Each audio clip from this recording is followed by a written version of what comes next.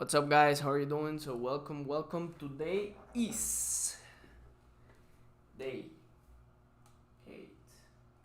Let's go. So, um, officially, we finished our first week of the program yesterday, and very good progress. Very good progress. So, what we've done basically is uh, find the niche, which is yoga teachers. Second, we've defined um, the best way for now to get research interviews, which is amazing.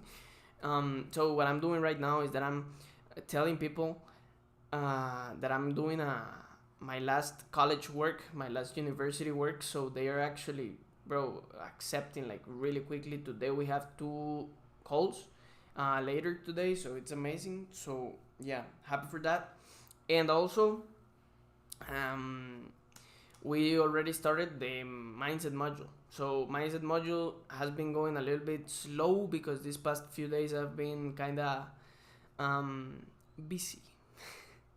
Yeah, I've had a situation there, so I've been busy. But now we're full on this. Today is going to be a long day.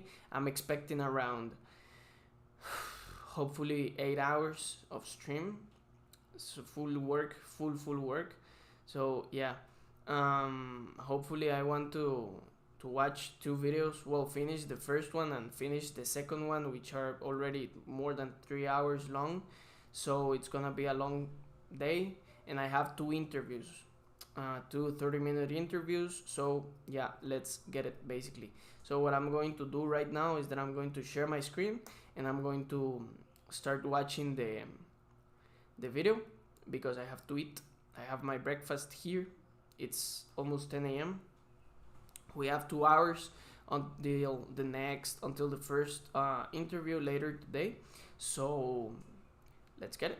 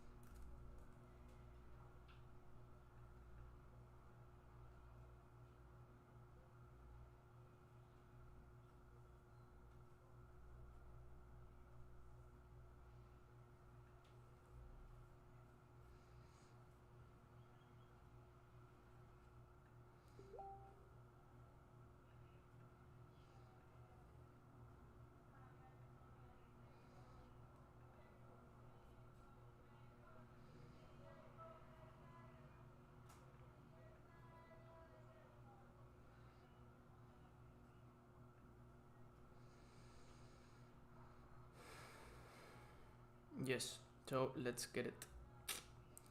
So. Okay. So the first thing we have here is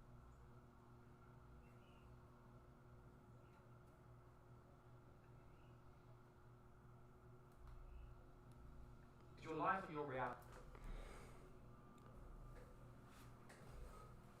Headphones in. Breakfast.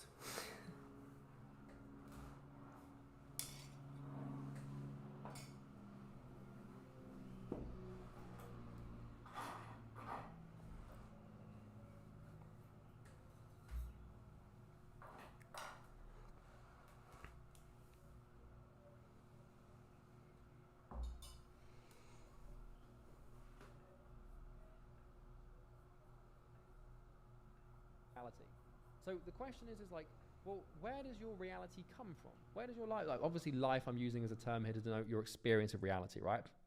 So your reality comes from the sum of every single action you've ever taken.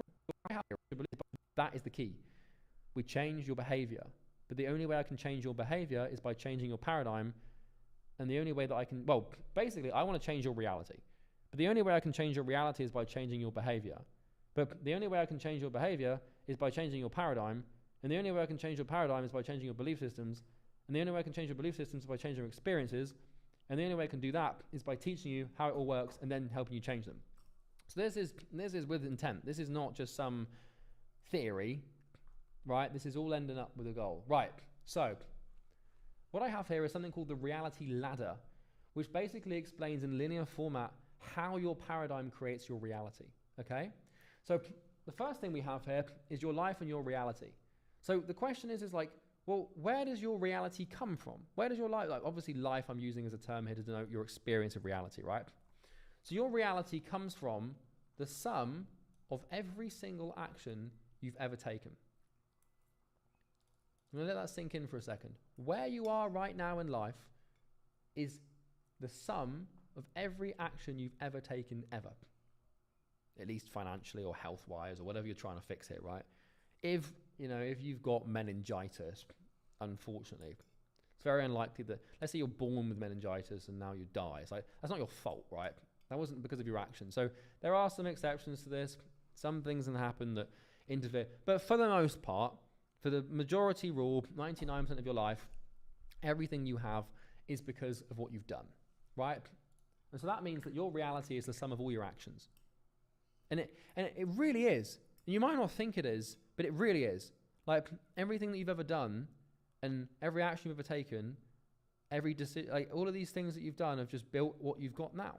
How could it be any other way? Like we know from week one and from the Genesis videos that, I don't mean that in a biblical sense, by the way, but we know from like the foundations of business, the Genesis videos, that like that your life is kind of like this collection of actions. Like it's cause and effect, right? It's Hegel's dialectic. It's cause and effect. And so every action you've done, aggregated over time, creates your reality, which is why we need to change your actions, because a synonym or another word for action is behavior. So every behavior you've ever done, right? So the question is well, where the hell do your actions come from? Because, it's all good and well me telling you that, but, well, where do your actions come from?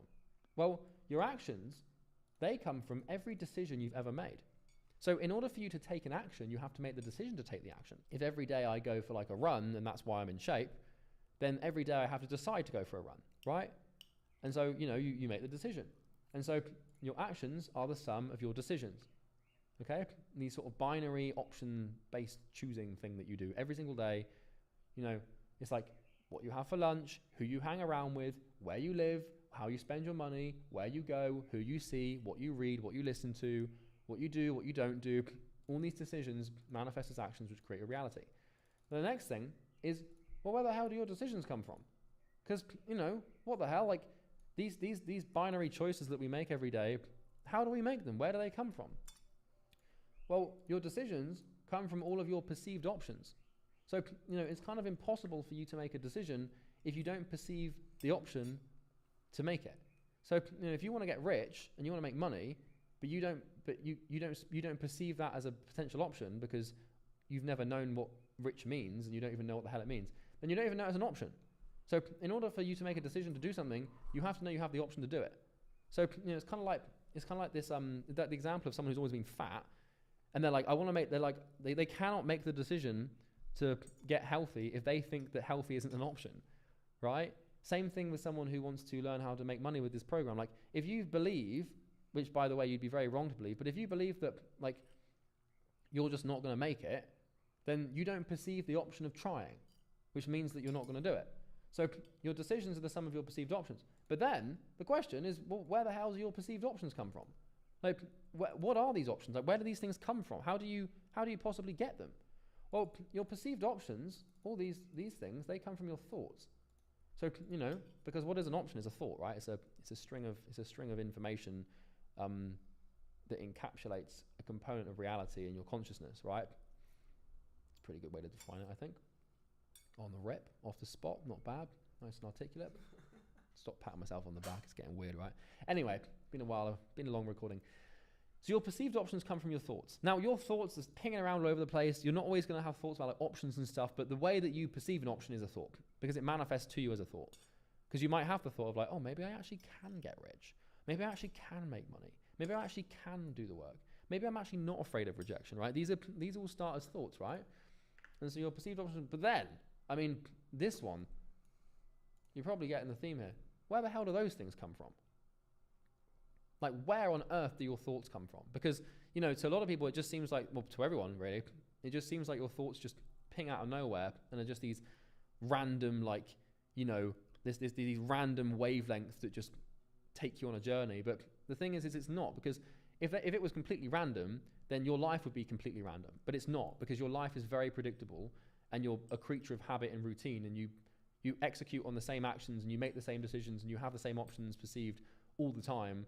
And those things are similar to your family and your friends and the people you hang around. And like, your life is very predictable. And, if we know that your life comes from your thoughts because of your, these things, it's laddered down, then it can't be random, right? Well, your thoughts come from your paradigm. Because, the way that you, like, basically, in order for you to think, you have to have a subjective reality to think about. So whenever you think, you're thinking about something, right? And when you're thinking about something, it's because you've got an image, or, you've got this sense of reality, which is your subjective reality. And that's what you think about. So your thoughts come from your subjective reality. Imagine that, subjective reality is this massive big ball of energy, right? And like things like, it's this big ball of energy that constantly creates new energy, and it's self-fulfilling, and it's just expanding, and it's huge. And what happens is there's little cracks in this ball, and energy's leaking out of the ball all the time. The little bits of energy leaking out, dripping out, are your thoughts. Your thoughts come from your subjective reality. And your subjective reality ultimately comes from your paradigm, because your paradigm kind of creates it, right? And so whenever you have a thought, you can only think about your subjective reality. It's impossible for you to have a thought about something that you don't know exists or don't believe to be true. Like, it's near impossible, right?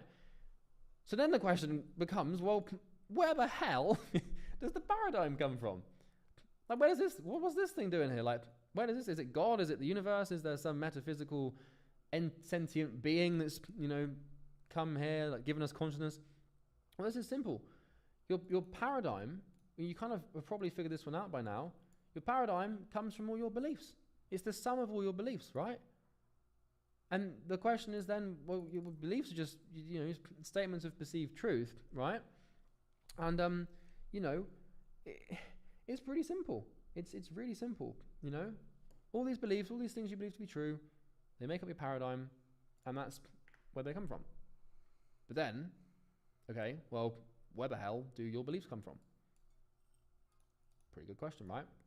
Well, as you might have gathered, they come from your experiences. It's impossible, right? Let me explain this. It is impossible for you to believe something without having experienced it first. Think about it, because you cannot form a belief about something, around or about something that you have not observed. And you don't have to observe it physically. Remember, it can be intangible, and it doesn't have to be in the present. It can be in the past or in the future or in the present, and it can be intangible or tangible, but your beliefs are formed from your experiences. And your paradigm is formed from your beliefs, and your thoughts are formed from your paradigm, and your options or perceived options are formed from your thoughts. Your decisions are formed from your options, and your actions are formed from your decisions, and your reality, I'm just going to put here, reality. Your reality is formed from your actions. And so this is why I'm explaining this to you, because my objective here is to change your reality, but I can't change your reality without changing your actions. So I need to change your behavior, because, you know, this is basically your behavior, right? And how you act. But I can't change your behavior without changing your decisions, and I can't change your decisions without changing your perceived options, and I can't do that without changing your paradigm, and I can't do that without your beliefs, and then I have to change your experiences. Let me give you an idea that just came to mind as I was saying that. As a human being, what you are is a wave. You're a wavelength of consciousness, right? That's you experience the world through your consciousness, right? And all you do is you're like a how do I explain this? Because this is a big one. You have experiences, right? And what you are is a bundle of experiences laced together and tied together into something that you call life. And what you do is you go through life. Imagine you're like a vacuum cleaner. You're like a Hoover. And you go through life, and everything you come into contact with, either in your imagination or in your physical senses, either in the past, present, or future, you kind of hoover it up. You collect it in this bag. And that bag, that vacuum cleaner bag that contains all of this stuff that you've hoovered up through your observation, that's your life. This bag that you can hold up with everything that you've collected so far in your life is basically like, that's your life. That's all your life is it's just all your experiences. Like, think about that for a second. Just really deeply comprehend that for me for just a second here. I know it's weird to think you're a vacuum cleaner, and it's quite a comical analogy to use for such a serious point, but you're just a vehicle for experience. And what you do is, as you go through life, is you form beliefs to categorize your experiences, because, you know, if they just exist as experiences, that's just pure chaos. So, you know, you kind of have to form beliefs about experiences, because beliefs are kind of how you anchor yourself in the world. Like, without beliefs, without you knowing what's true or thinking what's true, like, life is just chaos. Like, you're just going to exist in, like, it's just a bunch of atoms flying around, right? So we use beliefs to map reality and essentially make it concrete and make sense of it. Because without beliefs, like, we don't know like how we don't need to think about. This is why you create beliefs, is so you actually have stuff to think about and things to do and life. Like, consciousness kind of is beliefs, right? And then and then basically all of those experiences, they create your beliefs, and then you have your paradigm that creates your thoughts. Like, remember, your thoughts like spill out of your paradigm, create the options you perceive, inform your decisions, then you take actions, and then you form your life. And so you really are just like this experience machine. And you basically you take all these experiences, and, you know, all of these experiences aggregated together over time is just basically your life. If you ever wonder what you are, you ever try to ask yourself, like, what am I? What is life? It's just a collection of experiences. It really is. There's nothing more than that. It's the same premise in which that a movie, like I said, is just a collection of frames strung together. Or that a book is a novel is a collection of words strung together. You're just a collection of experiences strung together. And up until now, there's a strong chance that you haven't had the best experiences, and that your experiences have been out of alignment with what you want to achieve. And you want to be more, and you want to be successful, and you want to be rich and happy and financially free, but you've never experienced that before. And so fundamentally in your mind, you have a lot of doubt and fear around whether or not it's actually possible. And that's why you're unsuccessful, because if you're not taking the actions that you need to, your behavior is not successful behavior, right? It is insofar as that you're starting to get it now by watching these videos and doing the action items and, you know, all these things, joining EasyGrow, whatever. Like, you're starting to get the hang of this action thing, and you're starting to make the right decisions, and you're starting to perceive options that you hadn't perceived before. And that is purely because your paradigm's changed, because by me giving you new information, I'm basically giving you new experiences. I'm educating you, and I'm giving you experiences in this training, which is creating your new beliefs, and everything is upstream of that, right? So now that you kind of get this, what I want to do is give you a little bit more insight into how experiences actually work. Because experiences, these things are the key. Because, like, how could it be any other way? Like, your life is an output, and your life doesn't just happen. It's tangible. You can see it. Not see it like physically, but you could like take every experience you've ever had, every conscious moment, you could string them out in a nice linear line and just observe them. You know how, like, in Interstellar, how, like, if you've seen Interstellar before, if you haven't seen Interstellar before, I suggest you watch it. But they create this dimension where the main character can perceive every single moment throughout time, and like every single little experience in these little, like, packaged into these little time blocks. And that's kind of really how the mind works and how your life works.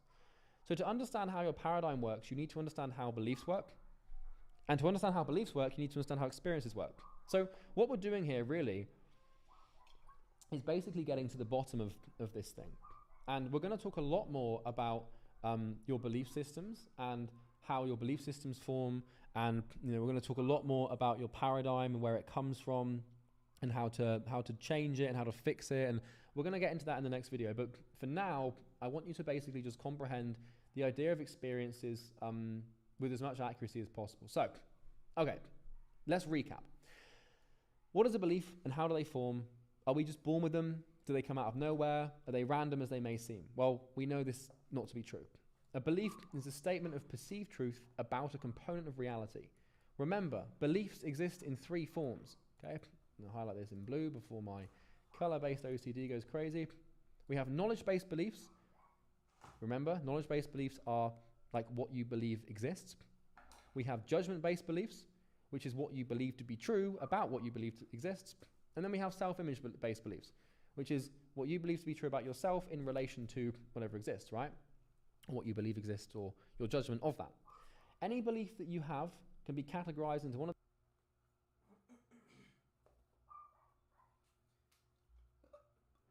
I lost my pen. I'm gonna look for it because I need to write stuff.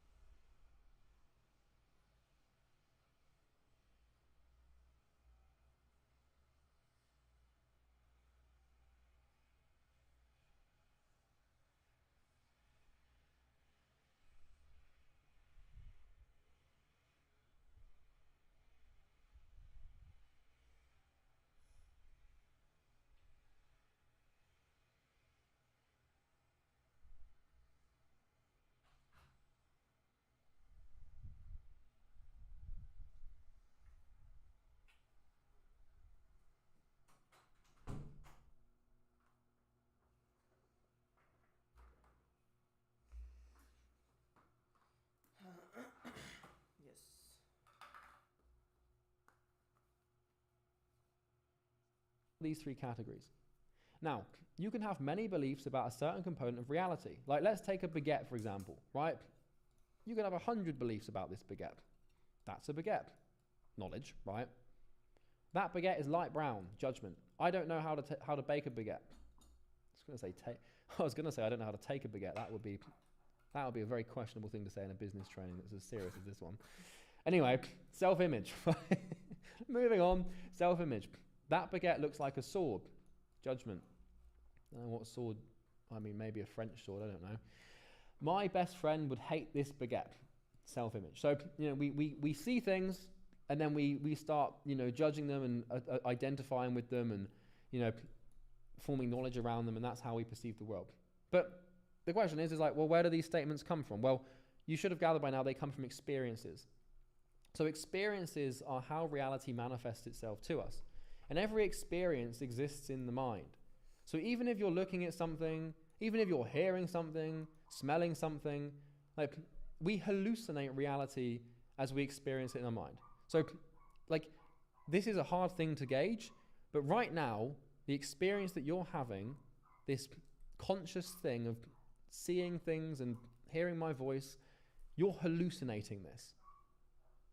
It's real and it's physically there, but the only way that you're observing it in this little capsule that's your head is through hallucination, right? And this is just consciousness, right? All experiences are subjective experiences. They are a projected image of reality filtered through our paradigm. And this is how they form, okay? So this is how experiences basically happen. So a component of objective reality exists. A human observes it with their 5 senses or imagination. So remember, it can be tangible or intangible, and it can be technically observed only in the present, but we can observe the past and the potential future. The observation is made through a paradigm, which is the collection of your belief systems, which is in essence your worldview and your identity as an aggregate, represented as an aggregate. A reflection of reality is created in the mind of the observer, like a mirror. And then this reflection is called experience. So thing exists, you look at the thing through a paradigm, it bounces back like a mirror, and then in your mind you see the thing. Okay? Everything is an experience. Everything. Every thought you've had, every dream, every time you open your eyes, listen, smell, touch, etc., every conversation, every moment, every second, for as long as you are conscious, you've had an experience. So the only time that you're not having experiences is when you're asleep and not dreaming. And well, people would argue that you're not conscious when you're dreaming, right? So, I'm not going to get into that. But basically, rule of thumb, for as long as you're conscious, you're having an experience, right? And it's not just when you go on holiday or try a new restaurant. So a lot of people think that like an experience is when you do something you've never done before, but it's not really the case. It's everything, everywhere, constantly stacked together, creating your life. Your life is just a string of experiences, one after the other, hallucinated in your mind, creating this thing that we call life. And remember that your experiences are filtered through your paradigm. So the question is like, really, like, well, how? Like, how are these experiences related to your belief systems? And, why is it the case that your belief systems are the sum of your experiences? Well, this is pretty cool because we basically have 3 types of experience, okay? So when it comes to, like, having an experience, there's 3 different forms that it can take. So we've got initial experiences, confirming experiences, and denying experiences. So a initial experience is basically the first experience or impression of something. So the first time that you experience something and observe something, something you've never observed before, is the initial experience. Then we have the confirming experiences, and these are experiences that confirm your current impression or belief of something. And then we have denying experiences, which are experiences that deny your current impression or belief of something. So once you've experienced something, that's it. You've done the initial sort of experience stage. And from that point onwards, anytime you experience something related to that thing, you're either confirming or denying what you believe to be true. Okay? Now, confirming experiences happen when we make an observation of reality and synthesize the information using our consciousness to confirm what we already believe to be true about the world. And denying experiences happen when we synthesize information and make an observation of reality and synthesize information to using our consciousness that denies what we already believe to be true about the world. So let's say, for example, that you think Trump is a bad person. And let's say that you watch the news and the news is saying that he is a good person. Well, that is a denying experience, right? And so every time that you see a piece of information, or every time you observe like objective reality, and sometimes the news isn't very objective, to be honest, but every time you observe reality and make a subjective observation about something that you already believe to be true, it's either going to confirm or deny. Now, sometimes you can have neutral experiences where, it's neither here nor there, but it's usually almost always confirm or deny, right? So let me give you some examples. So let's say a knowledge-based belief. So remember, it's impossible for you to have a belief without an experience, because, how could it be any other way?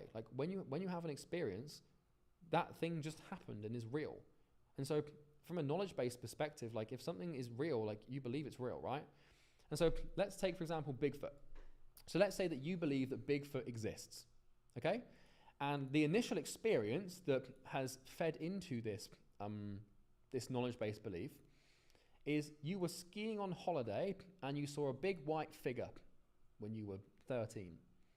And so to you, because you have seen this thing, in your mind, that has synthesized to you believing that Bigfoot exists. And so this belief has been born out of this initial experience, right? And so now, anytime that you have an experience related to Bigfoot, it's either going to confirm or deny. So, let's say that you watched a documentary about Bigfoot and why he's real. Well, that's going to be an experience that confirms what you believe to be true.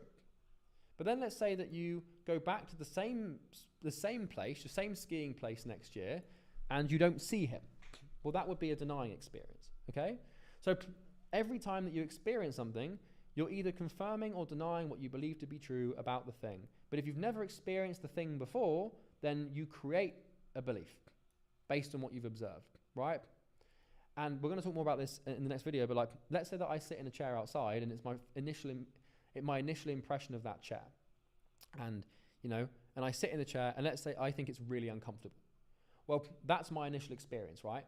So what that means is that from now on, every time I sit in a chair, unconsciously, or maybe not, maybe it's not that deep, right? But every time I sit in a chair, I will be like, oh, this is a comfortable chair or an uncomfortable chair, at least in contrast to the one that I sat in that was uncomfortable.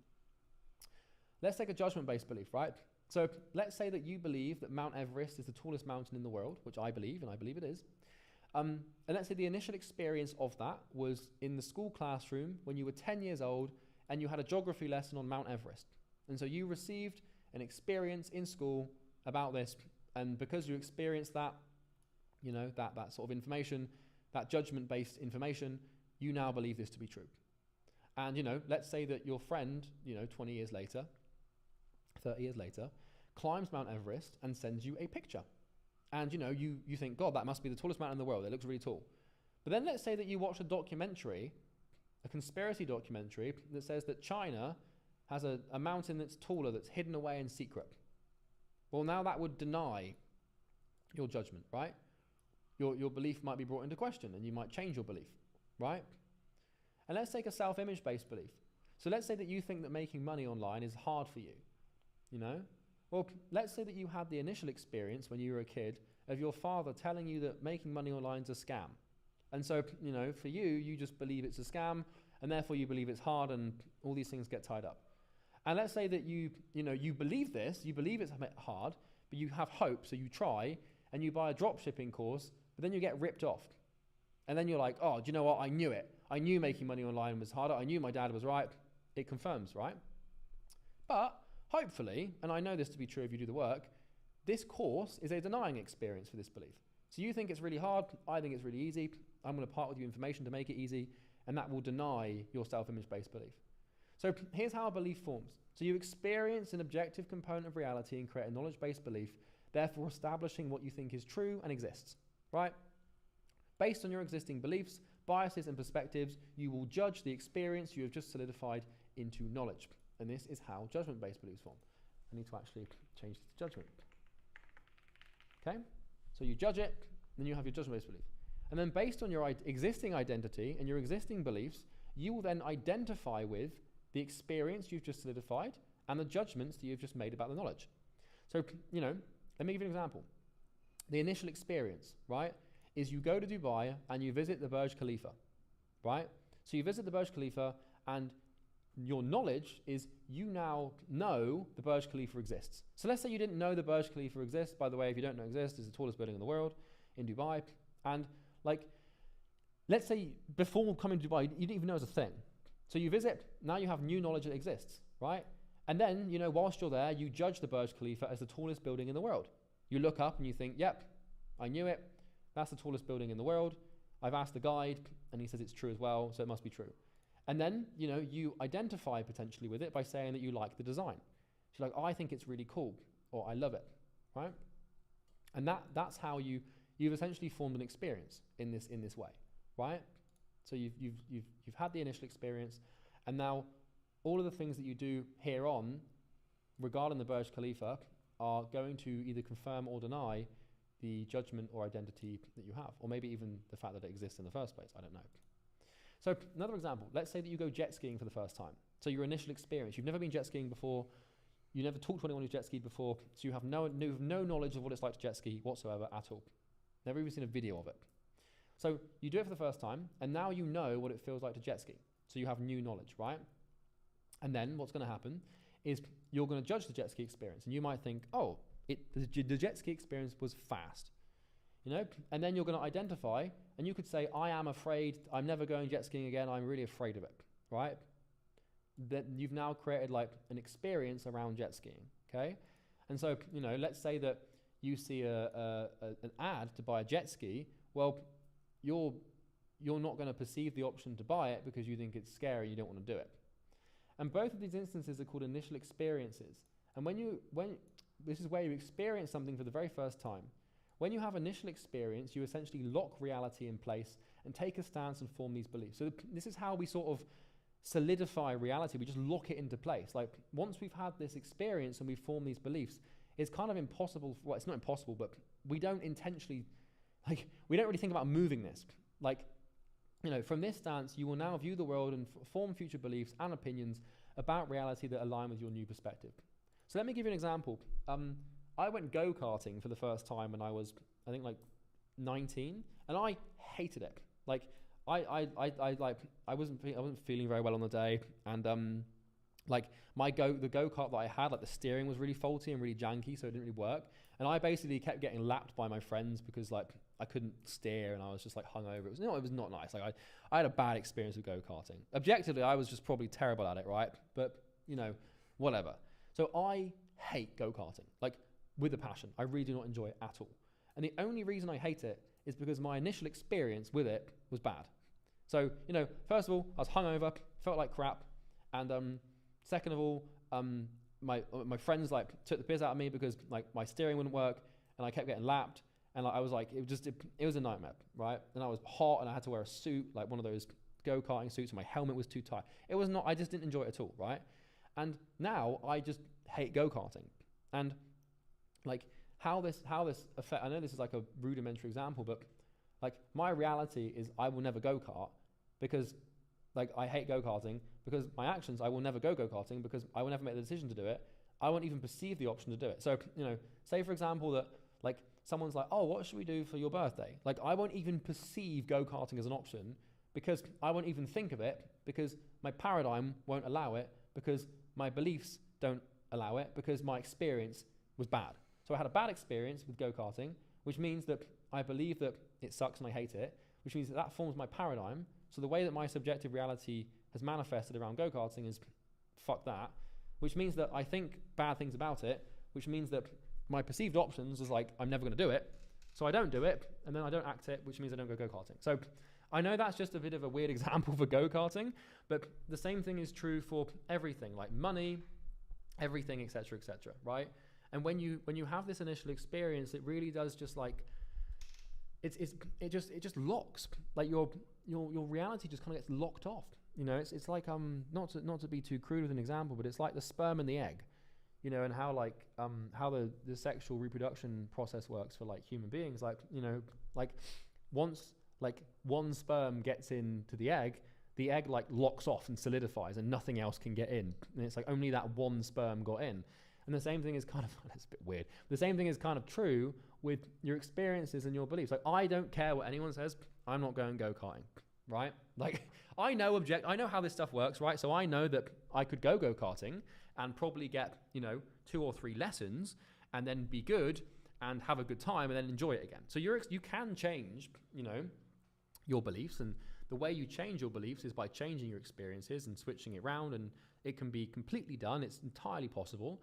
But for me, like, A, I hate it, so I don't want to do that, which is kind of stupid, right? But B, like, it's just not a problem. Like, I don't feel the need to fix go-karting. If, let's say that my say I had a son, and let's say that I had a son and he was 8 years old, and he loved the idea of go-karts, and all he ever wanted to do was go go-karting. Well, then I'd go go-karting. I'd be like, fine, I don't hate anymore.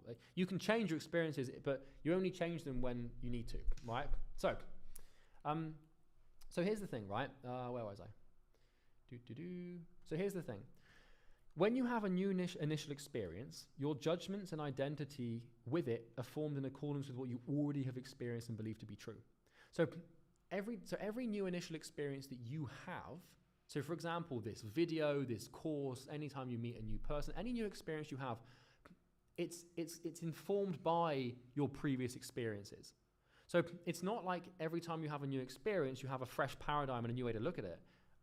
That's not how it works at all.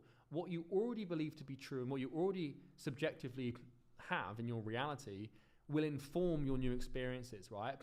So let me give you an example here. So if you went jet skiing for the first time, you might think it's fast and scary, right? But if we took an F1 driver, so a Formula One professional driver like Lewis Hamilton, jet skiing for the first time, he'd form a knowledge belief. He'd be like, oh, I know what it feels like to jet ski. But then he would probably say that the jet ski experience was slow. And he'd probably say that jet skiing is boring. The reason he'd say this is because he's an F1 driver. So he's used to driving, hundreds of miles an hour with his life on the line, being, watched by millions of people worldwide. So to him, jet skiing is not this thrilling, fast thing. To you it is, because, all you've ever known is just driving around within the speed limit, and just being like a normal person. So this is kind of like crazy to you. But as someone who's like, has a high octane adrenaline job, it's just like another day. It's not even exciting. It's just like, oh, this is just normal, right? And so my point here is that depending on your point of reference and your past experiences and your past beliefs, it's incredibly likely that you observe something completely different to other people. And that also depends on your personality, your temperament, your conditioning, your psychology, all of these things that we'll talk about in the next video as well. Because this F1 driver has had different experiences too in the past, he has different beliefs, different paradigm, and so his perspective of the jet skiing experience is totally different to yours. In essence, it's almost like you've seen two entirely different things. Same thing applies to, like for example, here's an easy example. So my brother is 18 years old, and he obviously has me as this sort of entrepreneurial role model, and he really wants to start his own business when he's finished his A-levels, which is college, so sort of sixth form, whatever, like end of high school. And he wants to start his own business. Now, whether he does or not, I don't know, but it's up to him. But the cool thing is that his perspective and paradigm on business is significantly more developed than someone else because he's seen me do it. So, he's seen me, even though he was 10 years old when I started my businesses, he's seen me go from nothing to, multi-8 figures. And because of that, because he's seen me become a multimillionaire, he sees things differently. So he actually believes it's possible. He just sees that it's really hard work. And his perspective is he's quite lucky in that fact because he can see that it can be done. And so this is the difference between someone who, has like an example in their life of someone who's done it. Same thing how if you grow up in a household where your parents are overweight and fat, and then that's kind of what and it's likely that you're going to be overweight. You're at sort of a health disadvantage. But if you grew up in a household where your parents are really fit and healthy, then you're probably going to end up being fit and healthy as well because they're going to lend you their paradigm, and you're going to perceive that as an option, right? Pretty important. So understand, every single belief you have in your life came from an initial experience. Beliefs don't just come out of nowhere and spawn in, right? They don't just magically appear in your life one day. They don't, right?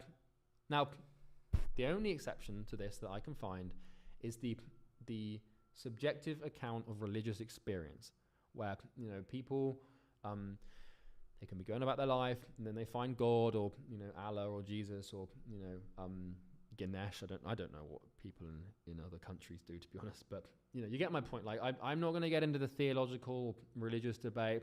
It can become a bit touchy. So, you know, the one place that this might not apply is with religion, perhaps not, maybe with like some other stuff as well. But mainly, for the most part, your experiences, they came from somewhere. And where they came from was an input of information from reality. Okay? Once again, it can be sensory or it can be imaginary, but you had to, in order for you to have a belief, you 99.99999% of the time, there had to be an experience that created it. It's just there's no other way. And, you know, if you're wondering what creates experiences, well, it's you, it's your consciousness. Like, you know, it's kind of like it's like an open loop. Like, you know, the input of your consciousness is your consciousness to a degree. Now, we're not going to get into that because that's going to take me like another 5 weeks to understand, but it doesn't seem that important. Right. Every single new belief you form in your life will be based on and biased by your existing beliefs. So what people don't understand is, like, changing your beliefs is tough because you need to create new experiences. But when we talk about beliefs, a lot of people talk about limiting beliefs and how you have like beliefs that limit your capabilities and capacities to grow and expand. And what we find quite often and quite commonly is that a lot of people have these things, these root keystone beliefs that, you know, that really inform their paradigm significantly. And so let me give you an example, right? So person A, growing up, let's say you're person A. Your family didn't have any money. Your parents weren't skilled enough to create financial success, or, you know, maybe they were in the Soviet Union or something like that. You know, there's all sorts of reasons, but usually it's a skill issue. I mean that with love. And let's say as a coping mechanism, your dad declared that money was evil, and that's why he doesn't have any. So, you know, growing up in your household, you were poor, and instead of your dad taking responsibility, he just coped and, you know, created some excuse saying that money was evil, right? And, you know, one day, it's 7 years old, you're with your dad, and you see a rich man in a sports car. So at 7 years old, you have no comprehension of money. You have no comprehension of buying power. You're just a 7-year-old, right? But at this point, your initial experience happens. Your dad declares the person in the sports car as the devil. And he says, son, no matter what anyone tells you, money is evil and it's bad. Anyone who has a lot should be ashamed of themselves. Now, you're 7, right? So you lack any critical thinking ability and you're powerless against this statement. So you solidify it as a judgment based on your belief and you start identifying with it. And so you believe that money is evil. Of course you do. It's no different from me showing you this thing here and asking you what this is. You're just stating what you see. Same thing with this blue square here. You're just stating what you see. You're not, like, you're 7 years old, for God's sake, at this point. I mean, depending on how old you are, right? But when you're an adult, it's a little bit inexcusable because, you know, you develop critical thinking abilities, but of course you think money's evil. You know, you're the main authority figure in your life has just told you something to be true. You're not going to question it. You're going to say, Dad, I'd like you to just break that down with a bit of Socratic reasoning for me, please, Father. Why don't I ask you that at 7 years old? No, you're not going to do that, right?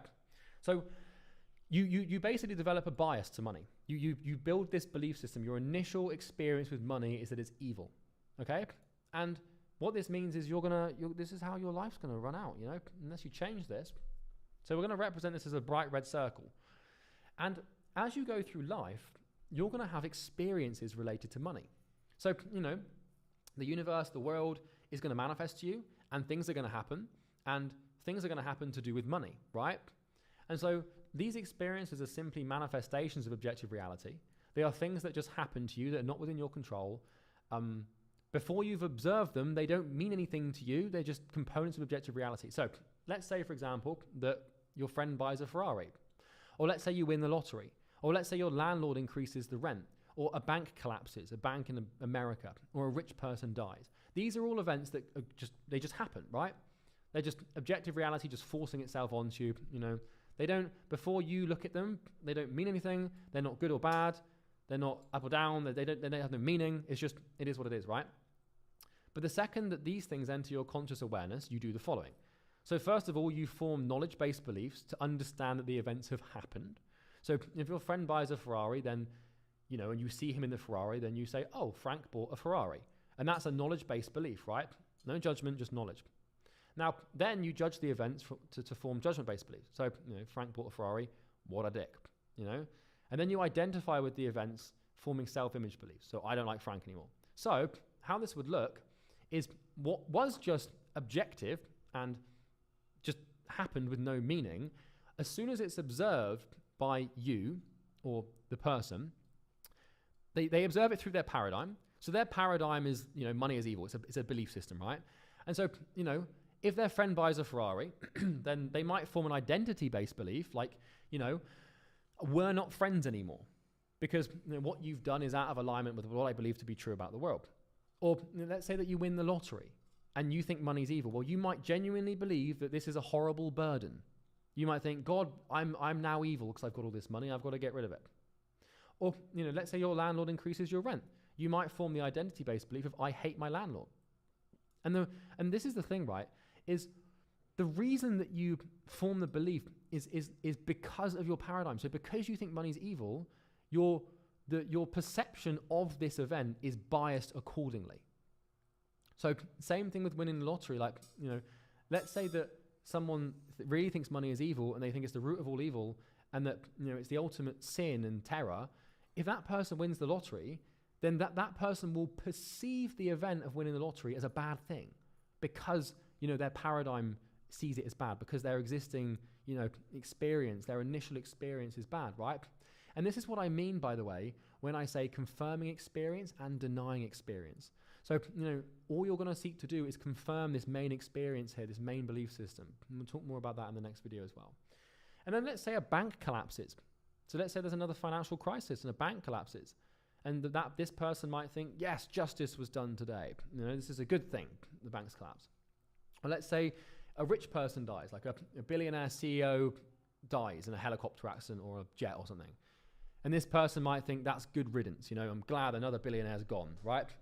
This is the thing is, before this person observed these events, they were just objective events. There was nothing good or bad about them, but it was only by an observer with a bias looking at them that they became something and that they mean something, right? So now let's give another example. Let's take person B, and let's say that person B experiences the same events, right? But this time, growing up, this is person B, right? Growing up, you're moderately wealthy. Your parents were successful, and you enjoyed the fruits of their labor. One day, you're 9 years old, and you overhear your mother and father discussing this thing that you've never heard before called money. I don't know if you'd have heard of this by 9, but whatever. Let's say that your mother bought a lottery ticket and won a little bit of money, and they're celebrating and are really happy.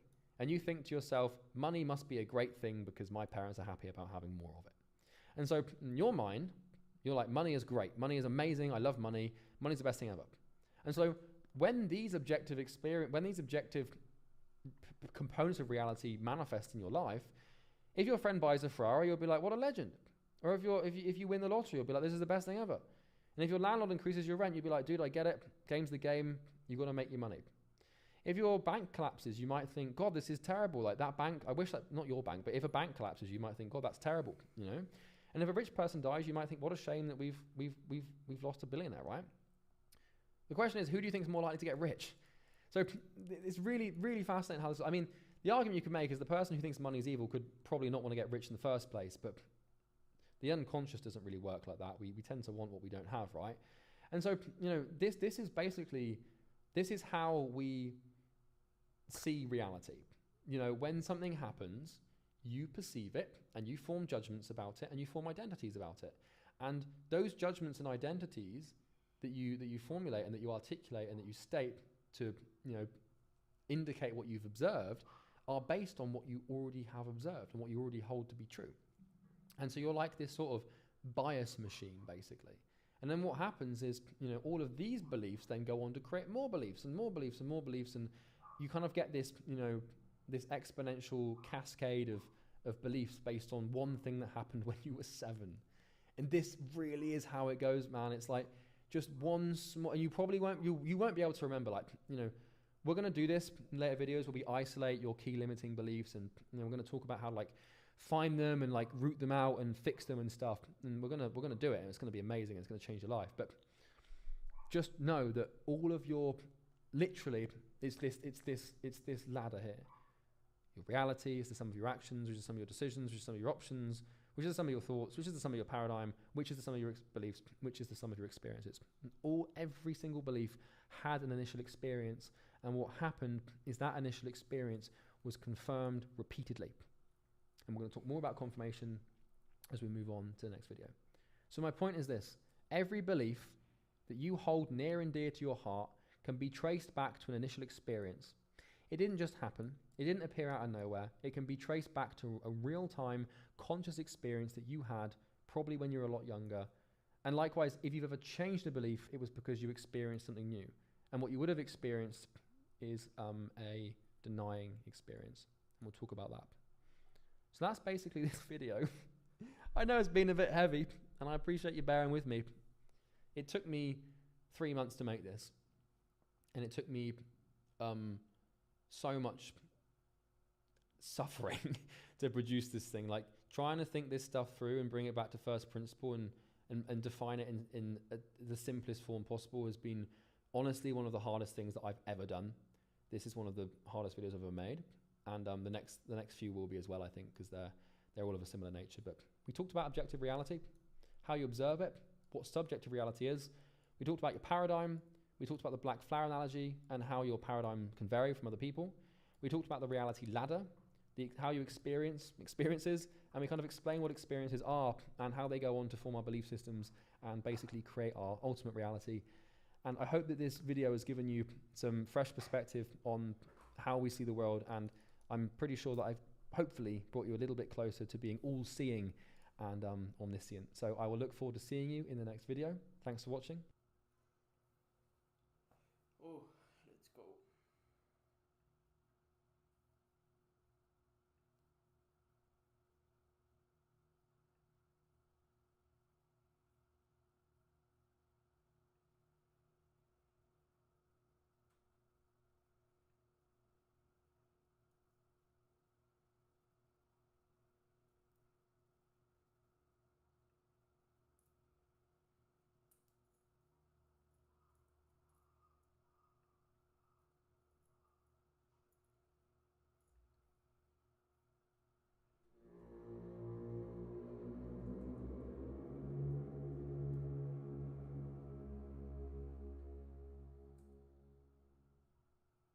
Hey everyone, Charlie Morgan here, and welcome to Subjugating Reality.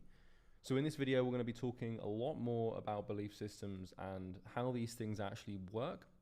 Now, subjugating means to sort of bring something into your control or to subdue something.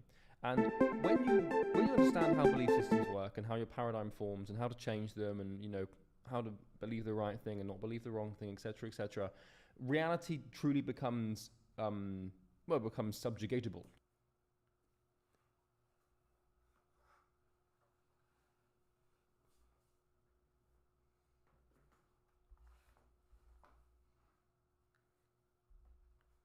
Going to the bathroom.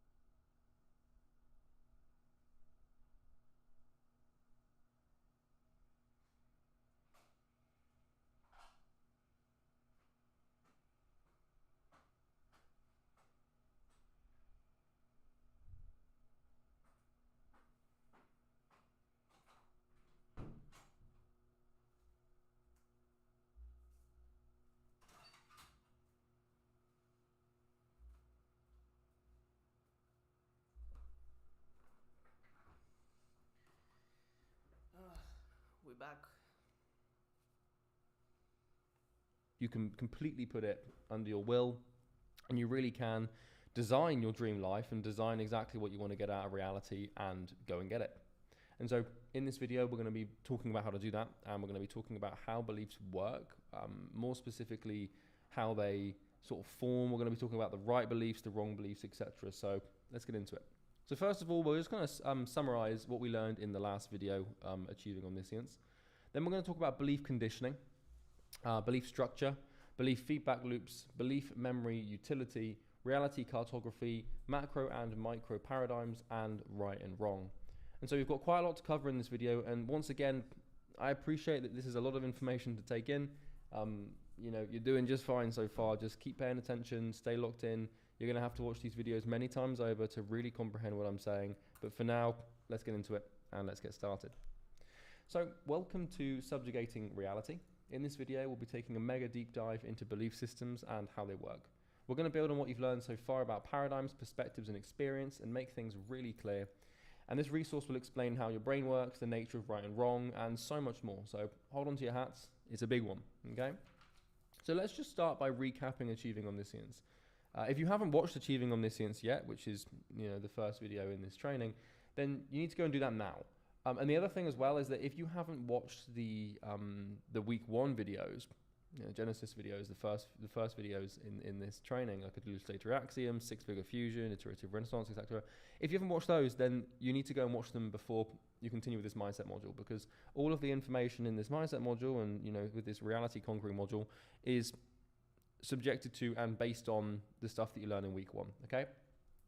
Now, I'm going to help you summarize Achieving Omniscience. Just so you know, the summary will not suffice standalone. If this is the only, you know, information you have about the first video, then, you know, it's not going to change your life. You need the context of the entire video. So I'm assuming that you've watched the first video now, and I want to just quickly summarize what we've learned, because if you haven't properly understood and grasped the concepts of Achieving Omniscience, then you must go and watch it again.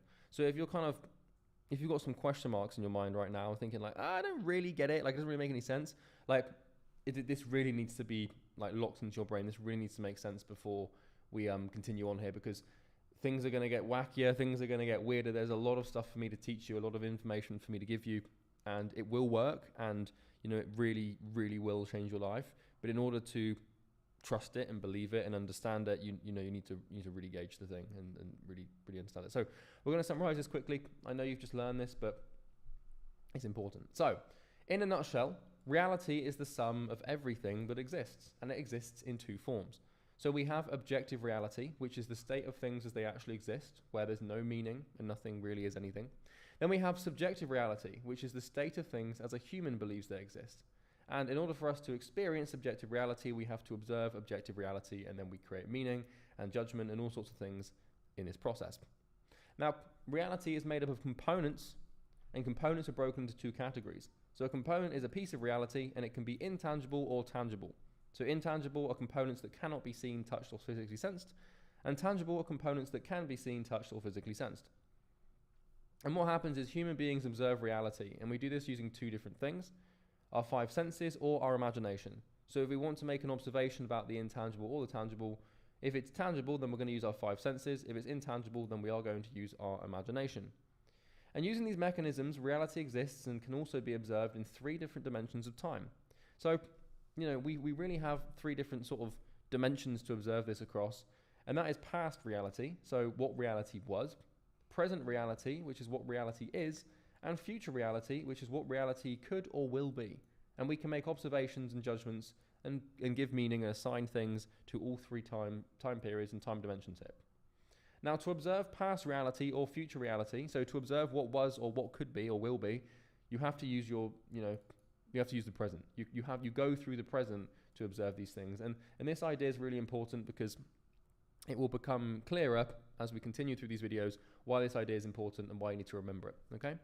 Now, as reality has 2 forms and 3 time frames, it exists in 6 dimensions. So we have tangible past reality, tangible present reality, and tangible future reality. And this was, what is, and what could be or will be physically. So, you know, like an example is, what does Mark Zuckerberg look like? What did he look like, and what could he look like in the future? Then we have intangible past reality. intangible present reality, and intangible future reality. And this is what was, what is, and what will or could be abstractly. Okay? So, what was the, political state of Greece, a couple of years ago, and what is it now, and what could it be in the future, right? Could Athens make a comeback? Unlikely. When someone observes one of the 6 dimensions using their senses or imagination, they create an experience, and all experiences are subjective. So, if you remember, any time that you observe anything in reality across one of these different dimensions, you create an experience. So it doesn't matter if you have a dream about the future state of Montana, and it doesn't matter if you suddenly start remembering eating an ice cream when you were 5 years old. Any observation creates an experience, and your experiences are subjective, which means they are subject to your perspective. Observations are made through a paradigm, and your paradigm consists of your worldview and your identity. So imagine before you want to observe reality, you have to put on glasses, and those glasses are essentially your paradigm. So every observation you make is through the glasses. And so if the glasses are warped and a bit weird and cursed, then everything you see will be warped and a bit weird and cursed. And the 2 lenses to these glasses are your worldview and your identity. And your worldview and your identity consists of beliefs. Okay? I probably should put beliefs. And there are 3 types of belief. So really your paradigm is basically the aggregate term to use to describe all of your belief systems, and really they're categorized into these 2 things. But we have 3 different buckets of beliefs. So any belief you have falls into one of 3 categories. First of all is a knowledge belief, which is what you believe exists. And this is a part of your worldview, but really this is basically like, what do you think is actually there? What is it that you think you've observed? Before judging anything or assigning meaning to anything, like, what do you think exists in the first place? Okay? An example of a knowledge belief would be, you thinking that you have, that your father is alive, for example, right? Or you thinking that outside there's a tree. Then we have judgment belief, which is what you believe about what you believe exists. And so this is where we take things that we observe and that we have knowledge that exist, and we start assigning meaning and judgment to them. And so, you might have the knowledge that your father is over there and he's alive, and then you might judge that, he is 6 foot tall, for example. Or you might look outside and say there's a tree, and that's knowledge, right? That's a piece of knowledge that you have, and you might judge that tree as that tree is tall, or that tree is my favorite tree, and you'll start judging it. Now, if you said that tree is my favorite tree, then what you formed is a self-image belief, because this is what you believe about yourself in relation to either your judgments or your knowledge. And so, if I say that's a tree, that tree is tall, that tree is my family tree. That's the tree that I used to spend time with my family, right? Eating picnics under that tree. Now it's become self-image. And so anytime that you use the words our, we, my, or I in relation to something in your observation or in your statements, it's a self-image belief. Now, typically, to form an identity around something and to form a self-image belief, you must first judge it, because it's very rare that we identify or disidentify with things that we haven't first judged, because judgment is kind of the precursor to identity. But in order to judge something, you first must know it exists. So my point is that you can't form a self-image and you can't form judgments about things that you don't know exist. And so the first step to forming a belief is the awareness of the thing that you're forming beliefs about. And here's what your paradigm looks like. So we have the glasses that you wear, and you don't realize that you're wearing these. Like, you're watching this video right now through your paradigm, but you just don't realize it. You have these glasses on, you just can't feel the frames, right? And then we have the paradigm, the worldview, and the identity, and knowledge beliefs, judgment beliefs, and self-image beliefs. And these beliefs create these components, which creates the paradigm. Now, beliefs form through experiences. So if you're wondering where do your beliefs come from, well, they come from your experiences. And if you remember, an experience is basically the product of an observation. When you experience something, you create beliefs about that experience. And these are knowledge, judgment, and identity-based beliefs. But sometimes you won't always create all 3. So it's entirely possible to have an experience without judging or identifying with the thing. So an example of this could be, let's say that you're walking on a beach and you walk past a person and that person is in your peripheral view, you don't really get a good look of them, but you don't really care because you're focused on like your child or your dog or something. And so, you have knowledge that that person exists, but you didn't stop to judge them or identify them. So it's entirely possible to have experiences without any of this. Now, if you were to say, that person was, 6 foot tall and a woman, well, now you've judged them, right? Because, yeah, you kind of have. Now, everyone has a different paradigm. No two are the same and they vary. People have similar paradigms. So, another info marketer selling high ticket programs that makes 8 figures will have a somewhat similar paradigm to me. But because nobody has the same experiences, no two paradigms are the same. Okay? You can have similar perspectives and similar belief systems to people who are like you. So, for example, I used to work in the gym niche for my first business, which was a marketing agency. And in the gym niche, like, they were gym owners. And gym owners tended to think the same way and see the world in the same light.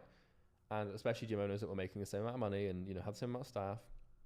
And they were very similar. But at the end of the day, like, that's just one component of the paradigm, which is business and running a gym. Now, your reality can be laddered down to the following, or by the following chain of logic. So your life is pretty much the product of your actions, and your actions are the product of your decisions. Your decisions are the product of your perceived options, because it's impossible to decide to do something if you don't perceive an option to do it. And your perceived options are a product of your thoughts, because you can't really perceive that you have an option to do something if you don't think about it, right? But then where do your thoughts come from? Like, where the hell do these things come from? Well, your thoughts really do come from your paradigm. Like, the way that you see the world and the way that you think things are, kind of, your thoughts come from, like, just this weird, I don't know where your thoughts come from, to be completely honest with you. But the idea is that all of your thoughts, when they are created in your consciousness or unconsciousness or wherever the hell these, or the ether or wherever the hell these things come from, they're essentially biased through your paradigm. So all your thoughts come out through your paradigm. I don't know if it's your paradigm that actually produces them, but before they come to your conscious awareness, they're sort of filtered through this thing, which means that in essence, your paradigm creates them. And your paradigm is the sum of your beliefs, and your beliefs are the sum of your experiences. And so this is how, we go from experiences all the way to life.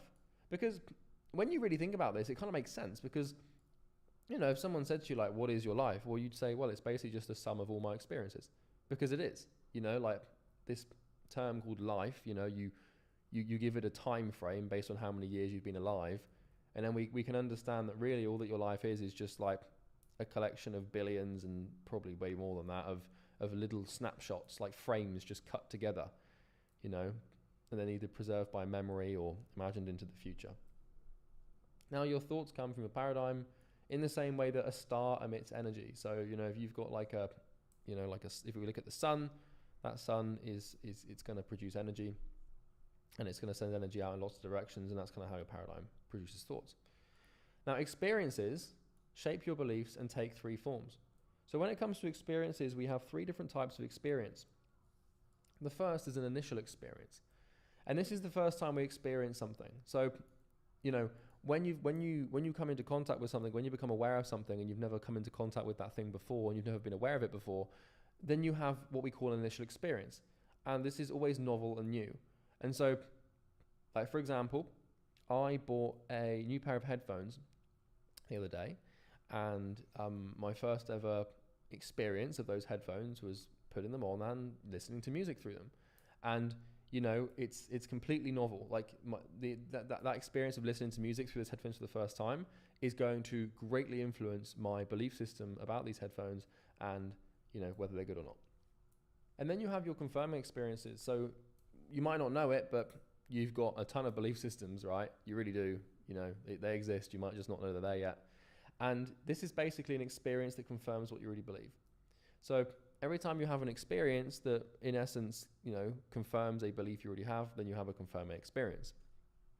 But on the flip side, we have denying experiences. So this is an experience that denies what you already believe. So sometimes, you can have like an experience and it can deny what you believe. So let's say that my initial experience of these headphones was watching a YouTube video. And let's say that that YouTube video was incredibly positive, and therefore I thought, I judged that these headphones were going to be good, right? That's my belief system of, of intangible future reality. These headphones will sound great. It could be tangible because it's listening, right? But you get the point. So I have this initial experience on YouTube of, these headphones are going to be great. And then let's say that I put them on. And let's say that they're not very great. Well, I've just had a denying experience, which, denies the reality that I've created, okay? Now, it's usually more common that we have confirming experiences than denying experiences because, well, humans, we have a pretty strong tendency to seek to confirm what we already believe to be true, okay? But it is entirely possible to have a denying experience. So, like, let's say, for example, that right now you probably believe that, the Burj Khalifa, or let's do another example. Because right now the deepest part of the ocean is the Mariana Trench. But what might happen, I don't know where the Mariana Trench is, to be honest, but I know that it exists. And what might happen tomorrow on the news is scientists might find a deeper part of the ocean that could be twice as deep as the Mariana Trench. And, that would be a news article, and it would come into my sensory awareness, and I'd read it, and I'd understand it, and that would deny, my belief system, and it would create a new initial experience. So let's say that they found a new trench called, the Charlie is a geographical idiot trench, then I've got a new first experience of that trench, and I've denied what I already believe to be true, okay? Every single belief that you hold came from an initial experience and was likely confirmed by confirming experiences. So the way that your beliefs work and the way that these things are structured is pretty straightforward. Every single belief that you have, every single thing you believe to be true right now, like, trust me, you've got thousands, hundreds of thousands, maybe even millions of these things, right? Everything, probably millions. Everything you believe to be true, every belief had a sort of a genesis, a beginning, and it all started with an initial experience. And then what happened is you started confirming these things, and so the beliefs that you have that are really firm and that you're really sort of locked in on, well, these things have just been confirmed over and over again. And beliefs essentially bias you. Your perception of future experiences and events in your life are biased by your beliefs, and they form your paradigm, and we start seeing the world through the beliefs. And so, for example, what we can see here is if you think money is great, then what's going to happen is there are going to be events that happen in your life, like your friend buying a Ferrari, or you winning the lottery, or your landlord increasing the rent, or a bank collapsing, or a rich person dying. And if your belief is that money is great, then you're going to see all of these events through that lens, and your observations of these things will be subject to that belief. But on the flip side, if you believe that money is evil and everything's bad with money, then if these same things happen to you, then you're going to have completely different perspectives, and you're going to form completely different beliefs about these things because of your bias. Okay? Now, your subjective reality is the sum of your experiences, and your life really is just your experiences. In the same way that a movie is a collection of a lot of frames and a novel is a collection of a lot of letters or words, your life is just a collection of a lot of experiences. Your reality is a very high frame rate movie, just playing one conscious experience after the other. And if you've ever seen these before, like these flip charts where you kind of take like something that's in motion and you draw lots of different frames of that thing, and then you can sort of make it look like it's in motion. This is kind of your life, okay? So you go through life, you with your consciousness. Consciousness is like a flashlight for the chaos of life, and you basically you're taking these little constant screenshots, and then your brain's kind of playing it back to you in a very high frame rate, high definition experience, and that's basically life, okay? And all of these experiences, they're all stored up in your brain, and they've created your beliefs, and now every time you have another experience or a new one, that it's biased to what you already believe to be true. And so that's basically achieving omniscience summarized, and I wanted to just sort of go back over that quickly at the beginning here, because it's going to come in handy, and you really need to know this stuff, because I'm going to tell you exactly how to change your beliefs and reprogram your brain so that you can ultimately fix your behavior, your actions, your decisions, and your paradigm, and really we're going to completely change your life, and the key to doing that is by just changing your belief systems. But what I've learned is that the deeper your understanding of beliefs and how they operate and how they work, the easier it is to change them. Because it's very hard to deal with something and change something if you don't understand the nature of it, and if you don't understand everything you need to know about it. So bear with me, because there's going to be some overlap here. We're going to continue discussing this belief thing, and we're going to keep going until it's really just drilled into you.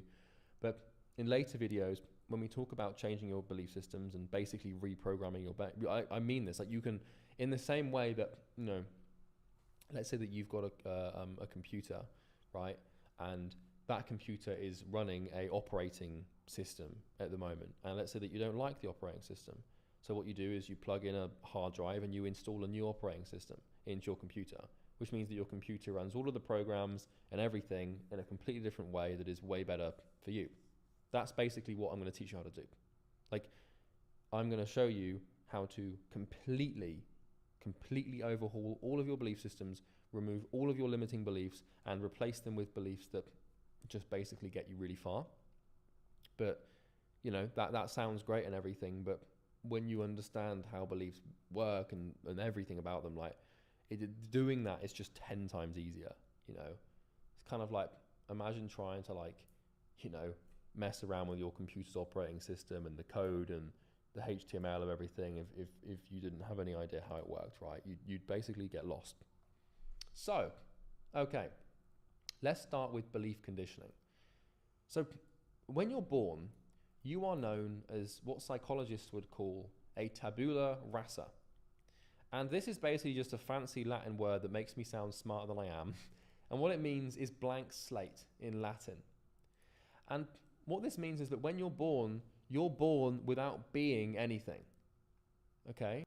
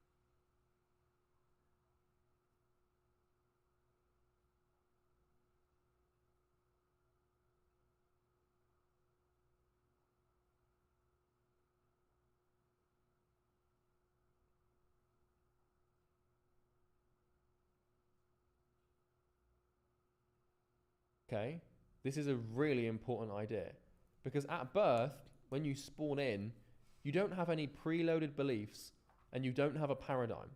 Now, the only argument that people would make, which I could see as fair enough to make, is the idea of religion. So someone who really believes in God could say, yeah, when I was born, you know, I was already religious. I'm not going to argue with the religious argument, right? But for pretty much every single part of component of your life and your identity, when you're born, you are born as nothing. You are a blank slate. You are a blank white, well, you might not be white, right? I was going to say white canvas, but who knows how much trouble I'll get in for that. But you're a blank canvas, right? When you're born, there's nothing to you. You know, you don't come out of the womb with, you know, a concept, like a concept of Bitcoin and what you think Bitcoin's going to do. You're not born and then suddenly you're like, oh, I really hated the Nazis. Like all of these things that you believe have been conditioned. You didn't have them when you were born. Okay. Having said that, though, there are two things that influence how your paradigm forms, and there are two things that, you know, will bias the beliefs that you form. Okay, so you're not born with anything, but you are born with what we would call a bias. And these two things are, one, psychological loading, and two, genetic loading.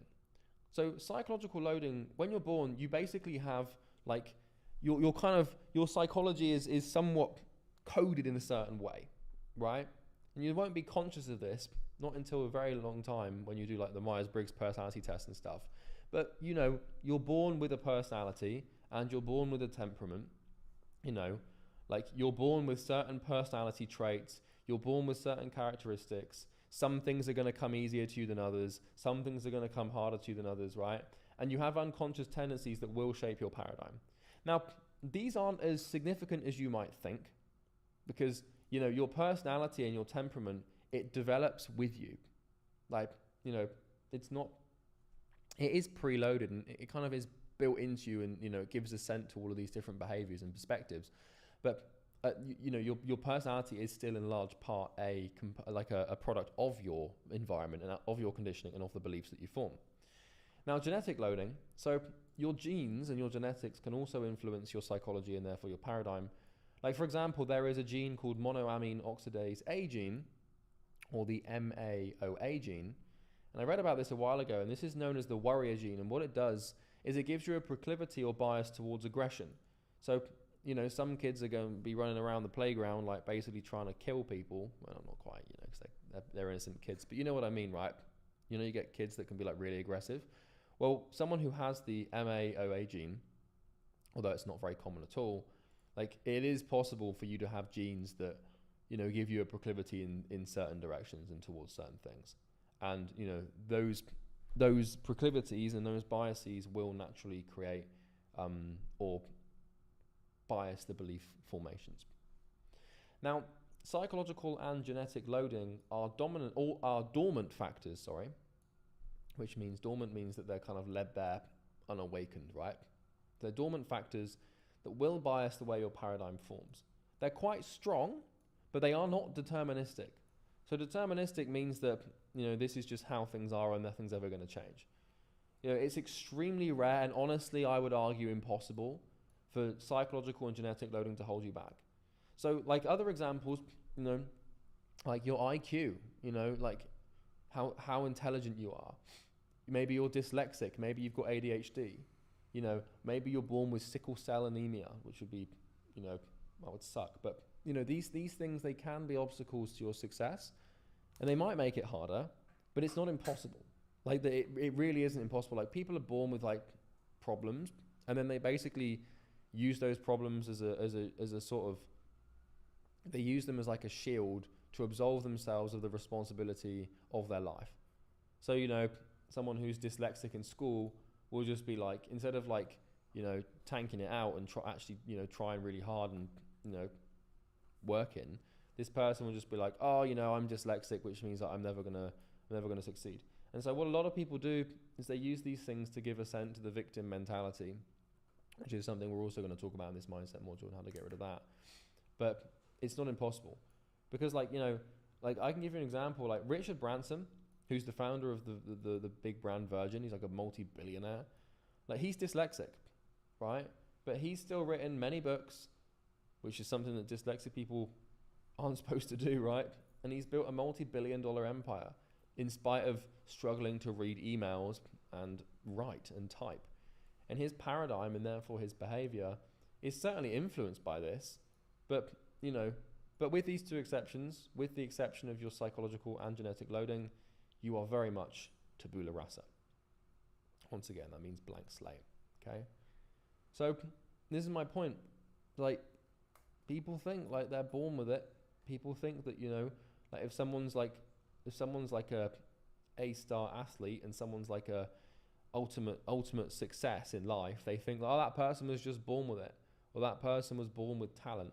Yeah, sure. If you look at a basketball player, being, you know, 6'9" and, you know, athletically inclined might be pretty beneficial, but for the most part, like, you know, it just comes down to conditioning and work, and there's no such thing as she was just born with it.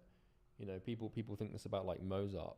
People like Mozart was playing these crazy symphonies at like the age of 7, but what people don't understand is that Mozart started practicing music at like the age of 2. Well, I don't know if it was quite that young, but there's stories about, you know, how he might have been, you know, creatively inclined, and I'm sure that he was with his psychology and his genes, but a lot of it is to do with conditioning. Because imagine if Mozart didn't practice until he was like 15, he wouldn't have been this child prodigy. He just wouldn't.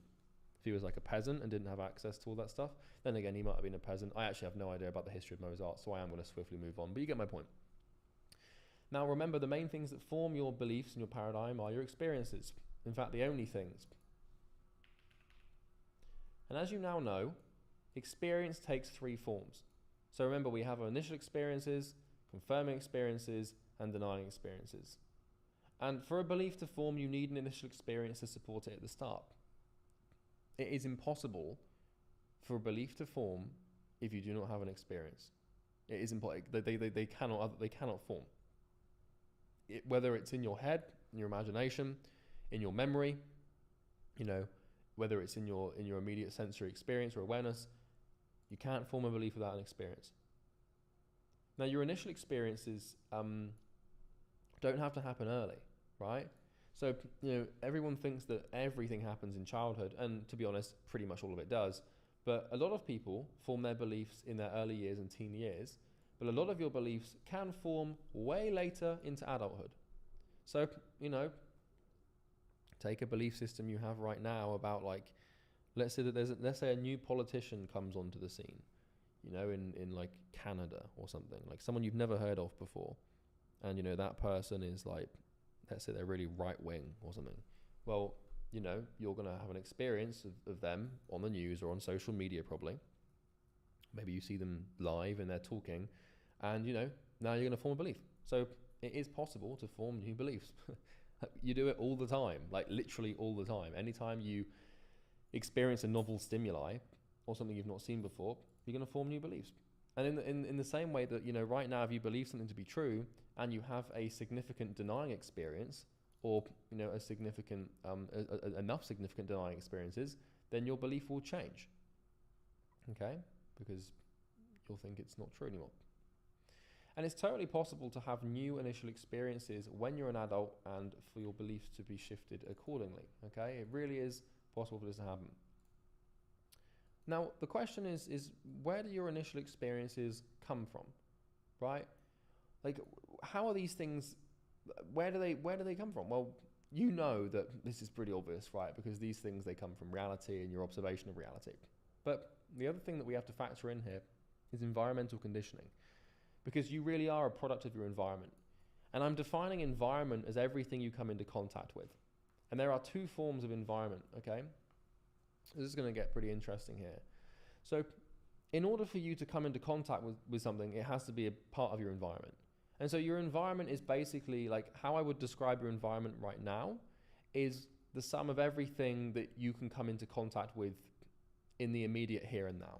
So, you know, if you look around, everything that you can see right now, if we took all of that stuff together and put it into a word, that would be your environment. And your environment obviously changes. So, you know, if you go home, then you're in your home environment.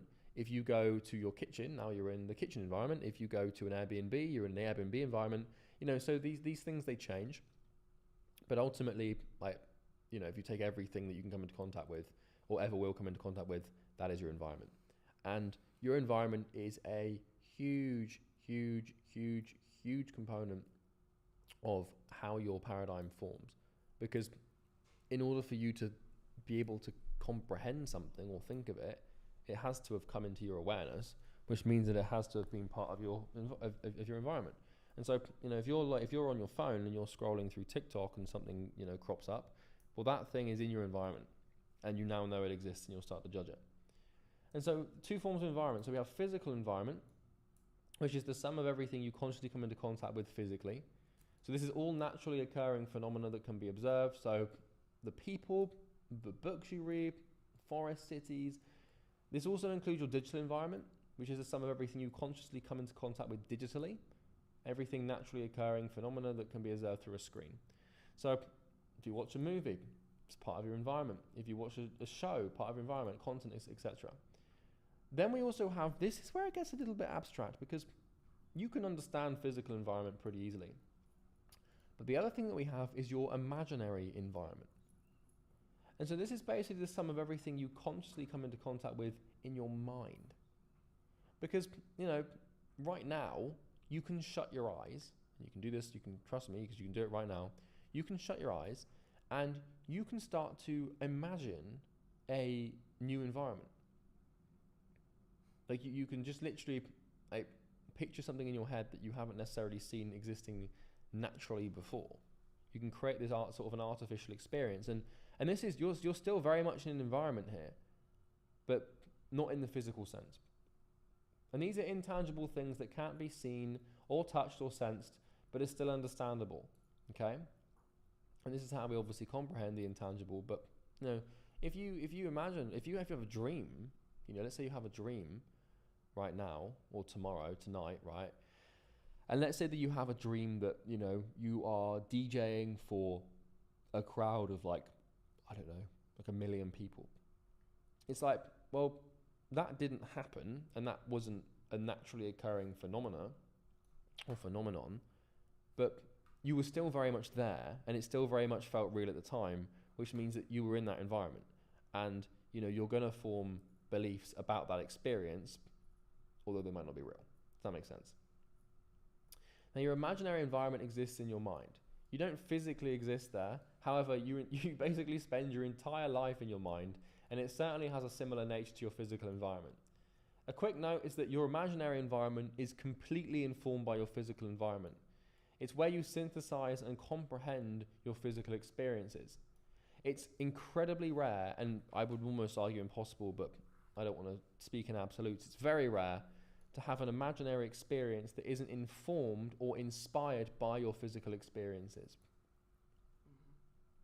So look, imagine that you've never, ever physically or digitally interacted with the concept of democracy or money.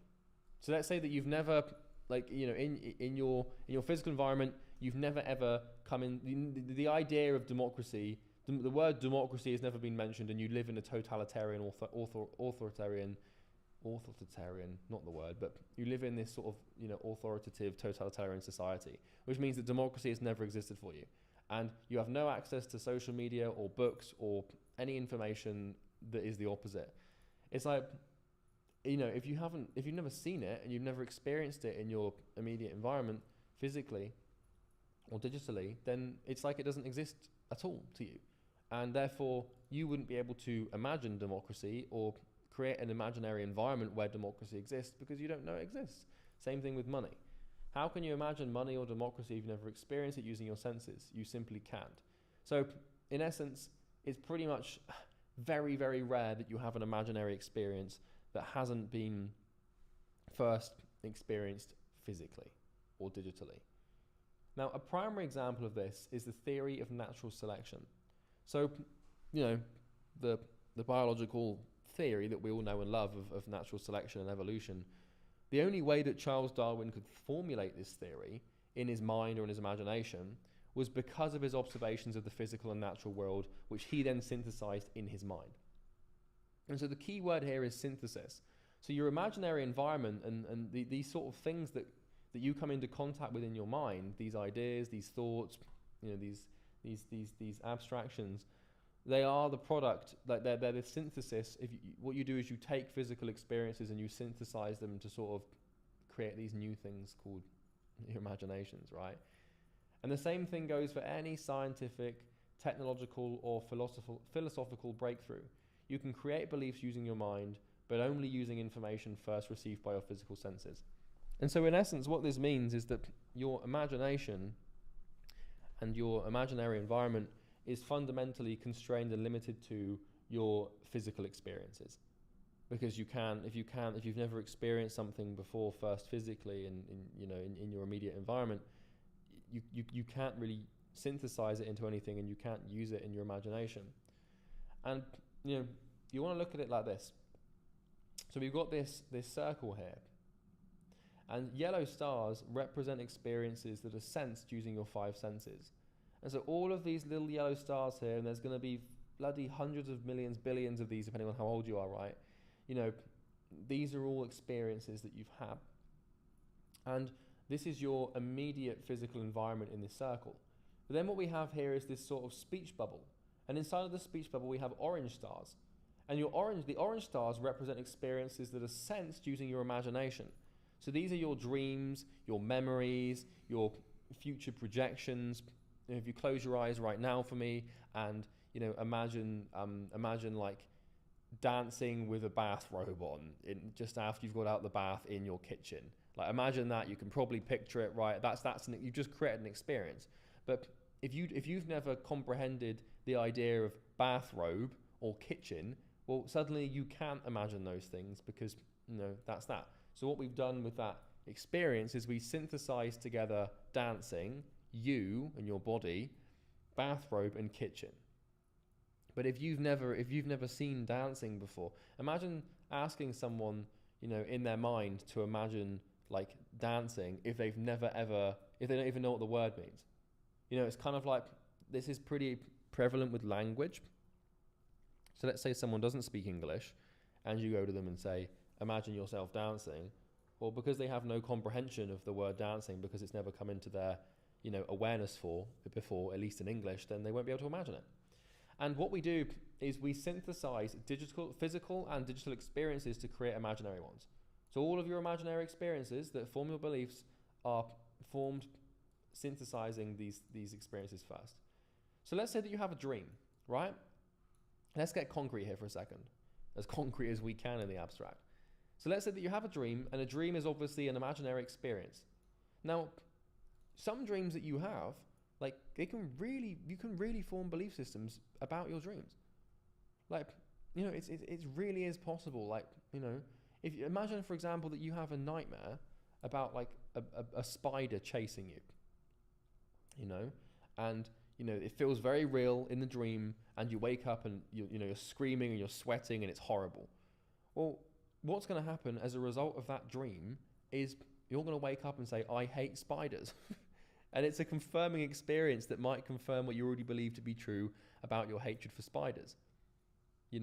Like these things, it's impossible to have an experience without they always form belief systems. They really do, even if they're not real. Everything in your dream will be something that you've seen before. So this is an interesting idea with dreams and with imagination, is you can't dream of something unless you've already seen it. Now, the exception to this is you can synthesize things. So I could dream of, the Eiffel Tower stacked on top of the pyramids of Giza. But in order for me to, that's not something I've ever seen before. I've never seen the Eiffel Tower on Giza. But the point is I've synthesized the two together. You could have a dream about a building you've never seen before, but all you're doing is taking all the buildings you've ever seen and synthesizing them into this new thing. If you'd never seen like a skyscraper in your life, let's say that you lived in, let's say that your entire life you've lived in rural Finland, in the north of Finland, and you've never seen a skyscraper in your entire life, ever. Well, you're never going to have a dream about any skyscrapers because you've never seen them before, so you have no point of reference. So let's say, let's give another example. Let's say that you dreamed of a flying elephant made of lava. You might say, well, Charlie, I've just dreamed of a flying elephant made of lava, and I can assure you that I've never seen I've never, like a flying elephant made of lava has never come into my physical or digital environment. And that'd be a pretty fair thing to say. But what I would say is that to have that imaginary experience in a dream, at some point in your life, you'd need to have observed an elephant, the concept of flight, and lava. And so what your brain's done is it's synthesized these three things together. So it's not the thing that you're observing that you have to have seen before, it's the components of the thing that have to have been observed that then get synthesized into a new experience. And these sensory experiences have been combined and synthesized to create a unique imaginary experience. And so the way this works is, let's say that you have an imaginary experience that is just completely whack, like it's completely weird. You know, it could be a dream, a daydream, a thought, like, you know, maybe you close your eyes right now and, you know, you imagine like a vampire, you know, that's like 100 feet tall and, you know, he's like eating like a cake or something. Like it's not real, it's never going to happen, right? But basically what you're doing when you imagine something that you've never seen before is you're aggregating a bunch of physical experiences that happened in your immediate environment that you observed, and you're putting them together to create this new thing. And so that's what imagination is, that's what creativity is it's basically, you know, synthesizing things that we already have and have already experienced into something new. Now, let me give you another example. So if you don't believe this, then right now, what I want you to do is I want you to close your eyes and I want you to imagine a Dryococcelius australis in the color gamboge with a large cyanella on its back. Just do me a favor and shut your eyes and imagine that for me. Okay? A Dryococcelius australis. It's got to be gamboge, which is a color, and it's got to have this thing called a large cyanella on its back. Just picture that for me for a second here. Well, you can't. And the reason that you can't is because this thing, and this thing have never entered your immediate sensory awareness.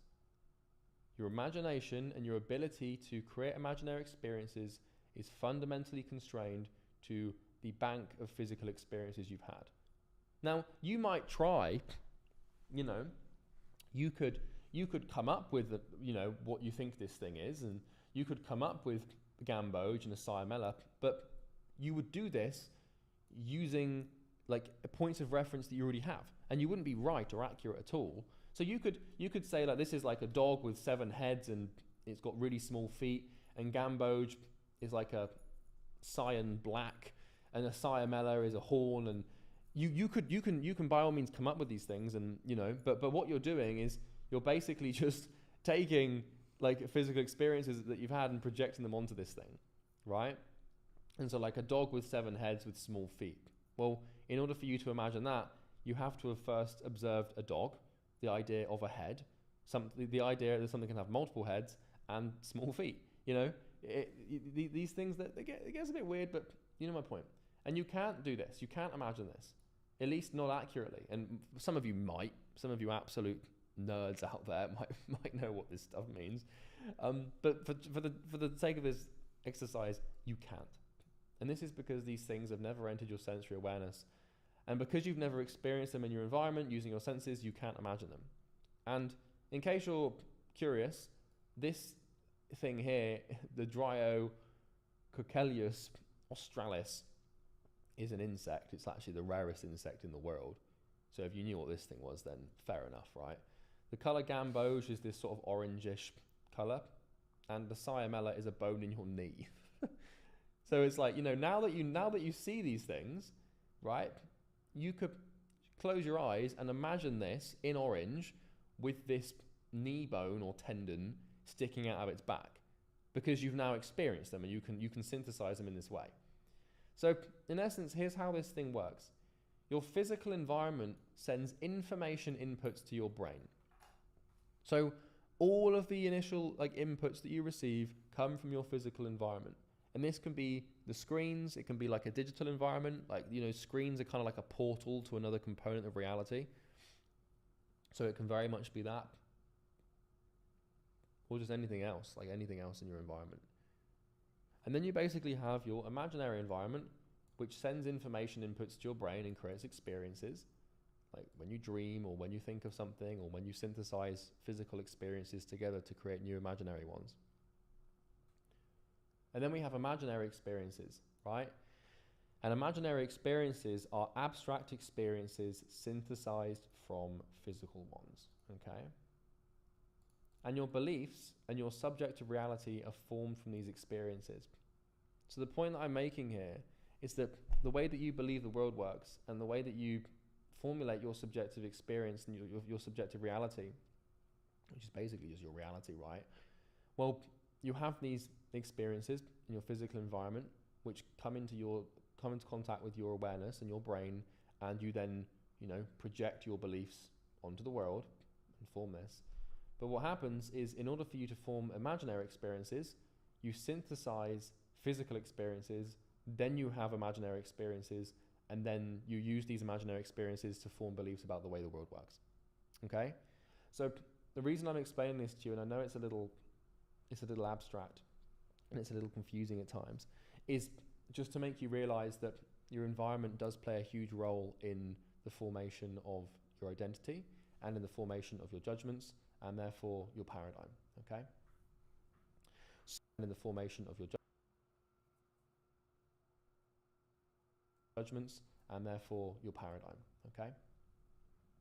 So let's talk about belief structure, and this is huge. What I'm about to explain when I figured this one out a long time ago, this thing completely changed my life, and everything that I've taught you so far has been leading up to this idea.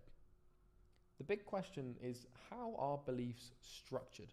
Up to go, this thing is let's talk, and therefore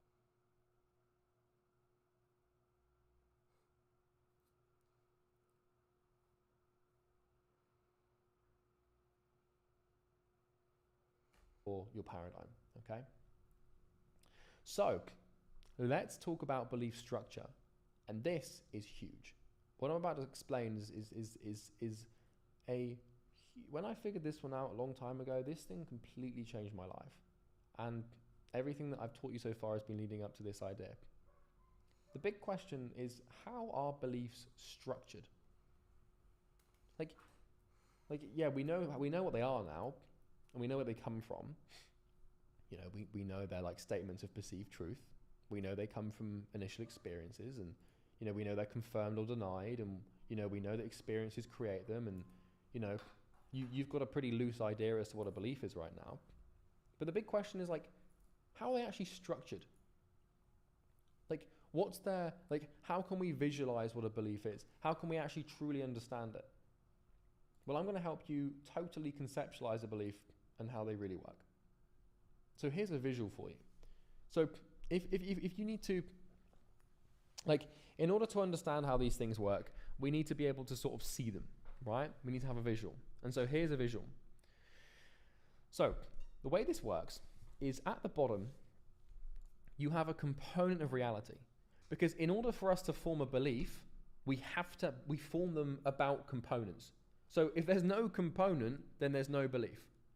So, for example, if I just say to you right now, try and form a belief about nothing, you can't. You just, it's impossible, right? So every belief is based on the component. And what will happen is, you'll have one component of reality, which could be anything from the curtains in your bedroom to, Mussolini, the Italian dictator from the 40s. I think it was the 40s. But, you have components of reality, and what happens is you form many beliefs about these components, right? And the way a belief looks is it acts as a scale. And so, how, you can get a scale where, you have the fulcrum, the sort of triangle in the middle, and then, you have, these two scales, and you might have seen your mother or your grandmother or someone, weighing sugar, or, weight tips the scale. And on the left side of the scale, we have true. And on the right side of the scale, we have false. And beliefs are basically broken down into these two things. And what we have on either side is we have intensity. And so if the belief was weighted in the truth, which meant that we believed the statement to be true, which is basically a belief, then the intensity of it depends on how much we believe it to be true. And this is really interesting because beliefs in their strength are not binary. They really aren't. So let's say that you took a religious man who believed in Jesus, and let's say that, let's say this guy is the Pope, right? Let's say that he is a bishop or a pope, like one of the most religious people on the planet. Now, if you said to him, do you think God is real? He would say, yes, absolutely. And he would have extreme conviction in that statement, right? It would be off the intensity of that belief in terms of the truth would be completely off the charts. But then if you ask the same guy, do you like cheddar cheese? He might say, yeah, it's okay. It's true. The belief is true, but how intense is the truth, right? Because if you said to him, like, do you like cheddar cheese as much as you like God? Then he'd probably say, no, I prefer God to cheese, right? And I know that's a weird example, but just bear with me. It's a hard thing to explain, and it will become clear. So reality exists as components. So for example, components, sales, trees, family, beans, Ray-Ban, anything that you can observe is a component. And for every observable component, you have beliefs that sit on top of them. And you want to think of each belief as a scale. And the scale is measured by intensity of truth and falseness. Now, one thing that's important to note is that your knowledge-based beliefs are very binary. So this means is that they're either true or false in a binary sense, meaning either 0% or 100%. Like, for example, if I look at a chair outside, I can see a chair outside, I am 100% certain that that chair is real and true. So, look at your desk right now and pick something on your desk, right? Look at something on your desk or on your table and just observe it. To you, like, you believe that that's real, right? So in your mind, you have a knowledge-based belief that that thing exists. There's no level of intensity, it's just real. So it's not like I'm asking you to measure how much you love God or how much you like pizza. I'm just saying, how real is that thing? You're saying, dude, it's there. Like, it's real. So knowledge-based beliefs, like, the scale idea doesn't really apply to them because the intensity is 100% no matter what. Like, when a belief has 100% intensity, it means that it cannot be possibly challenged. Like, there's no doubt in your mind that that thing is real. And our knowledge is almost always doubtless. Because if I walk into a room right now and, I see that there's a plant, that plant is there. Like, I'm 100% certain that that plant exists. But if you said to me, like, is that plant big? Then that's up for debate. Because I could say, yeah, it's kind of big. Like, it's true, the plant is big to me, subjectively to my experience, the plant is big. But is it really big? Like, how big is it? And I'd be like, well, it's big, but it's not huge. So it's kind of like this thing exists on a scale of intensity. And judgment and self-image based beliefs are a little trickier to gauge because the scales are stacked and weighed based on intensity and they have strength. So, some beliefs are stronger than others. Like, beliefs aren't just these binary things that exist in the same way as everything. Because, like, if you ask me, do I love my mother? That's a pretty strong, intense belief. Like, I'm like, yes, I do. It's true. And it's very true, right? The intensity is extreme. But then if you asked me, like, do I like my sunglasses? Do I love my sunglasses? Like, yeah, I love my sunglasses, but I don't love them as much as I love my mother. So what you need to understand is that all of your beliefs, they exist in this sort of scale of contrast to each other, where how true something is and how false something is and how strong your beliefs are depend on how strong your other beliefs are, okay? So there are keystone, cornerstone beliefs that have ridiculous levels of intensity in your life. For example, like, I believe that I am a man, right? And that's my gender and my sex, right? And you know that's something that is basically that belief is so strong, and that it's so intense, and it's so true to me that it's near enough binary. It's near enough like 100% certainty. Like, there's no doubt in my mind that I am a man, right? And that's how I've formed my identity. And you know, it's important to know. And you will believe these things to either be true or false, but it depends on how true or how false. So, you know, if you ask someone who had like a, you know, identity crisis, like, are you a man? And if they didn't think that, then they might be like, yeah, I think so. But if they're not sure, then you know, the belief doesn't have much strength to it. And this is important to understand because, as you know by now, or you might start to gather, we act out our beliefs, and our actions and decisions come from our beliefs. And the stronger a belief is, and the more intense the belief is, the more action we take in accordance with it. And the more convicted we are in our actions, and the stronger our decisions, and the more likely we are to stick to them, okay? Now, imagine that experiences are rocks. So, in order for us to understand, like, because you might be wondering now, like, well, why is it that some beliefs are stronger than others? Like, you know, why does this happen? Why is it that some beliefs can be completely, totally true to us and fully, you know, fully intense, but some beliefs can just be a little bit true and, you know, not as true? Well, you can look at it like this. Imagine experiences are rocks. And so, like, every time that you have an experience, whether either confirming or denying, what you do with that experience is you take it and you stack the scale accordingly. So let me explain.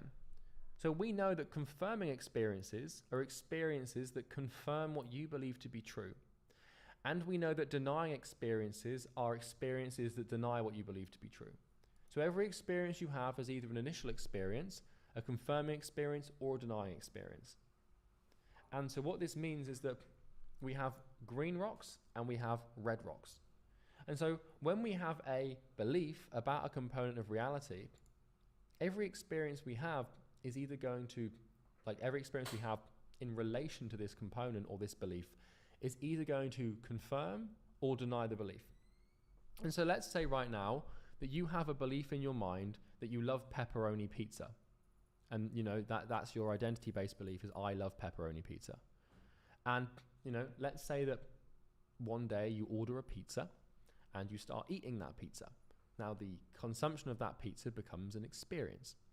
And let's say that it's a pepperoni pizza, but let's say it's horrible. Let's say that for some reason your taste buds just, like, it's crusty and it's like kind of stale and it's cheap and it's nasty. And you know, this is a denying experience. And so what's going to happen is your experience has just been that I didn't really like that pepperoni pizza. And therefore, the belief system of I love pepperoni pizza has been challenged and slightly denied.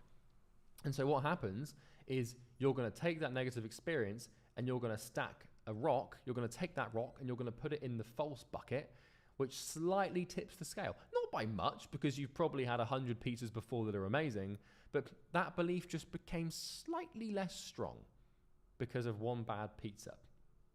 So in the middle of the diagram is a fulcrum.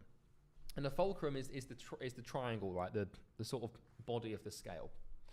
And it represents a belief. And a belief will typically be represented as a perceived statement of truth.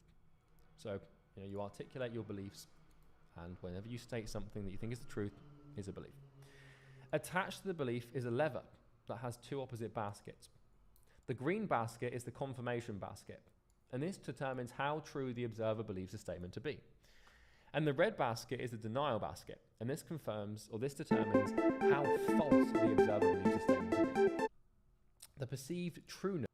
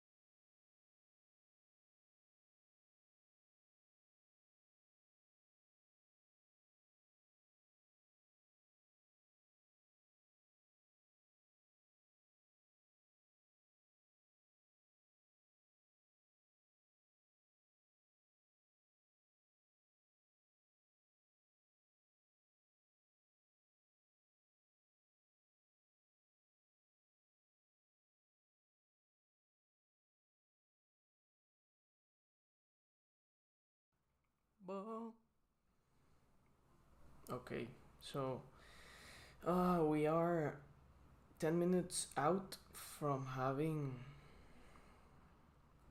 the the next Zoom meeting.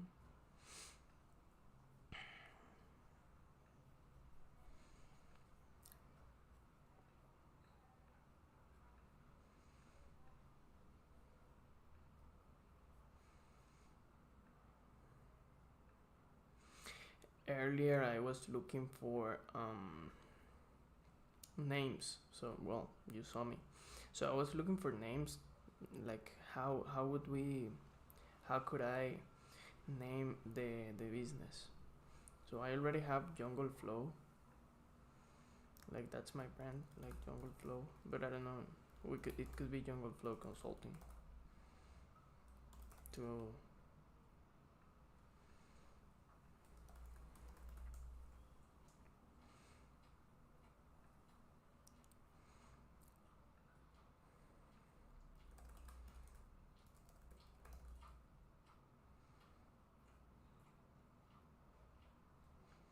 yeah, it's to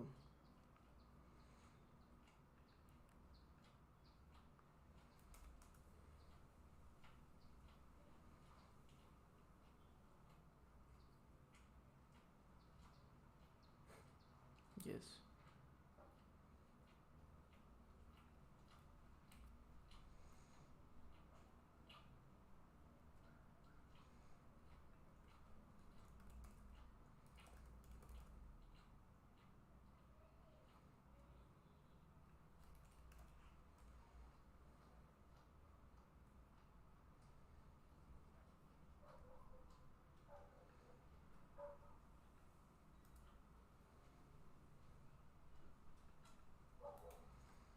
Mm, we have to look later for it.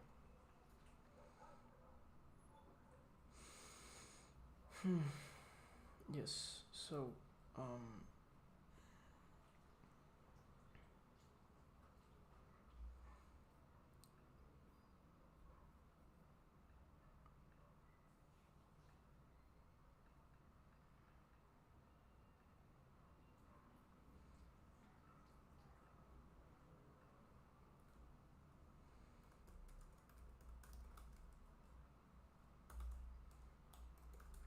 something like that.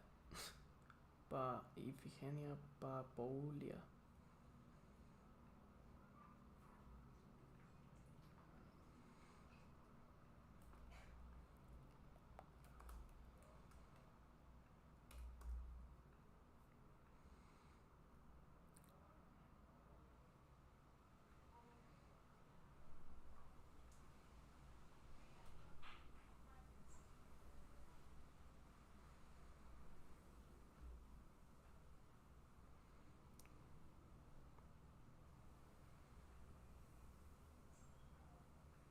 Hello.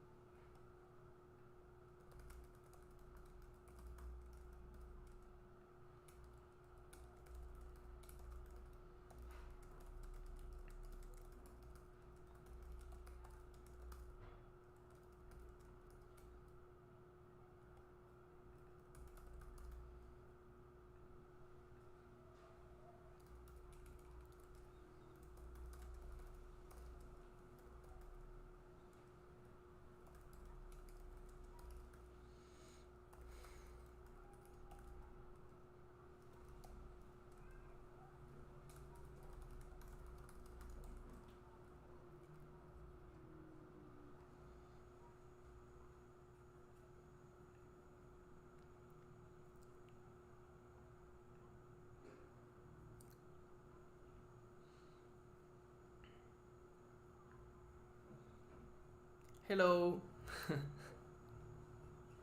Hi. Can you hear me all right? Hi, I can hear you very well. How are you? I'm doing good. Thank you. Thank you. How are you doing? Cool, not bad. I'm in the car. I hope you don't mind. I'm stuck in traffic. I've been in traffic for about half an hour now.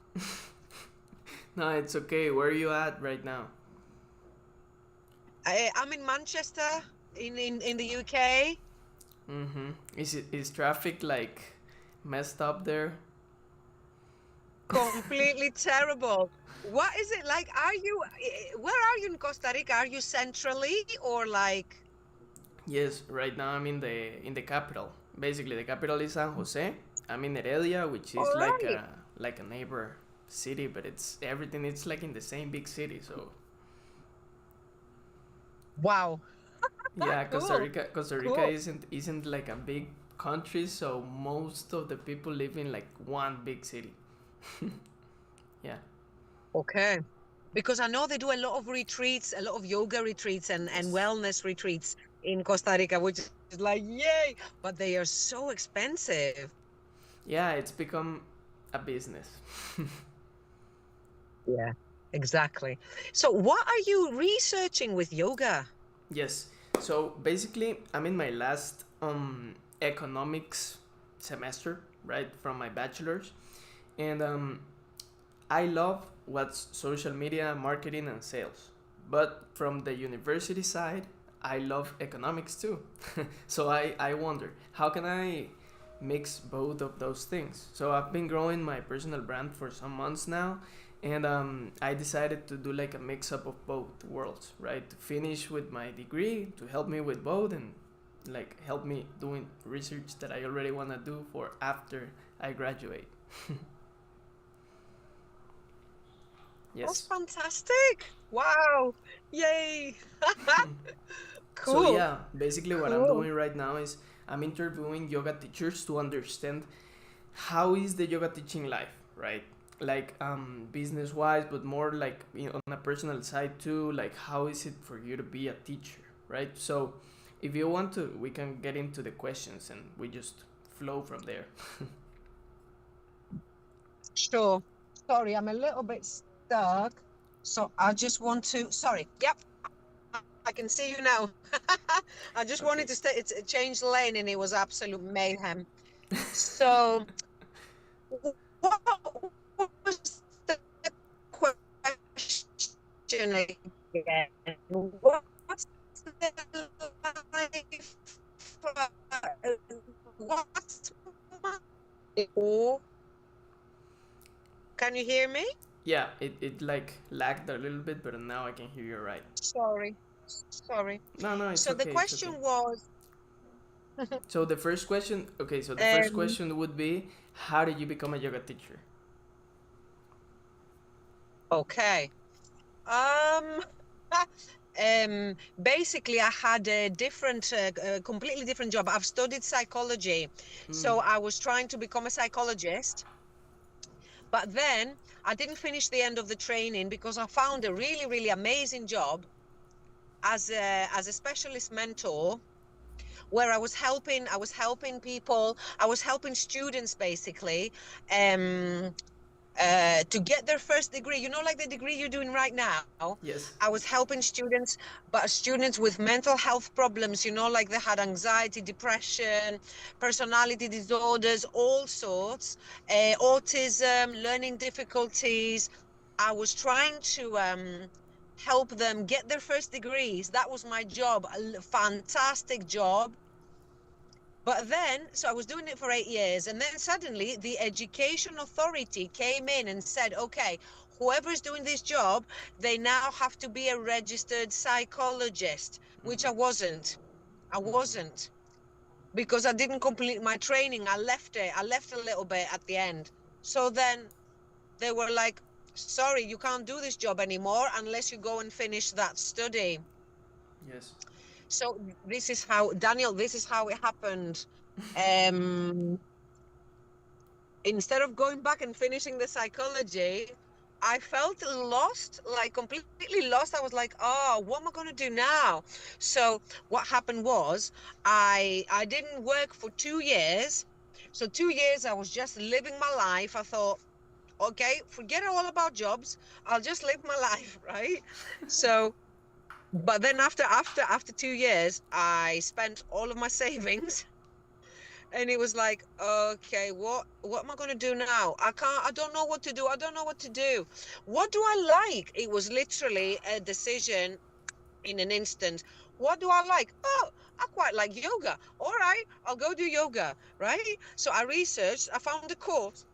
I found a yoga training course. Mm-hmm. I enrolled, and that was a course like for 11 months. I finished the course, and then I started teaching yoga. Mm-hmm. And how long ago It was was that? That was 10 years ago. That's nice. Love the story, by the way.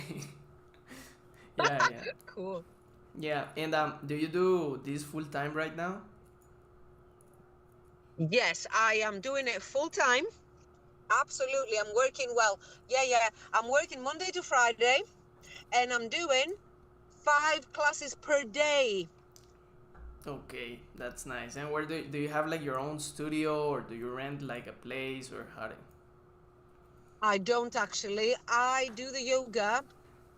I don't have my own studio. That would be great, but it will be very expensive to rent.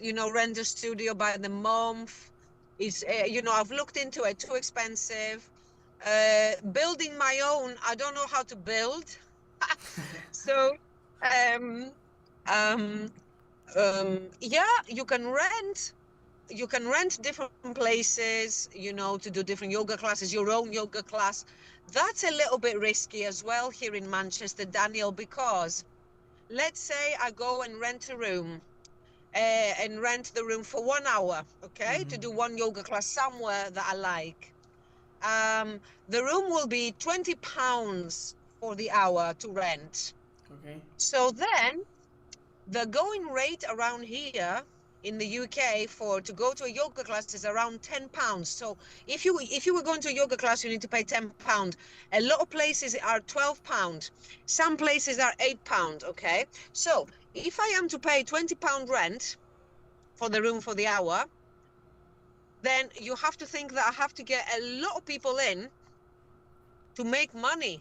So Yes. whoever comes in, right, it would be okay, £20 out of that to pay for the room.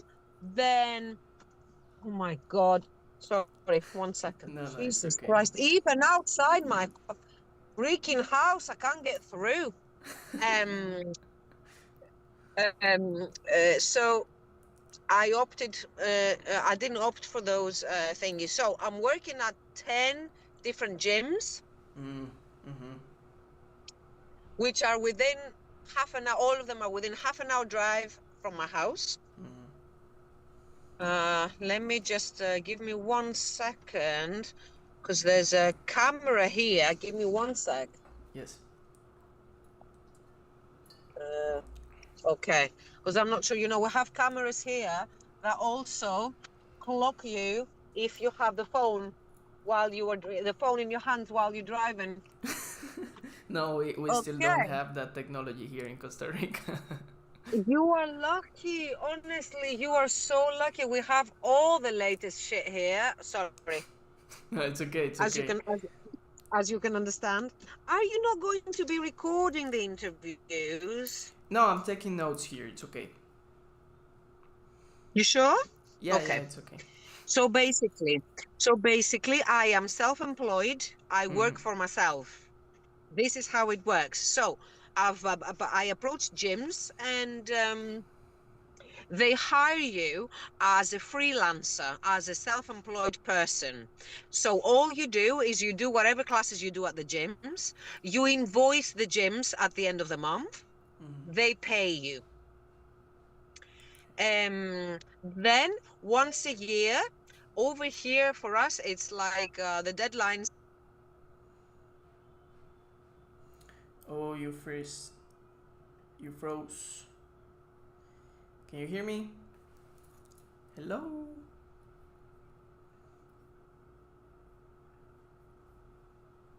classes a day. So that's that's about 25 classes a week, which is a lot. It's a lot. Yes, okay, so it froze a little bit the image. I didn't hear you quite right. But so Oh, I sorry. no, it's okay. So I stayed in the part where you were telling me that the gyms invoice you. Yes. So I'm self-employed. Hmm. No, I invoice them. Okay, So okay. at the end of the month, I send them all invoices. So then they pay me. Mm-hmm. Mm-hmm. Okay. Yeah, that's how it works. And then once a year, I pay whatever tax I owe to the taxman as a self-employed person. Okay, I see. And do you, for example, do you earn on commissions too, or is it just like a established fee? It's an established fee. Good question.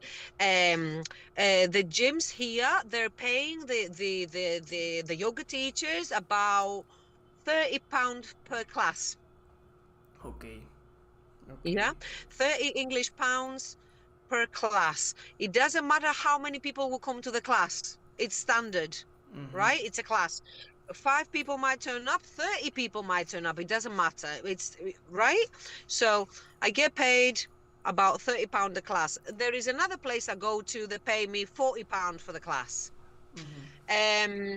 There's another place that's a church. I go do some yoga at a church as well. It's cool. It's cool. That's nice. And I also it's lovely actually. It's nice.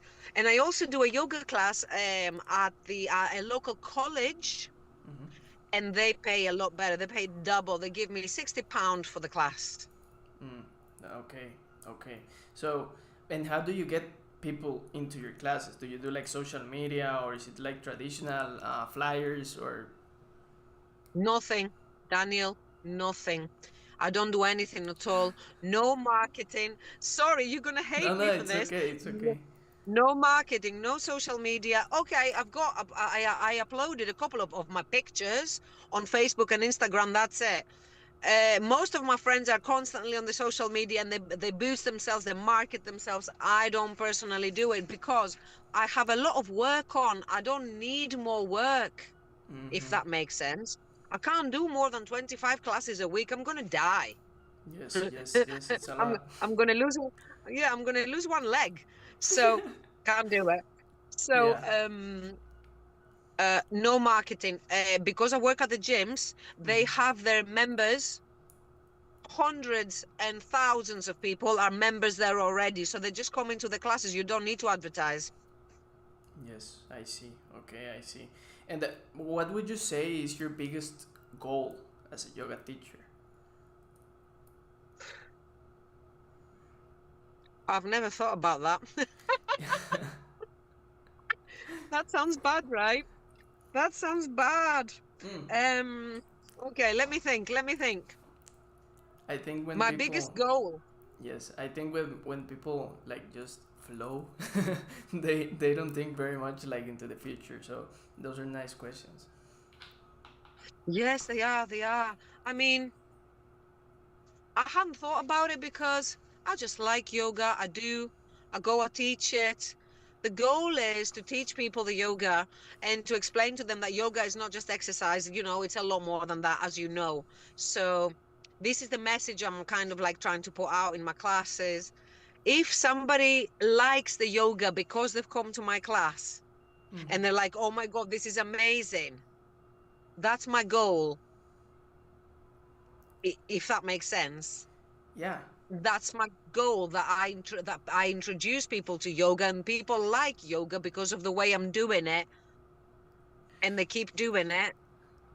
Okay, but wouldn't you like to have more people to influence?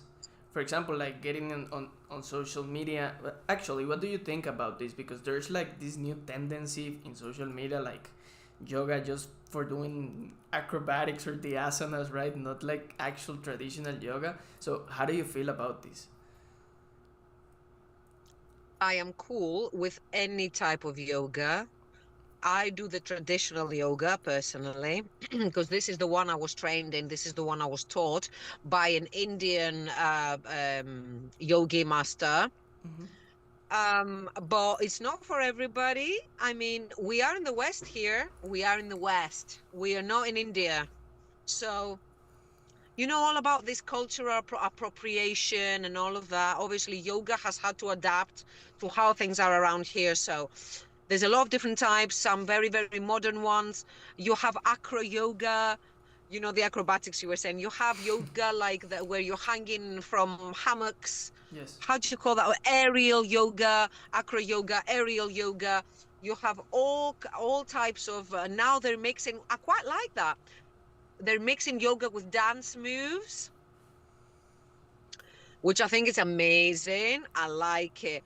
I like all types. Each one of us, you have to find what type you like, or you have to try different ones and keep doing different ones so your body's not getting used to the same thing. Yes, yes, that's true. That's true. But then,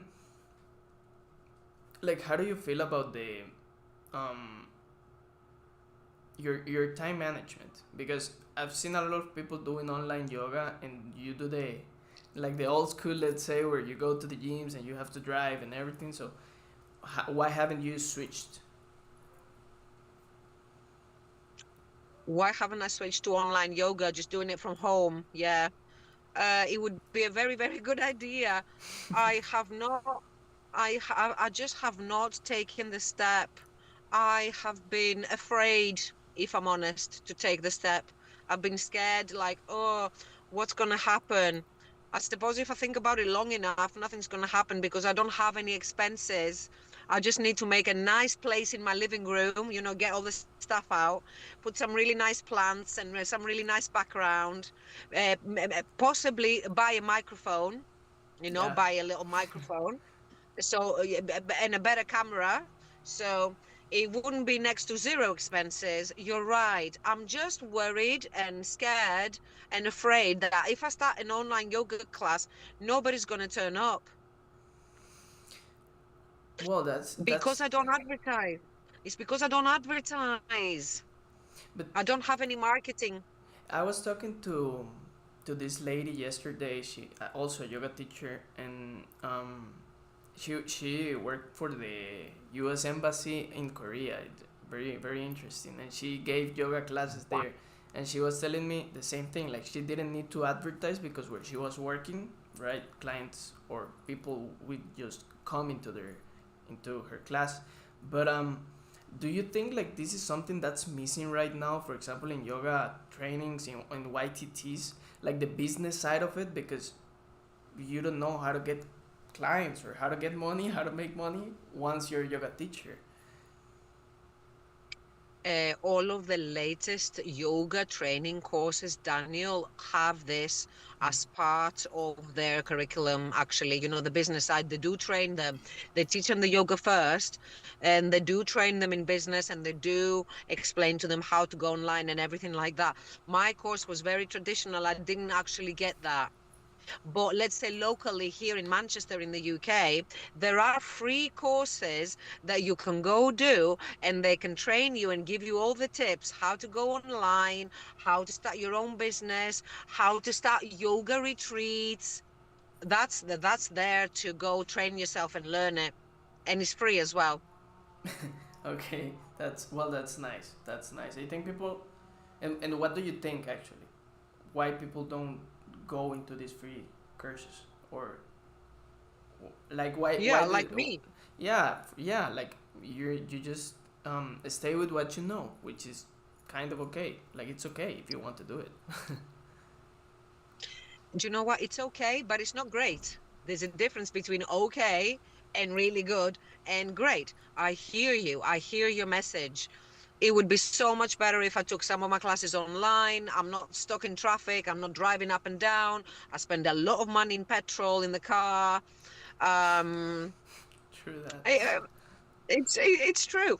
It's like, I don't know, you get like, I get set in a routine, in the usual thing I've been doing. Oops, sorry. Yeah, Let me it's okay. just put, oh, oh, what's good? Okay. I'm gonna have to put the engine back on because it just switched everything off. Sorry. Um,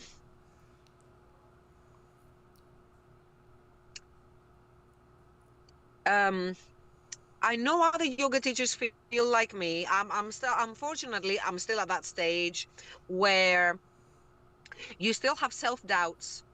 Yeah, I have self-doubts. I am not 100% confident, and oh yeah, and and I'll do all this marketing campaign, and I'll put myself out there, and I am fearless. Do you know what Yes. I mean? A lot of us yoga teachers, because I know it's not just me, have these fears and these thingies where they don't want to put themselves right at the front and push themselves and put themselves and take the risk and put themselves out there and go, yeah, I'm going to give this a go. I don't care what happens, I'm doing it.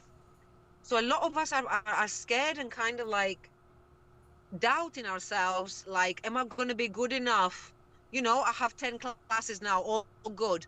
What happens if I go out there really publicly, right? Or I start posting, uploading classes on YouTube or on Instagram or this and that and the other. Am I going to be good enough?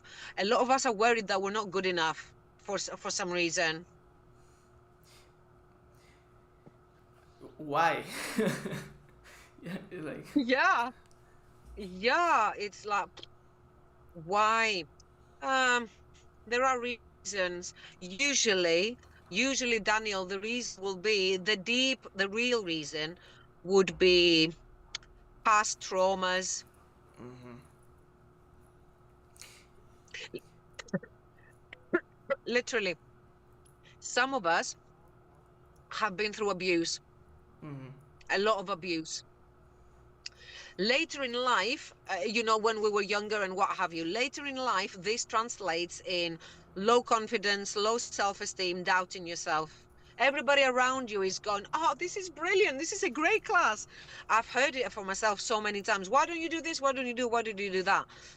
I'm afraid of taking the risk because of those deep-seated worries and fears about myself. Would you say that's like the main struggle that you have right now as a yoga teacher? Hello? Did you hear me? Yeah. Yes, I can. Can you hear me? Yes, it froze a little bit. Can you hear me? Yes. I'm sorry. What were we saying? That this is this is my biggest problem at the moment as a yoga teacher. Yes. Yes. And like It's my main problem that I'm not taking steps. I'm not making any steps to make it better, because it could be so much better, because I don't need to go to any gyms. If I could take the risk, I would start online yoga classes, and then I would start yoga retreats. I think there's a lot of options, right? And talking to some people, like when you get your yoga teacher, your YTT certificate, like, and you become a yoga teacher and you start teaching, you don't realize that you sometimes will become more a businessman or a businesswoman than an actual teacher, right? That's another thing too. Yeah. Yes. Yes, you're absolutely right. A lot of the yoga teachers are like hippies. Yeah. A lot of the yoga teachers are like hippies, alternative people, airy fairy, woo woo. Do you know what I mean? They're into other stuff as well. It's not just the yoga. Yoga is like part of a bigger lifestyle. You will be into a lot of other alternative stuff. Mm-hmm. So they are not that way inclined, and quite a few of us are clueless around business and marketing. Clueless. Yes. We just don't know, because you see, you're a lot younger. Yeah, that's true. Yeah, and you were kind of like born into this situation. You were born with a mobile phone in your hand. Yes. Example, right? Yes. The first, when I was back then, we had nothing like that. We had a landline, we had a telephone that was going around. Do you remember the telephone that you Yes. had to? You probably never seen it in your life. No, yes, I've This is seen the it. I've telephone seen we it. had. Yeah, this is what I had. imagine the first mobile phone came out when I was like 17. Yes. The laptops didn't exist. I went to university, it was all handwritten. We were writing by hand. They were marking ABCs with red pen on the paper. I don't know if you can even imagine it. So then, at the last year of my first degree, the laptops came in and suddenly they were like, okay, everybody, now you have to go buy a laptop and start typing your assignments. And like, what? We don't know how to type. Yeah. What is going on? So we went and bought laptop, the first laptop ever, massive, right? It was this thick. This thing. It's super heavy. And we started, yeah, and we slowly started typing, and we all taught ourselves how to type on the spot. We didn't have a choice. So you were born in technology and we weren't, so we're like a bit more like technophobes. And marketing business, what the hell is that? And a lot of people also have the ethical values, the values. They don't want to be dealing with business because yoga is a very spiritual thing. So a lot of people feel that that clashes with capitalistic, commercialized, corporate. Yes, Yeah, that's true. and they That's just, true. yeah, and they don't like it. They just don't like it. Although these two can be combined very, very easily to make a really nice, viable business. Yes, that's true. I think that's the way. Like people from my generation, like younger people, are actually looking more to go into in-person classes. I think because even though online classes help a lot, in-person now gives like another set of experiences. However, as a yoga teacher, um, it's great to know how to do both. I agree with you. Totally agree. Yes. Well, so actually, I don't have any more questions. I think you gave me like a very nice idea of what your situation is and how have you uh, gone through the life as a yoga teacher.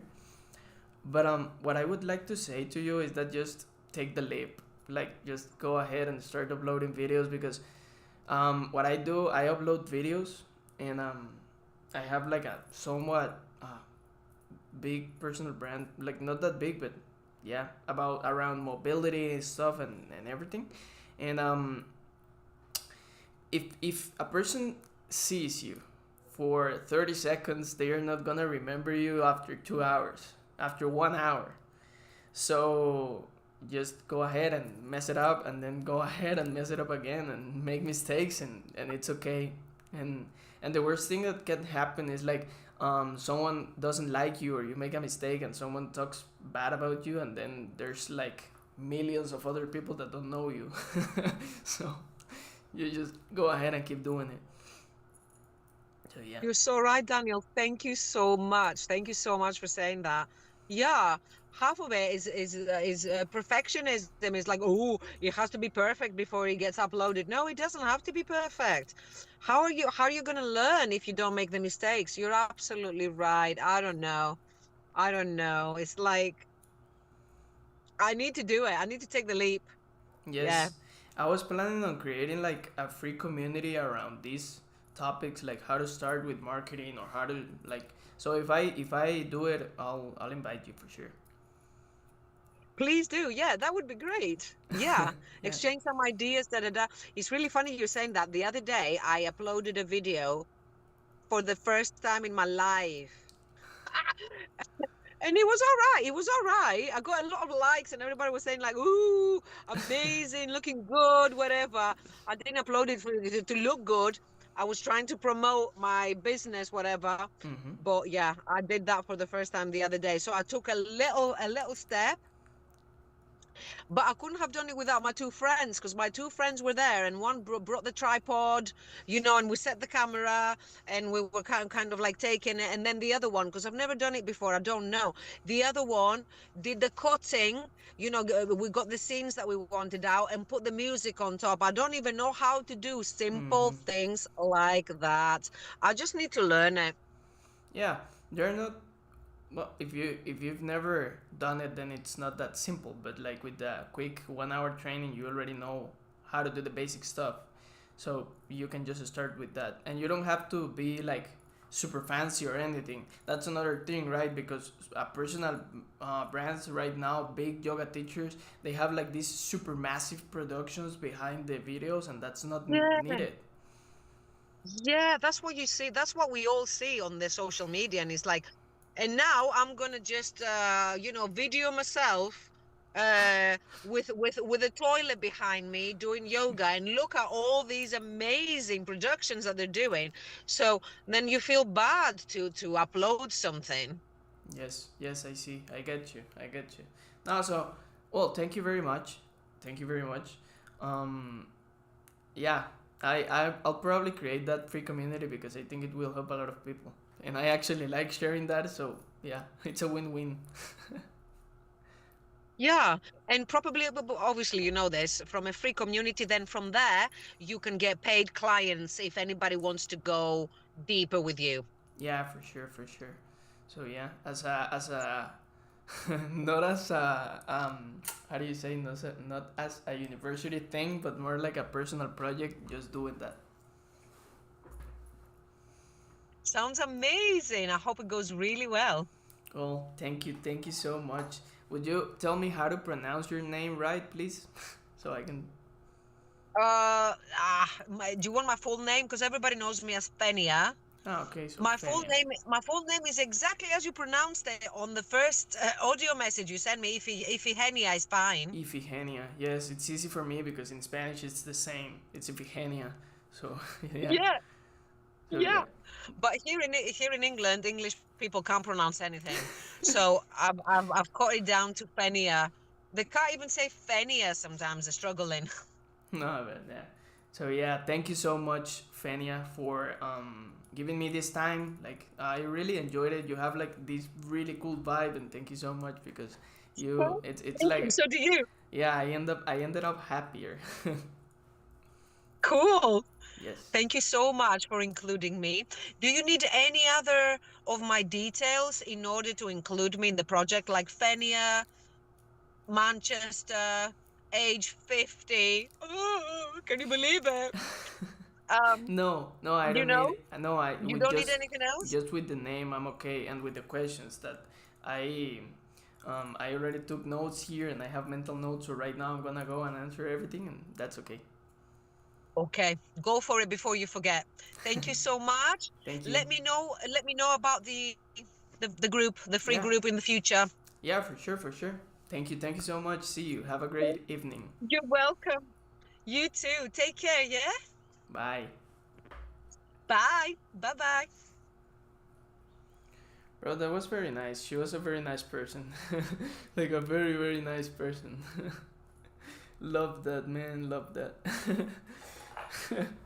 I literally ended up happier, like way, way happier.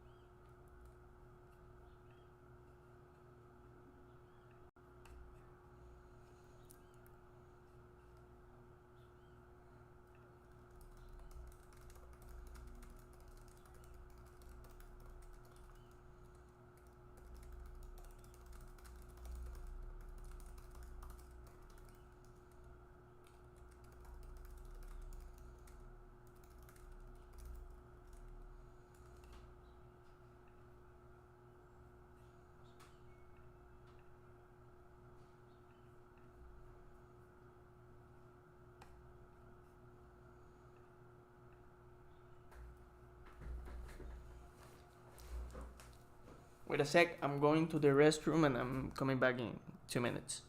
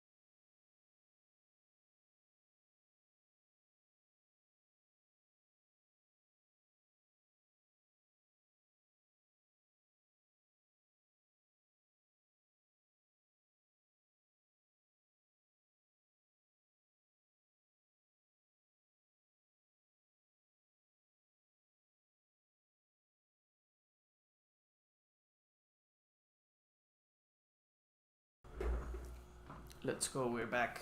So let's get it again.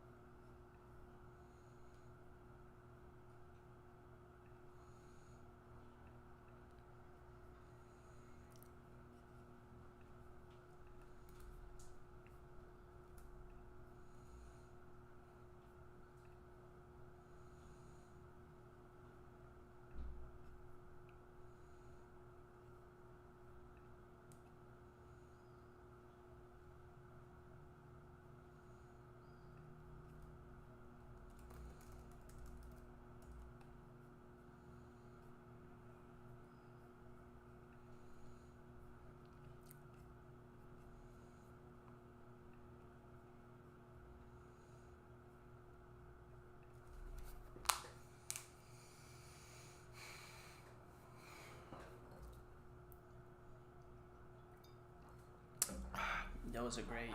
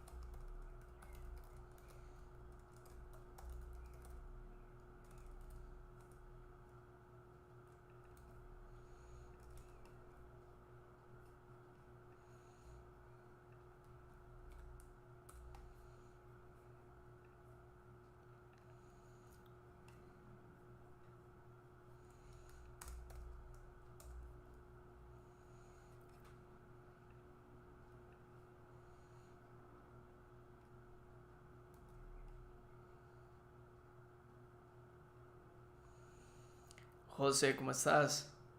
Hola, ¿Todo ¿todo bien? ¿Me bien? escuchas bien? Sí, te escucho muy bien, ¿vos? Todo bien, por dicha. Muchísimas gracias de verdad por darme este tiempito aquí para la entrevista.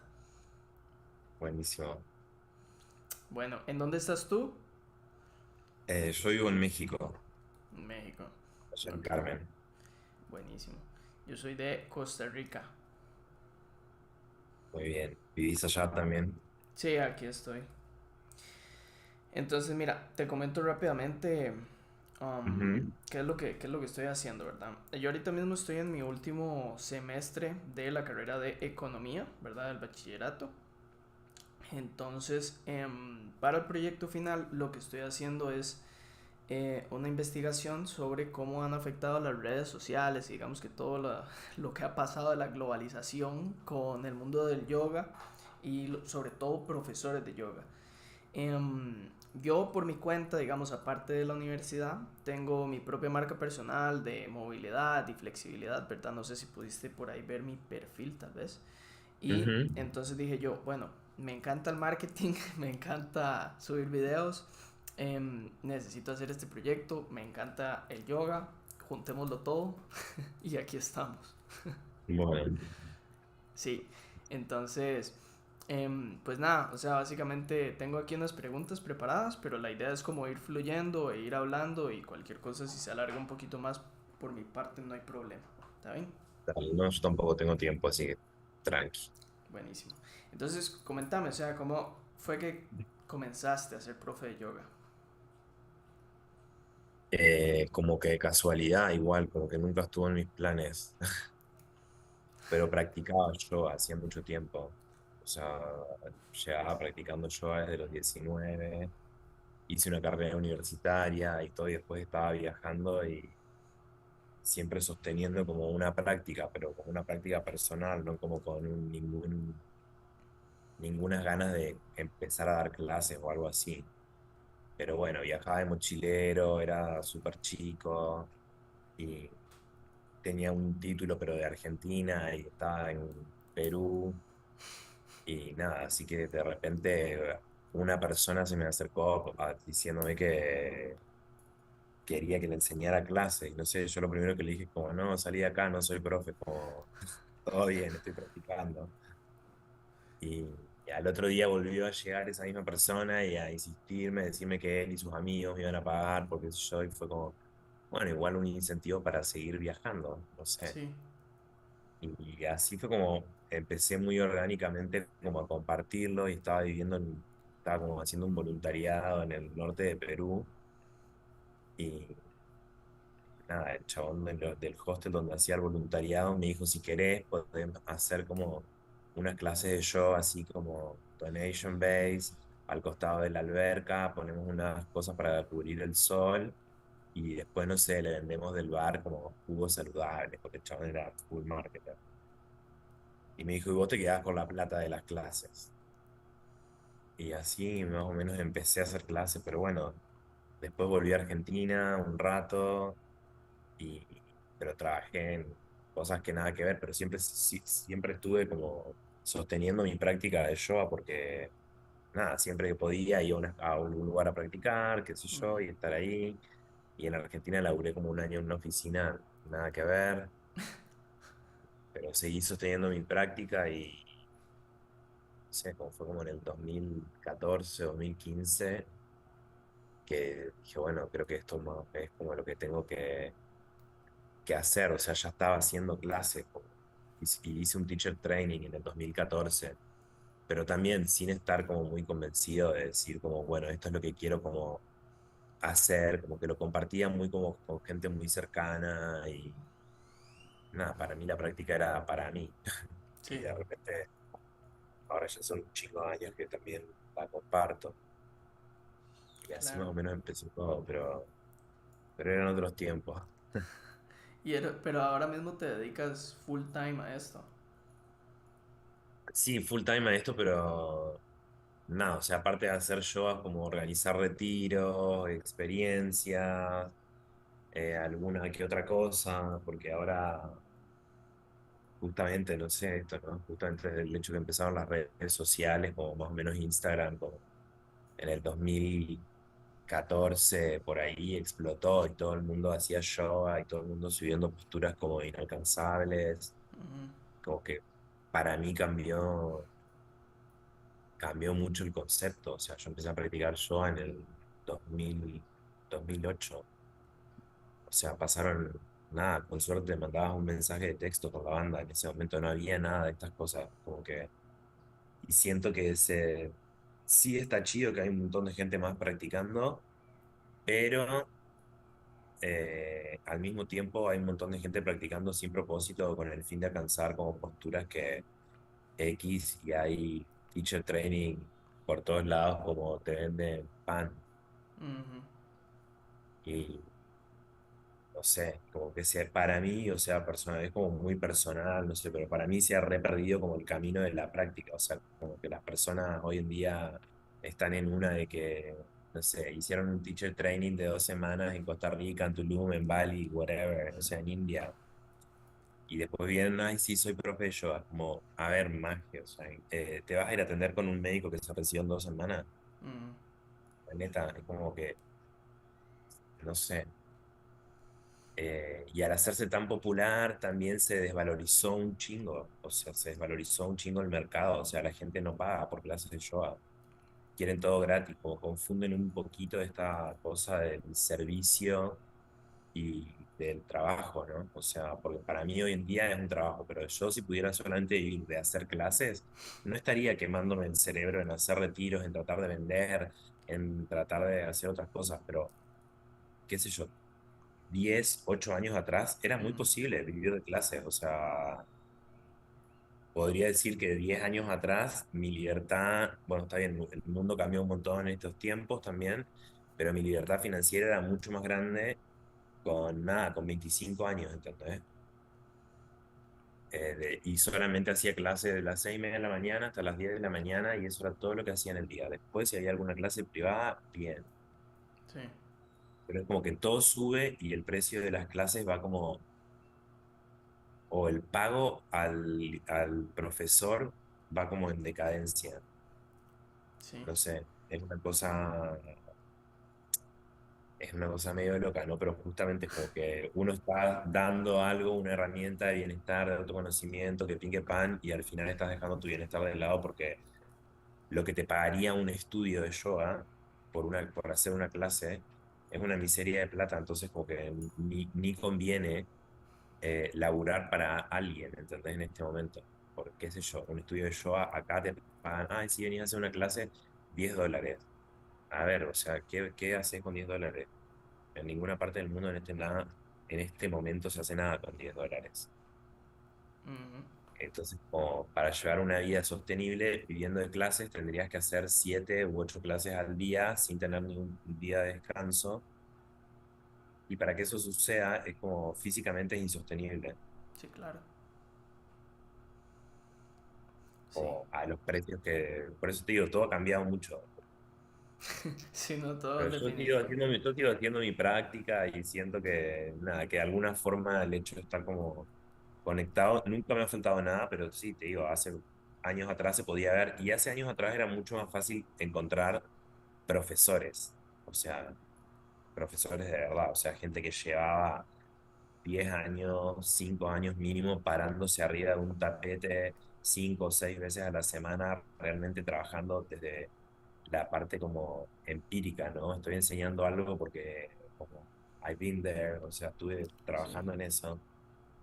Y ahora no, ahora cualquier hijo de vecino es profesor de yoga, entonces hay como incluso, y no pasa solo en el yoga, pasan un montón de actividades, o sea, pero no sé, tanta información desinforma. Sí. Se ha perdido mucho la esencia. Sí, la esencia y como también, no sé, justamente no, volviendo como al boom que hicieron las redes sociales en las prácticas de movimiento en general, se ha perdido mucho el, no sé, como se saltean algunos pasos, entonces hay mucha gente lastimada también, hay mucha gente haciendo cosas, hay un concepto de lo que son las prácticas de movimiento que es como llegar hacia hacer alguna postura en el caso del yoga, algún movimiento, en el caso de el ballet, qué sé yo, ¿no? Y es como, no hay metas, o sea, estamos moviendo el cuerpo para ir encontrando cosas que nos pasan, sobre todo en yoga, es como todo se convierte en un postureo. O sea, vos ves Instagram y es como, uy, chabón, todo el mundo posteando, yo mismo, ¿no? Pero posteando posturas que parecen imposibles, ¿no? Porque no ves a nadie haciendo un triángulo ahí, es como, no, nadie quiere hacer eso, porque se ve como chafa, entonces, o no vende, o hay un concepto así, es como, esto no es para vender, sí es un servicio, pero bueno, la gente que vive de eso necesita percibir algo, porque ojalá uno pudiera pagar las cuentas con energía o a puro servicio también. Pero Sí. no, Pero y sí. sientes, o sea, bueno, tú ya llevas bastante tiempo en el área, ¿verdad? Y dando clases y de todo. ¿Sientes que ahorita los yoga teachers sufren mucho con la parte, digamos, del tiempo, porque le tienen que dedicar mucho tiempo como a la parte de negocio, de conseguir justamente esto de clientes, en lugar de tanto como enfocarse en su práctica. Sí, y también creo que está como de alguna manera sobrevalorado lo que significa ser como un yoga teacher. O sea, ¿En qué sentido? como que sobrevalorado en el sentido de como que la gente vende, por ejemplo, es que es todo como un, medio como un negocio, ¿no? O sea, como el capitalismo del yoga, que te vende un montón de teacher trainings, ¿no? Y es como, y lo venden de una forma, no sé, en el teacher training que yo tomé, había gente que en el primer día que nos juntamos a practicar, yo pensaba, pero ¿cómo realmente es como, no sé, yo llevaba practicando 5 o 6 años cuando hice ese teacher training? Ay, dame un segundo que la gata quiere entrar. Tranquilo.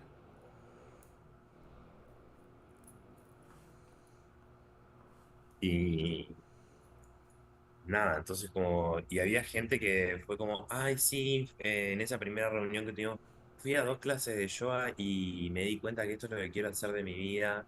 No tengo trabajo, me sobran $2.000 para pagar esto, pero bueno, eh, y de alguna forma como lo que se venden estos mismos entrenamientos es como que vas a tener después una salida laboral, te lo endulzan con esto y con aquello, pero hoy en día hay un montón, ¿entendés? Hay un millón, ¿entendés? Hay gente que no tiene ni idea igual de lo que está haciendo y está haciendo clases. Entonces, todas esas cosas han afectado claramente a como el business, digamos. O sea, la Sí. parte económica también.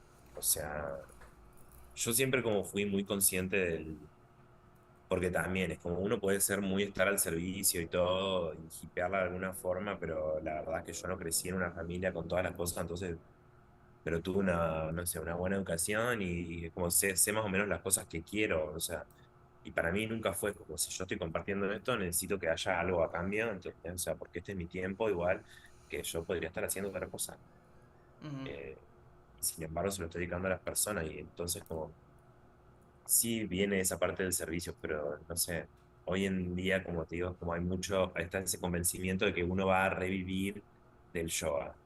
Y es como, es imposible, o sea, es posible, pero ya no es posible decir, bueno, yo solo voy a hacer clases, como sucedía antes. ¿Entendés? O sea, los estudios de yoga no estaban en cada esquina. Bueno, vos sabías que si ibas a tal o tal lado y ibas a practicar con tal o tal persona. Y no sé, no digo que está bueno que haya más accesibilidad, pero estaría bueno también que haya sido, que no haya sido un bombardeo de cosas, porque ahora es too much. Y ahora es como que ni siquiera hay muchos teachers, hay poco practicante. Los sueldos de la gente hoy en día muchas veces son pésimos y no dan para pagarle.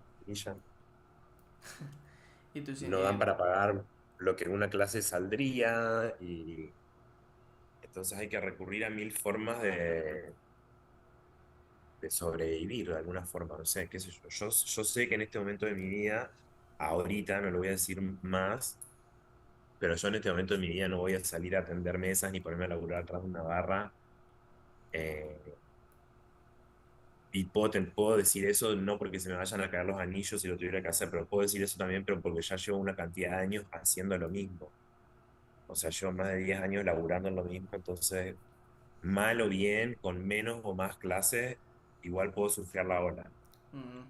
Pero lo veo como con colegas y que son colegas que son excelentes profes, o sea, excelentes personas también, que les está recostando, o sea, amigas que les fue muy bien en su momento y todo, pero al haber una masivización y una falta de enfoque, no sé, pues como que de alguna forma las redes sociales desvirtuaron el yoga para un lado que no es. Pero, claro, y sientes que tal vez pueda ser un poco por el tema de, tal vez del modelo de negocio que se tenga, porque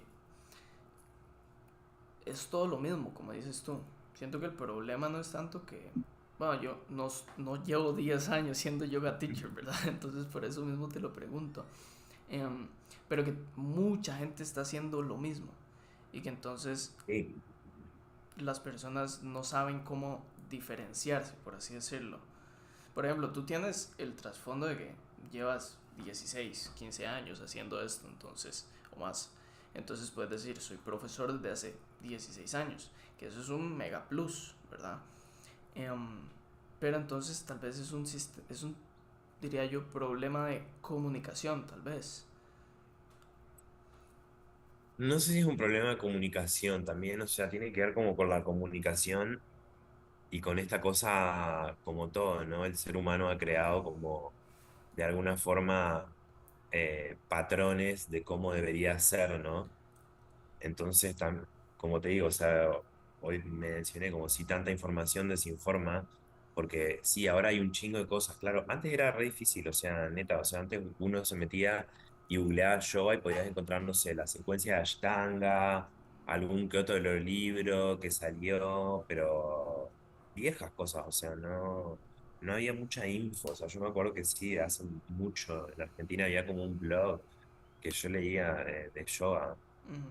pero eh, ahora nada, hay tanto y todo se basa en algo muy banal, entonces para mí lo que se pierde es como la esencia, no sé, y las maneras distintas es como la gente ha creado el concepto de que el yoga es como para que seas mega flexible, para hacer como volar, hacer handstands, y es como cosas así, es como, ni importa lo que hagas, ¿entendés?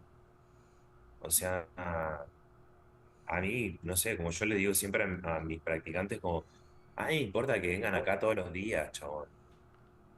O sea, que vengan a hacerse presentes. O sea, por eso igual he podido sostener como una comunidad y eso que yo viajo un chingo, pero vivo hace 5 años en México y se sostiene la comunidad. O sea, esté yo, me vaya 3 meses y en esos 3 meses se dispersan, pero volvemos y nos volvemos a juntar. Es como, por una cosa, es como yo siempre les digo, como para mí, si ustedes se comprometen con esto, es como sepan que no es para quedar como un pretzel, para que puedan después lamerse el culo. No es para nada de eso. Es para que tengan un trabajo de autoconocimiento. O sea, Ujú. hay días que está todo bien, hay días que vas a estar recansado, hay días que vas a tener poca energía. Lo importante es que llegues hasta ahí y que lo veas. Lo importante es que ese día también te frustres contigo porque algo vas a aprender, porque en la vida vas a pasar esas cosas también. Ujú. Es ahí donde va, para mí, donde va el show. Y para mí ese es como lo que yo le digo a la banda que practica conmigo y al grupo que realmente quiero sostener, que son los que últimamente me hacen mi sueldo más o menos fijo cada mes, ¿entendés? Eh, y son una comunidad también, como eso se ha perdido, o sea, un chingo, como hoy en día es como, ay no, a ver, como, güey, antes no importaba, Lululemon, toda esta mierda, no importaba, la gente iba a yoga con el pinche pijama. Sí. O sea, o ibas con un short que conseguiste ahí un short medio viejo, bueno, nada, este es el de para yoga, porque total, es como no había esa cosa como, sí, me acuerdo que sí, bueno, nos preocupábamos por tener buenos mats, los que ya íbamos todos los días a practicar, pero hoy en día es todo a través de una apariencia, como que yo igual laburo acá en un estudio y igual en ese estudio es como es un lugar ahí muy lindo, muy estéril. Ujú. Y las minas es como que están ahí todos los días con el pinche legging distinto, el top, no sé qué, como hay como todo un marketing alrededor que se va de lo que es realmente. Entonces, como que esas cosas, no sé, yo creo que como todo, ¿no? En algún momento va a llegar como a un colapso y que la gente va a empezar a ver como una amiga siempre me dice, ay, me da mucha rabia, me dijo toda esta gente, como que hace 2 días que son profesores de yoga y ya están como vendiendo un retiro y hace 2 semanas atrás ni siquiera practicaban, ¿entendés? Y le dije, no, amiga, como, a ver, el sol sale para todos y probablemente, o sea, la gente que va a asistir a ese lugar es gente que nada que ver con uno, es como, está bien como que se expanda. Sí.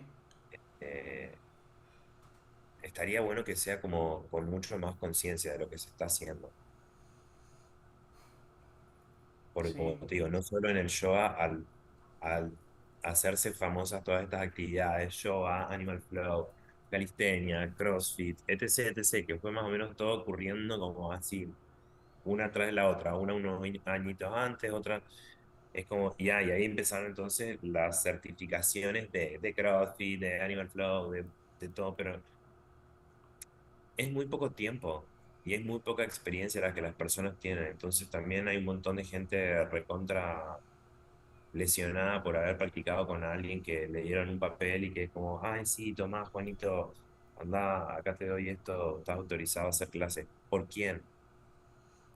¿Cuánto tiempo llevas, Juanito, practicando? ¿O solo te pagó $2.000 por el teacher training, y coaching, whatever are you selling? O sea, es como, esas cosas son como, no creo que la gente prueba a vender cosas distintas todos los días.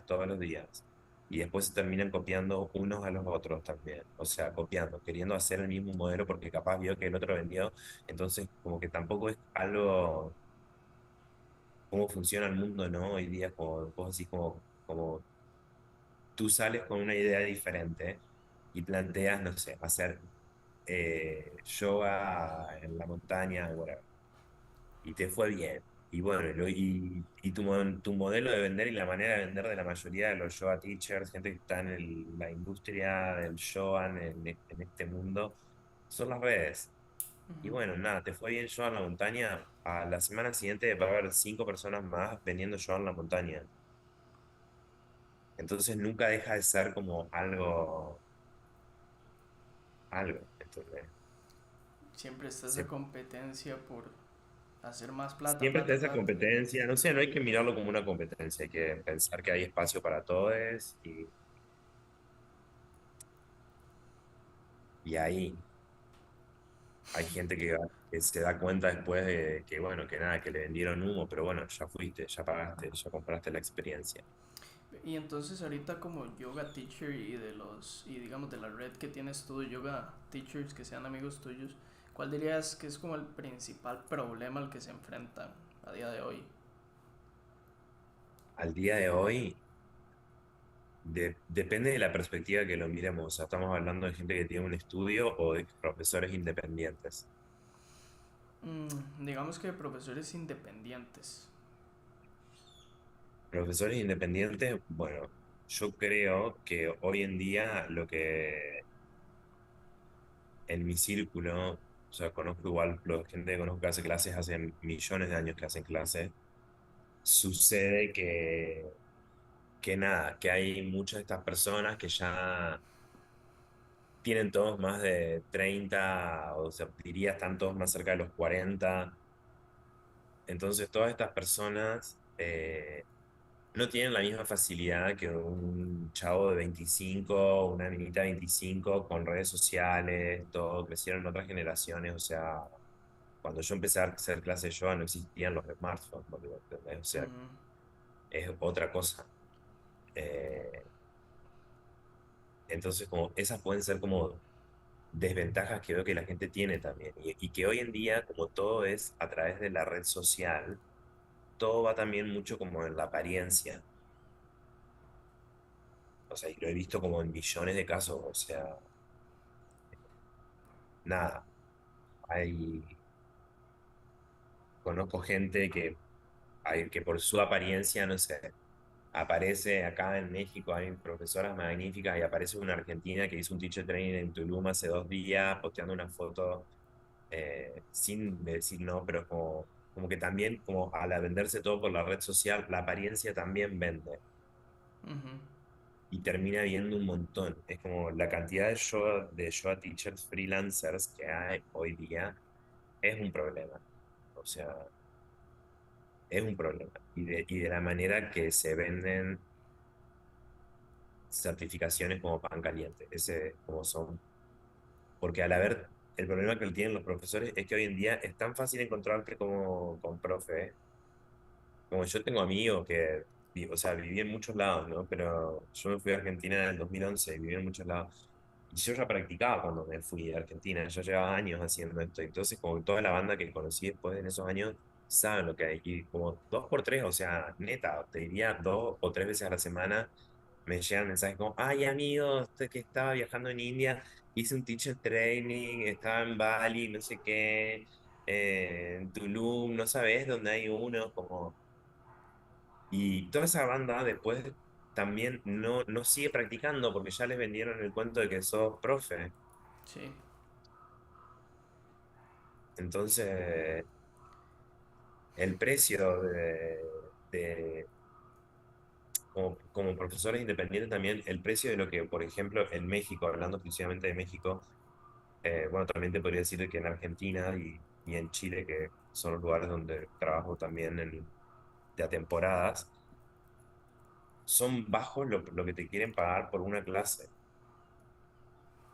O sea, los valores de clase varían entre los 10 y $18, y en Argentina ni siquiera llegan a los $10 lo que te pagarían por ir a hacer una clase. entonces ahora es Entonces, como, retiros, hacer, como digamos, profesor retiros. independiente, tú no tienes que ir juntando, juntando, juntando, juntando, y básicamente los profesores independientes están viviendo al día. Ujú. Y la mayoría de las personas hoy en día están haciendo otra chamba. O sea, bueno, no sé, yo hago retiro, entonces, pero como nada, hago un retiro y me aseguro de que me voy a quedar con cierta cantidad de plata y eso me administro para poder seguir haciendo clases, manteniendo mi comunidad, que es lo que realmente me gusta, es hacia donde va mi intención, entonces no, pero sí, veo como amigos así como struggling, cabrón. Sí, claro, claro.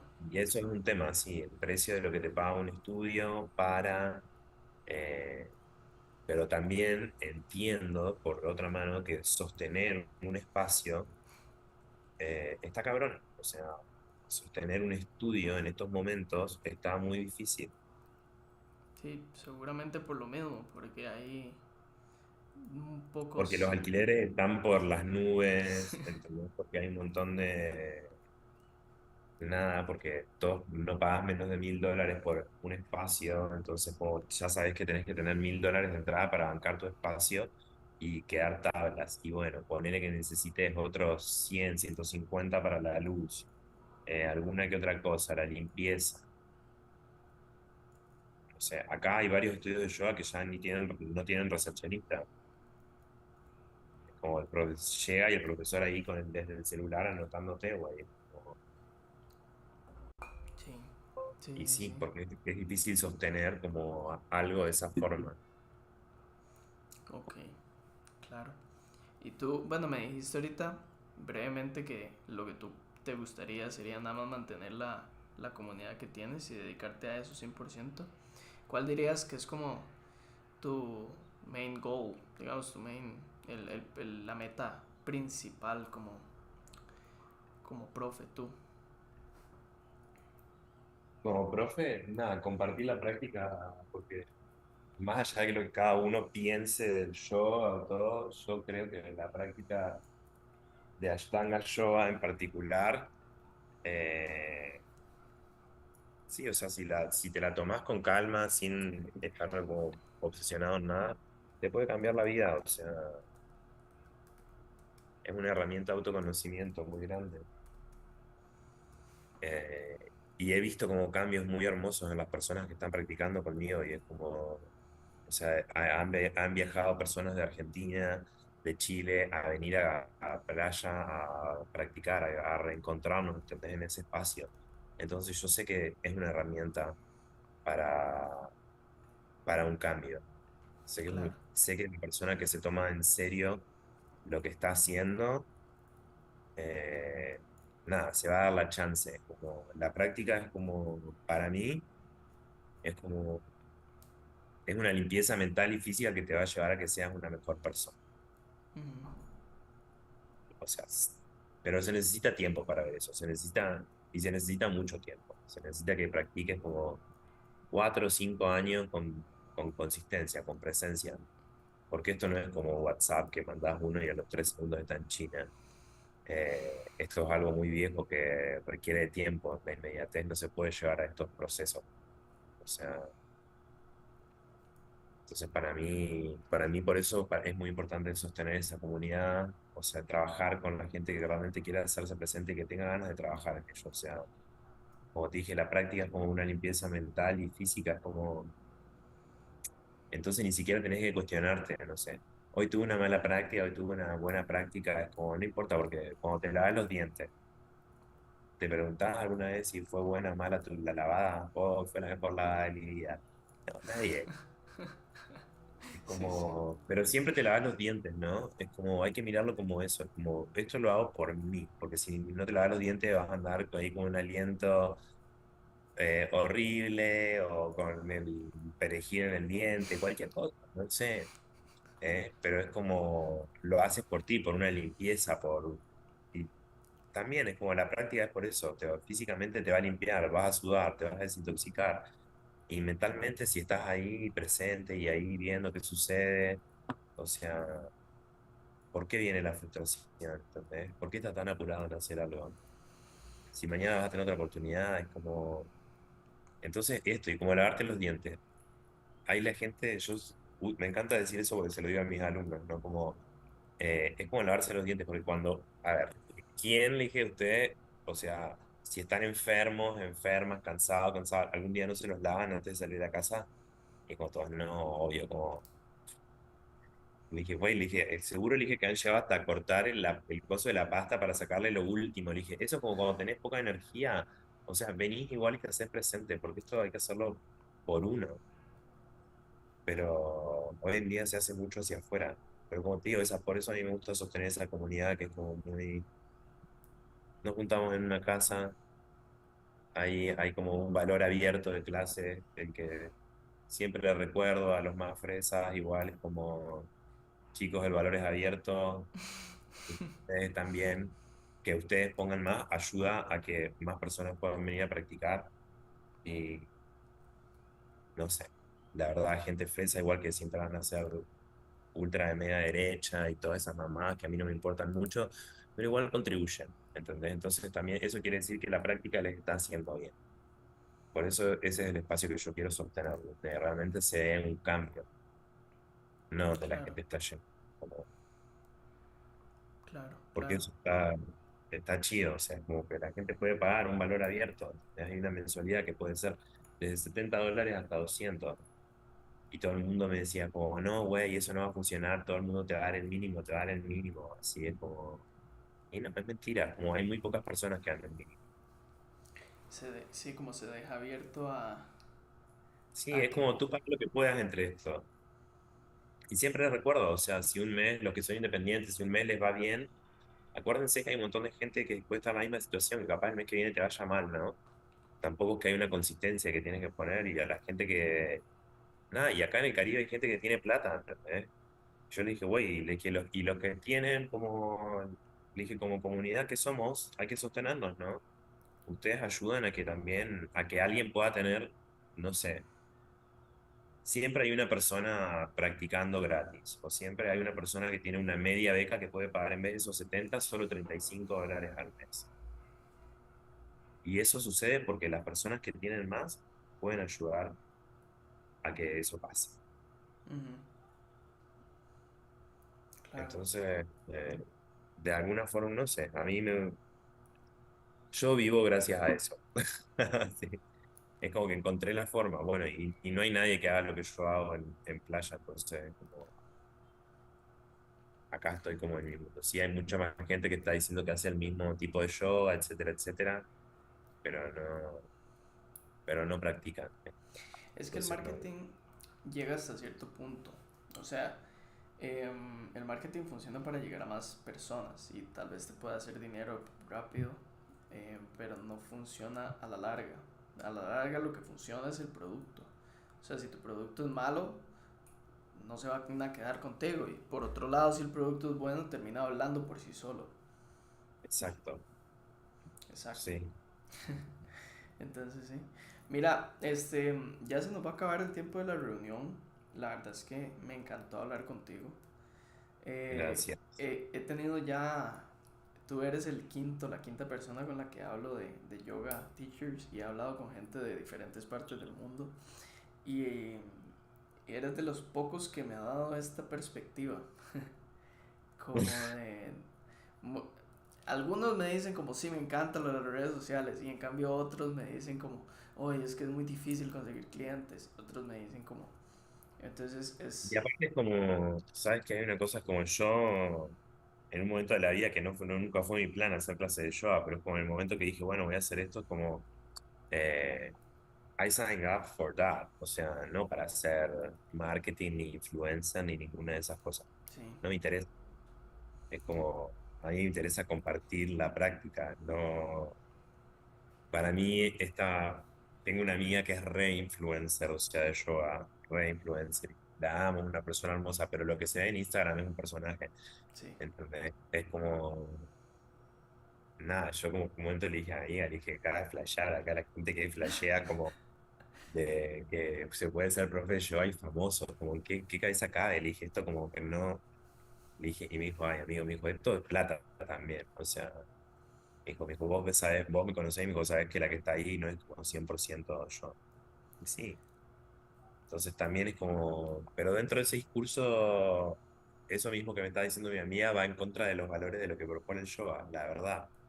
Sí, es que eso es lo que pasa, eso es lo que pasa. Y, y por Instagram un montón de cosas y después como, no sé, como medio cualquiera. Sí, Digo, las redes entiendo. han sido chidas y al mismo tiempo no tanto. Es que eso es lo que pasa. Mira, o sea, le queda un minuto a la llamada. Sí, Entonces me tiene como medio ansioso eso. Pero si quieres te puedo pasar otro link rápido para cerrarla. O sea, como para dale, terminar ya ideas finales y ya, ¿te parece? dale. Dame un segundo, discúlpame, ya te paso otro link.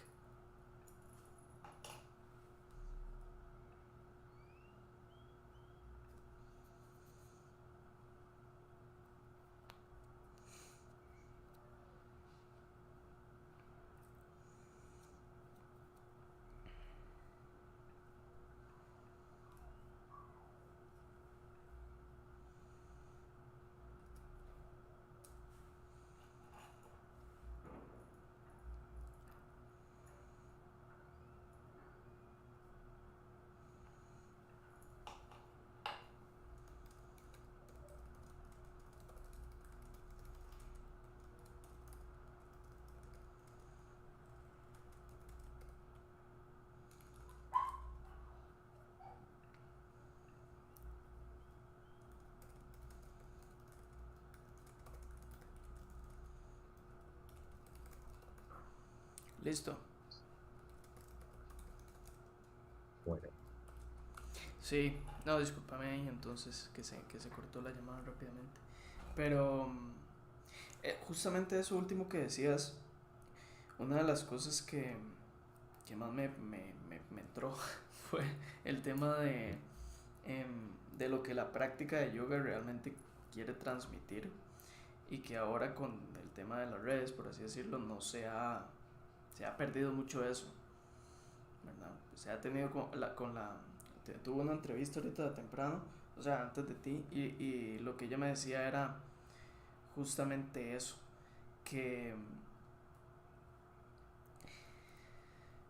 que más bien a ella le estaba como que todo mundo que podía hacer lo que quisiera y que entonces era como que no, pero ¿y dónde queda el ancient yoga, digamos, como la esencia?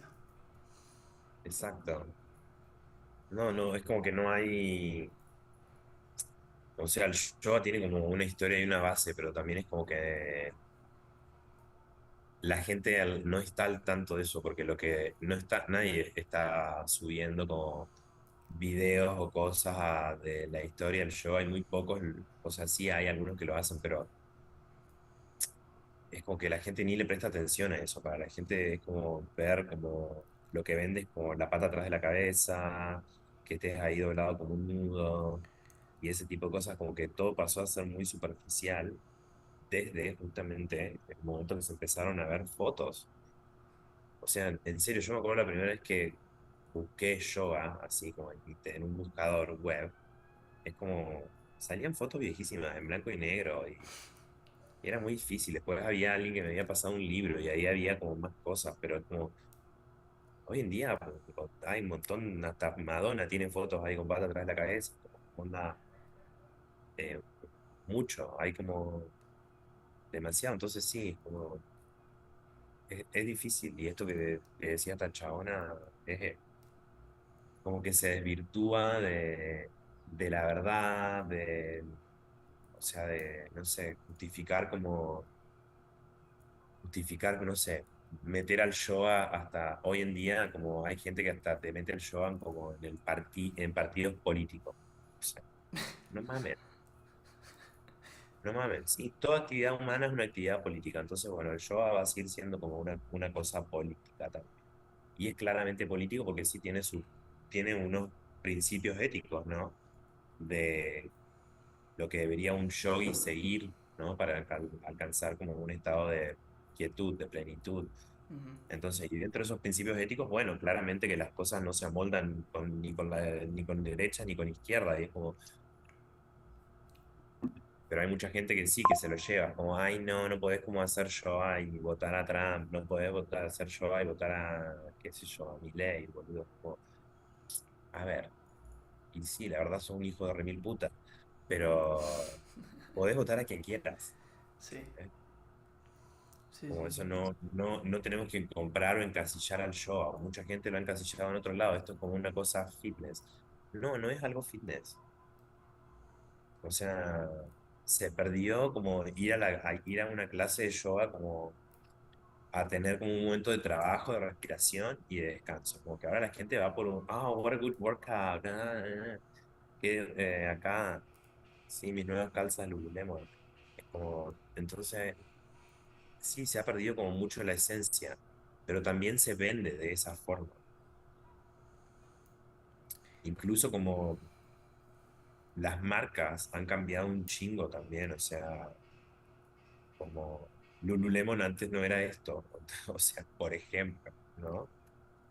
Siempre fue una marca de Showa porque lleva años en el mercado, ¿no? Pero antes se promovían cosas chidas, se trabajaba con gente, priorizaban un montón darle chamba a gente de Canadá porque la marca era canadiense.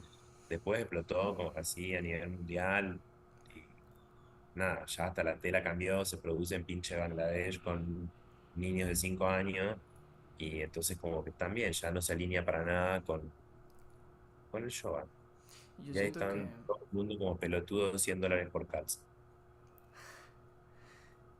es que eso es lo que pasa. Yo siento que ahorita el principal problema, bueno, yo me acuerdo cuando comencé como a buscar de yoga hace como un año o así, eh, qué difícil es encontrar información. Y suena raro porque más bien hay demasiada, pero encontrar información profunda de lo que es la práctica del yoga, hay que Sí, escarbar muchísimo.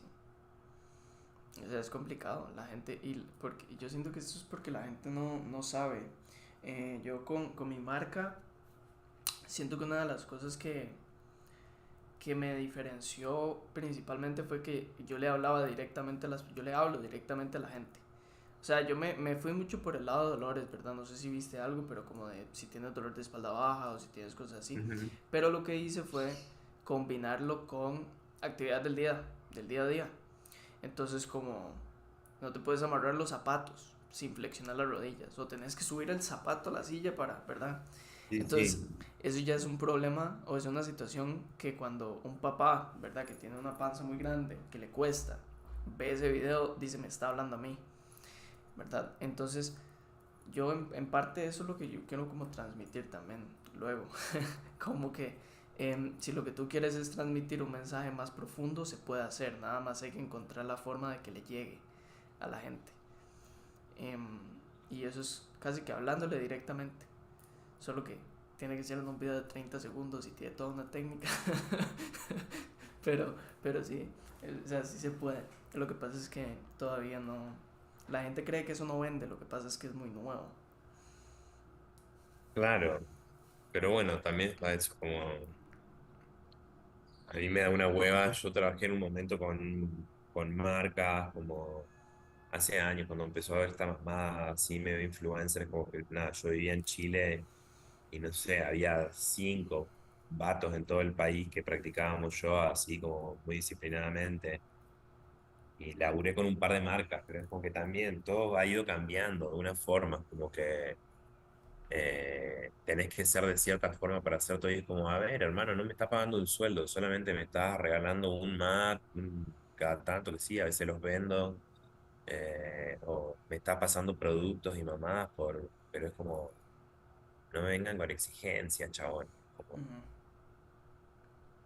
como, no sé, en esos momentos también, como en 2018 yo dejé de laburar con marcas y dije, no voy a volver a hacer esto más, a menos que sea extremadamente necesario. Y cuando haya plata de por medio, porque al final del tiempo estás poniendo tu tiempo, tu cara, estás ahí en una, y nada, como que se empezaron así, como que solamente me había quedado chambeando con una sola marca que no eran muy jodidos, pero bueno, cuando fue la pandemia yo hice un par de acusaciones que no eran nada que ver, o sea, no como antivacuna, pero bueno, expresé mi opinión. Ujú. Y nada, y ahí como que la gente como que, bueno, en definitiva, entonces como que en verdad ni es que me dejaron de seguir un montón de gente ni nada, como yo dije algo y la gente que me sigue y saben cómo soy porque no estoy careteando un personaje. Exacto. Como- y no estoy haciendo, no estoy separando en un Instagram mis clases ni nada, no, va todo lo mismo, chabón, es como... Porque eso es otra cosa, como que con el tiempo se ha vendido esta etiqueta, ah, ese profesor de yoga, bueno, sos vegano, bueno, no tomás, no salís de joda, no salís a hacer nada, básicamente, salís a comer prana.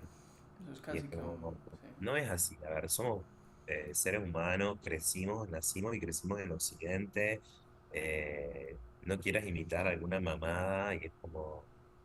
Nada, chabón, ¿te querés tomar un vino? ¿Qué vas a hacer? ¿Qué es más honesto que tomarte el vino en vez de estar aguantándote porque sos profe de yoga?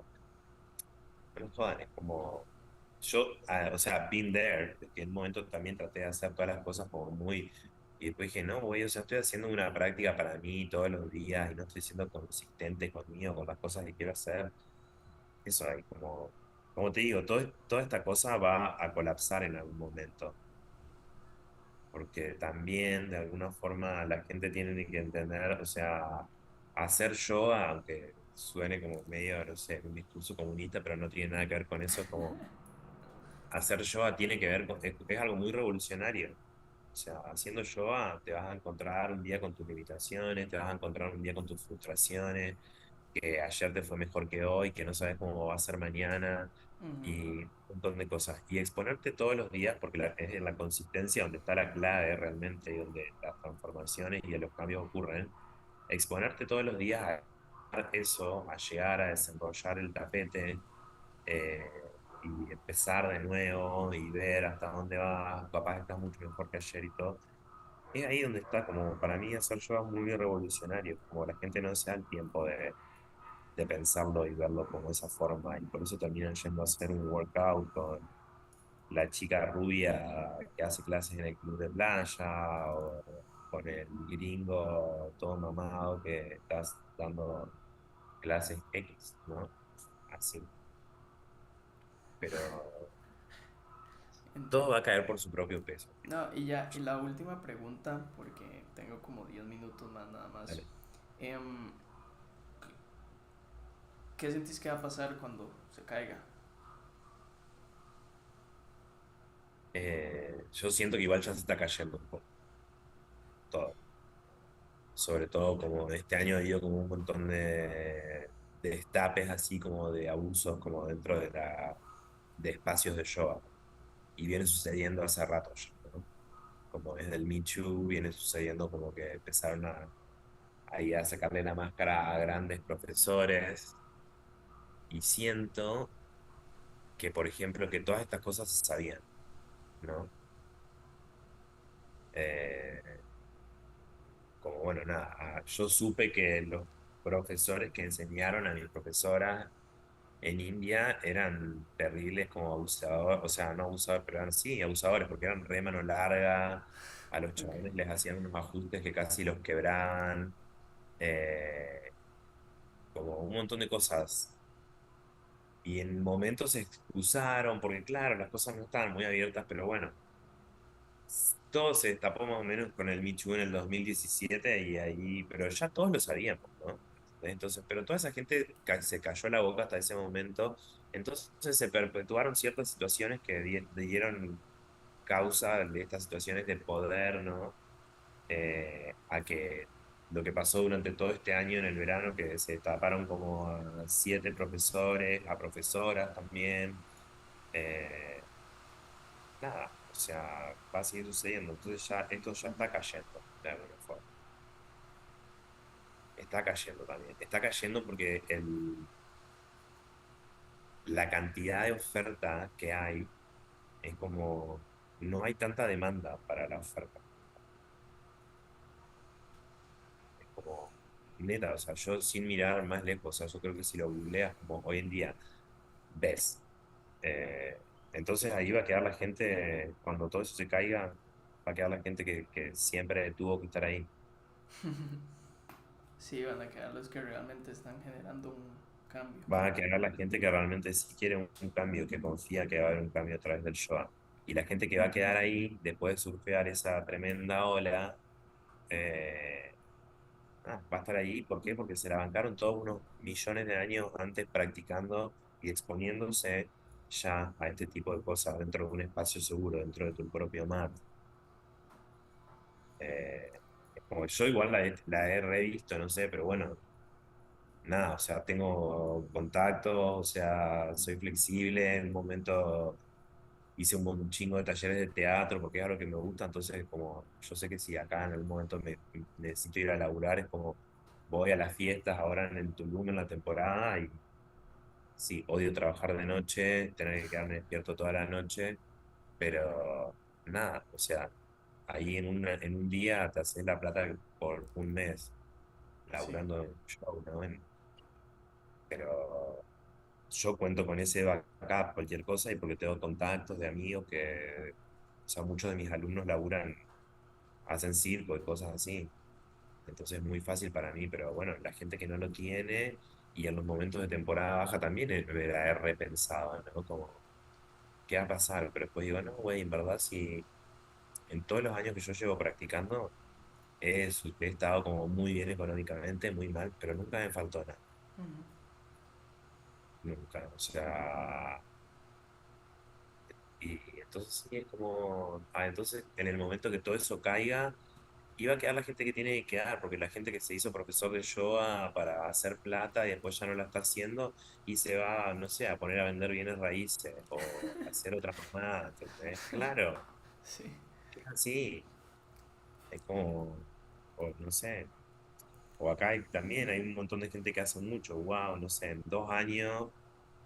Conozco al amigo, un amigo llegó a vivir hace 2 años acá y bueno, ahora el chabón no hacía nada cuando venía acá, no tenía ni idea de la vida. Y ahora es profesor de yoga, o sea, hace cacao, los hongos, el sapo, todas las drogas, pseudo chamán y como, vale, o sea, hermano, como no tuviste tiempo de profundizar en nada. sí, Pero bueno, o sea, eso le ha permitido de alguna forma, como te digo, el sol sale para todos y el chabón cuando llegó capaz estaba muy mal, necesitaba laburar y sí, se reinventó y yo lo encuentro reinventada, pero le va bien y digo, bueno, chido, o sea, por lo menos puede laburar en esto, a él le encanta la red social y todo, que obvio, pero sí estamos en otra, como que no sé, un día en una reunión el chabón me dijo como, ay, no, porque nosotros hacemos lo mismo, no sé qué, y una de mis alumnas me dice, no, flaco, salí de acá, es como no hacer lo mismo, como, y no, le dije, acá está todo bien, chabón, vamos, es como, hay para todo, pero él, por ejemplo, si esto le dejaría de dar dinero, lo dejaría de hacer, buscaría otra cosa, así como encontró esto que hoy en día le está dando, porque eso pasa, cuando se cae, claro, o sea, sí. No sé, si esto me hace acordar, es como, lo hablé con una amiga, esta pregunta que vos me hiciste otro día, me acordé que mi abuela decía, cuando el barco se hunde salen las ratas. Es como, y es algo que va a pasar, que va a pasar, porque, o sea, lo hablaba con una amiga que me dice como que hay un montón de gente ahora también haciendo como coaching, que ella hace coaching, qué sé yo, y es como que ahora cualquier persona da un certificado de coach por 100 horas online, no sé qué. Sí. Y le dije, bueno, amiga, le dije, pero no te preocupes, en algún momento todo, o sea, vamos, o sea, es la historia nomás, ¿no? Todo cae por su propio peso. Y en esto va a pasar lo mismo, y ya está pasando, ¿entendés? O sea, como qué mala onda por todas las víctimas, ¿no? Todos estos chabones y también mujeres que salieron denunciadas por abuso. Pero bueno, qué bueno que se sepa para que también ya no haya más víctimas y también para que la gente pueda hablar y no se siga perpetuando abusos en lugares donde no debería suceder. Es Ujú. como, sí, qué mala onda, pero bueno, es mejor que se sepa, o sea, que la cosa se vaya como, ¿cómo se dice? Unveil, que se limpie. Claro, pero ahí no. José, muchísimas Bueno, gracias. a vos. O sea, fue una legítima cátedra. Me encantó. Sí, sí, me encantó, me encantó. Muchísimas, muchísimas gracias. Gracias. Por el Bueno, tiempo, por espero que te todo. sirva. Sí, totalmente, definitivamente. Em, un placer, definitivamente más adelante te voy a estar contactando, pero ya como para clases yo personales, porque sí me llama la atención. Dale, Entonces, una. ahí después nos hablamos, pero de verdad muchísimas gracias. Dale. Gracias. Espero que Bueno, que tengas te un vaya muy bien. super día. Igualmente. Nos Gracias. vemos. Chao. Gracias. Bye bye.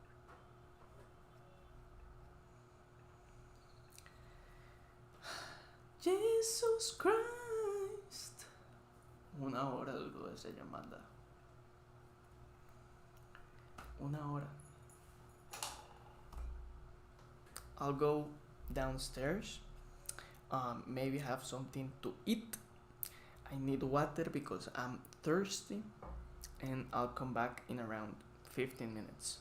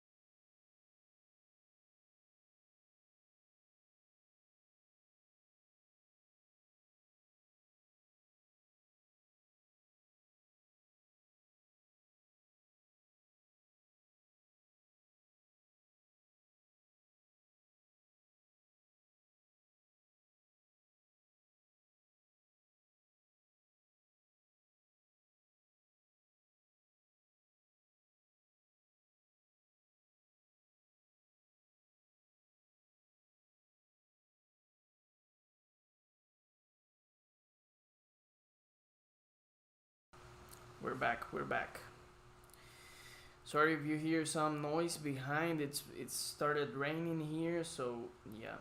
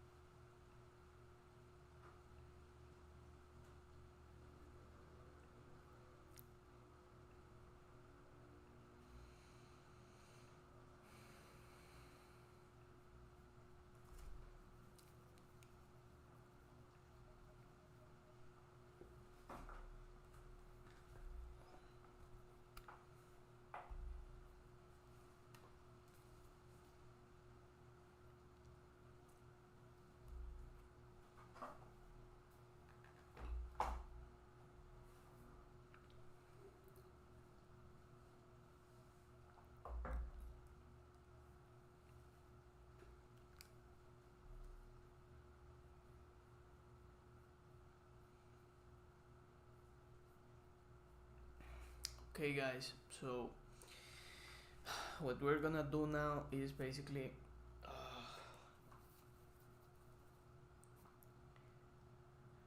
transcribe the previous calls, and also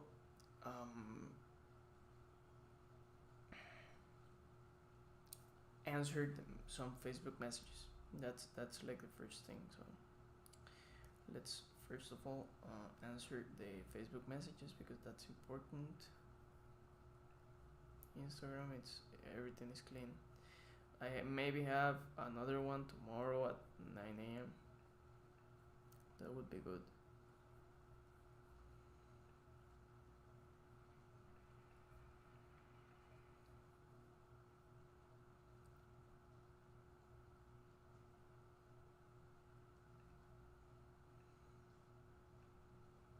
Hey Daniel, I'm so sorry I forgot to answer your message. Yeah, I would be happy to talk to you about my experience as a full-time teacher. I just don't know when, because if you're in Costa Rica and I'm in Belgium, we have a little bit of time difference, so I don't know if you maybe have like a set list of questions and then you can send it to me. I can record my answers if you like, or I don't know in what way you envision this, interview to happen. And yeah, good luck with your thesis. I've been there, so I know it can be tiring and challenging, but I am sure it will be great. So let me know, and I wish you a nice day or evening or whatever time of the day it is for you there. Bye bye.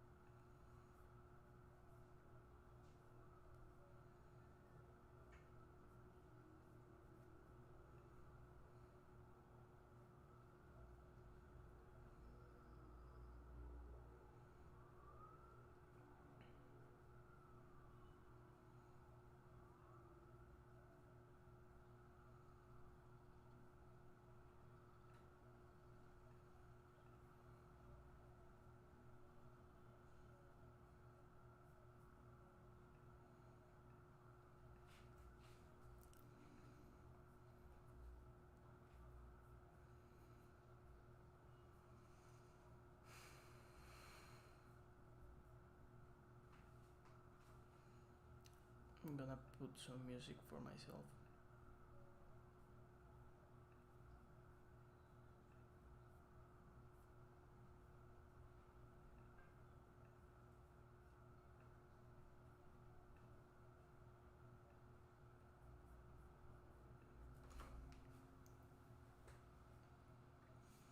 Jesus, I need a nap, bro.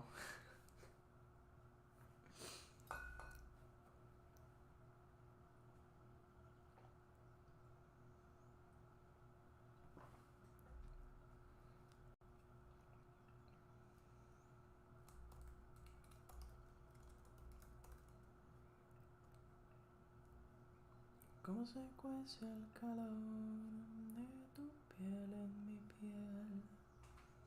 Se vuelve el cuento fantasía, amada mía, que dibuja mi sol como adivina tu voz y me dijo que el amor eres tú.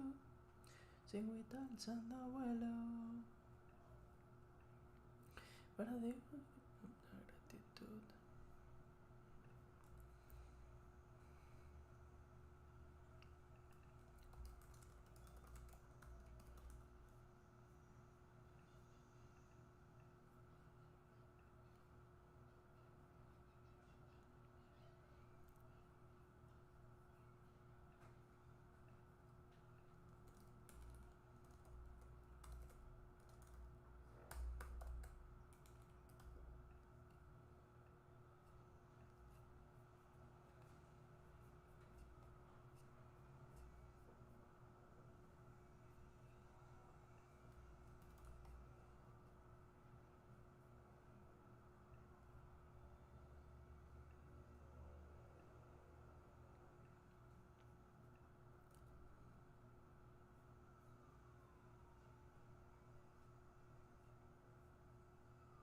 Se vuelve el cuento fantasía, amada mía, oh, que dibuja mi sol.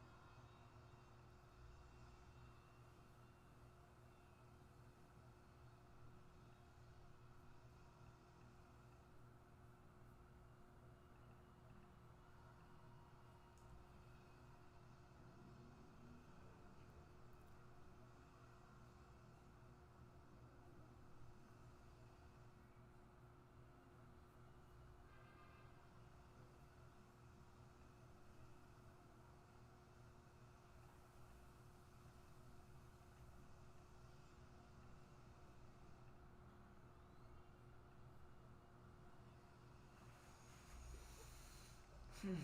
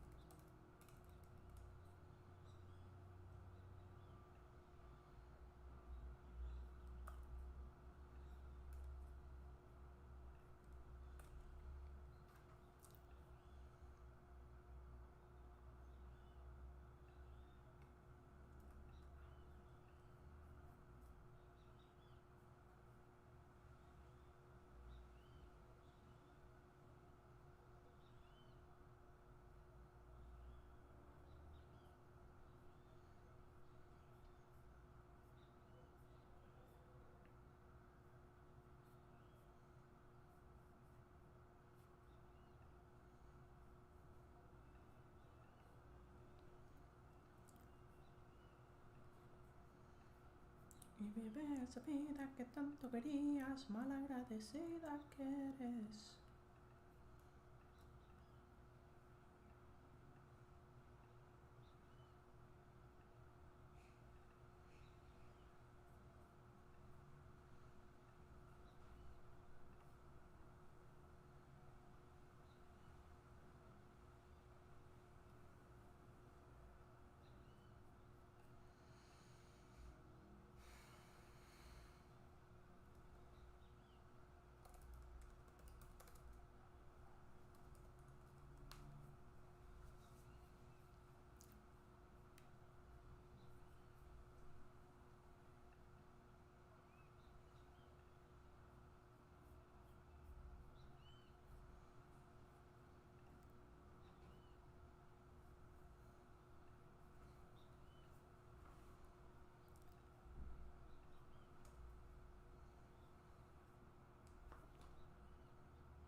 Es la hora de darme un beso.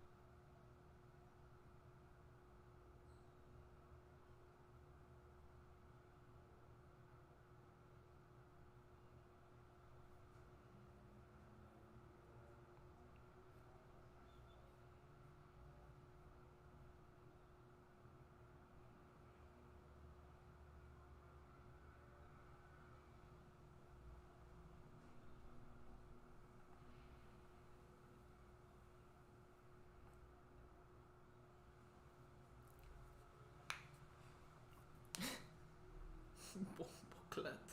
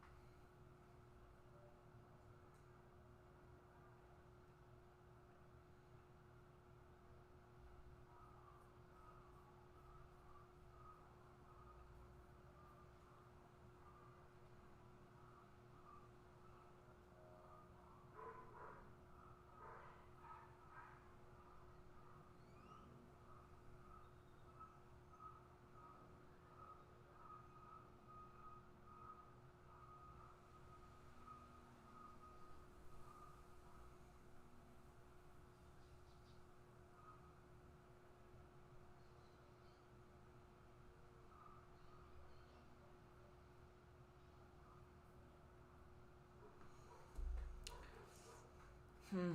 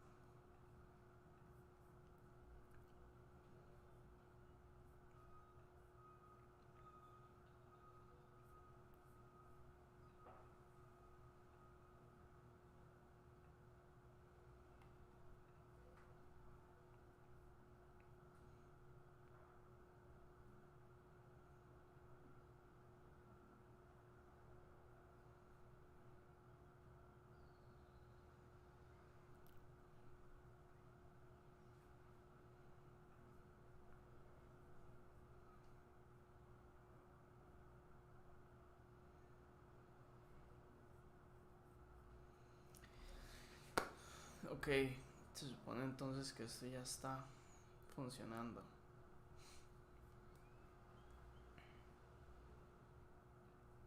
Súper. Digamos a ver si funciona o no. Voy a ponerme aquí a hablar un ratito como tontibrix, nada más como para ver si este man entiende. Que debería, la verdad es que sí debería. Ajá, eso sería.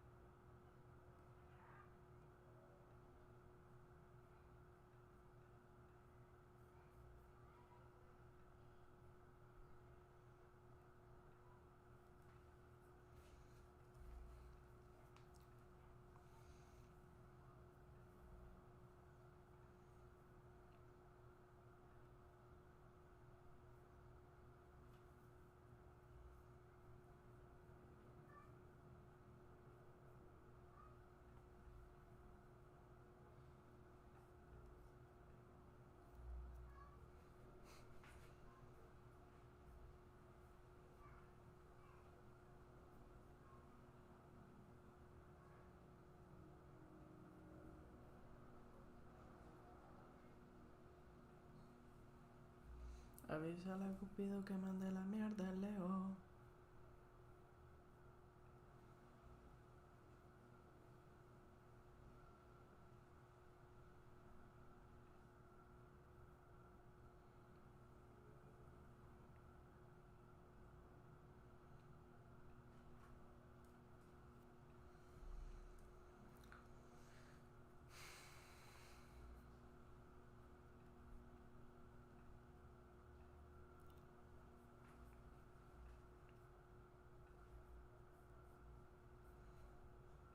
Mami, no me digas que no.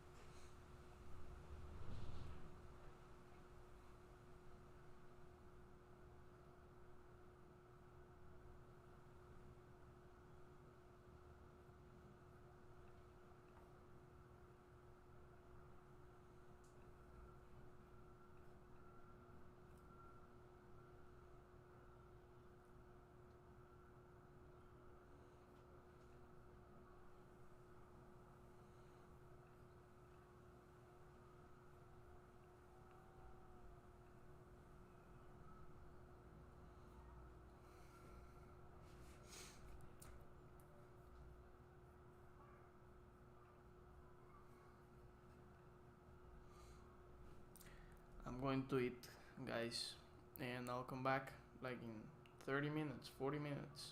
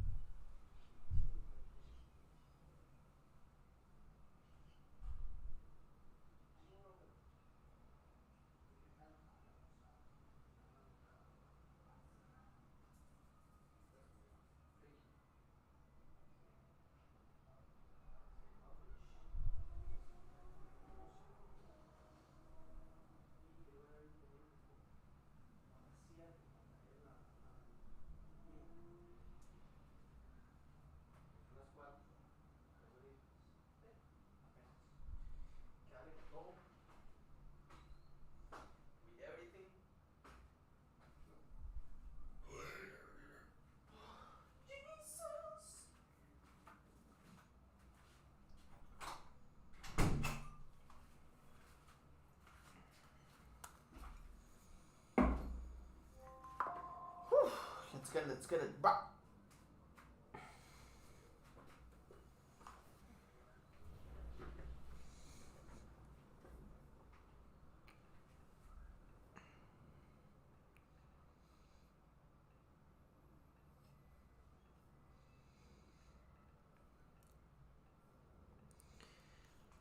Okay, guys, so we're gonna do some outreach on Facebook because that worked pretty amazing yesterday.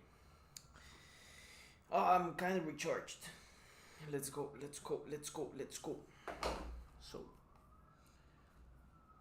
um,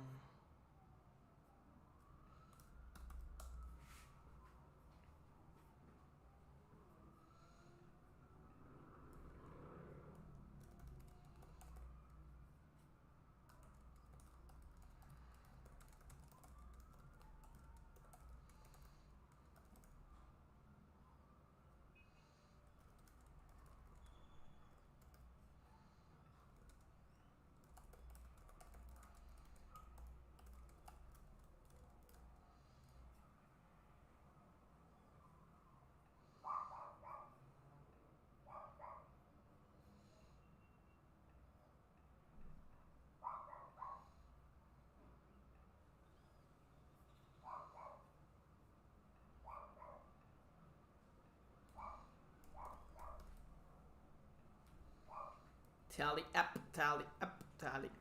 up. How do I reset this, bro? How do I reset these?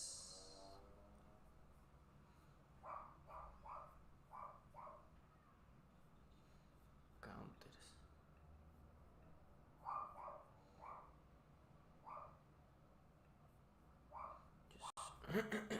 Okay, let's get it.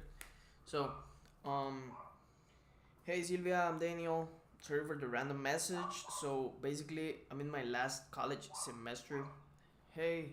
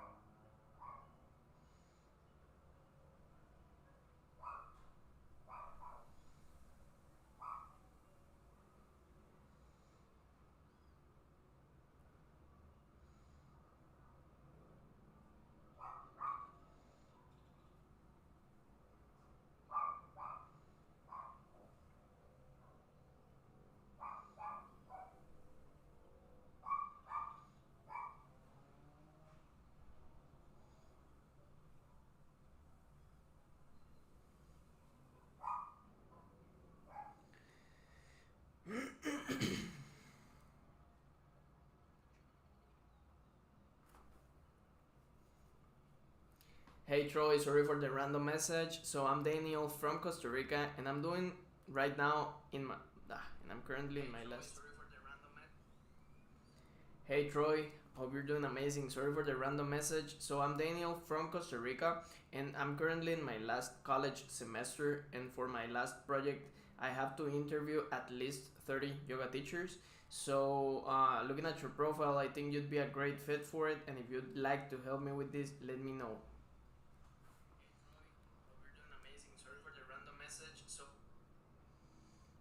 One.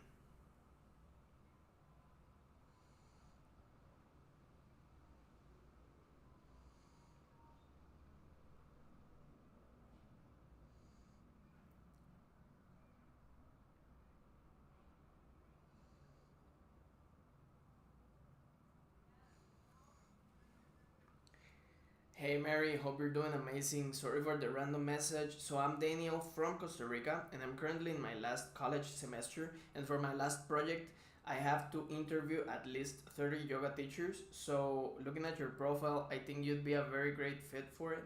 And if you'd like to help me, please let me know so I can send you some details. Hey Mary, hope you're doing amazing.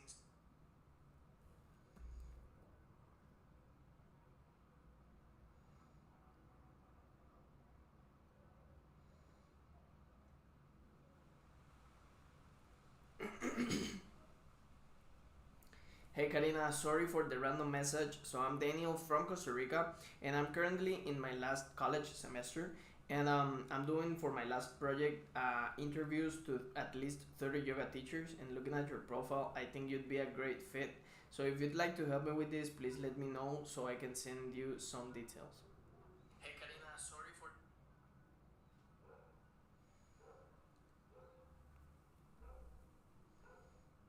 Chelsea.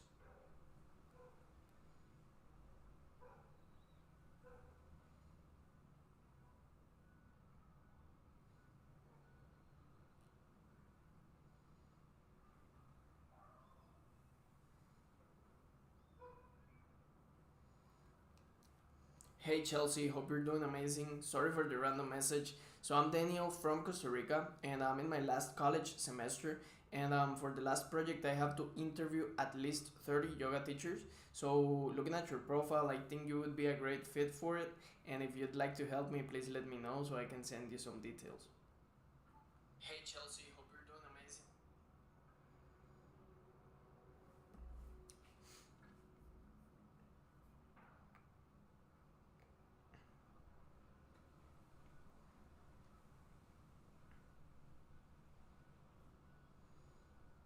Hey Rebecca, hope you're doing amazing. Sorry for the random message. I'm Daniel from Costa Rica, and currently in my last college semester. And for my last project, what I have to do is interview at least 30 yoga teachers.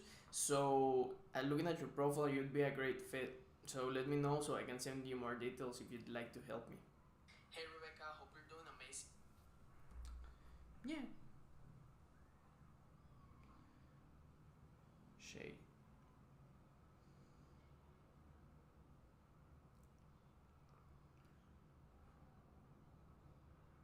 Hey Shay, hope you're doing amazing. Sorry for the random message. So I'm Daniel from Costa Rica, and I'm currently in my last college semester. And for my last project, I have to interview at least 30 yoga teachers. And looking at your profile, you'd be a very great fit. So please let me know if you'd like to help me so I can send you some details. Hey Shay, hope you're doing amazing. Sorry for the random message.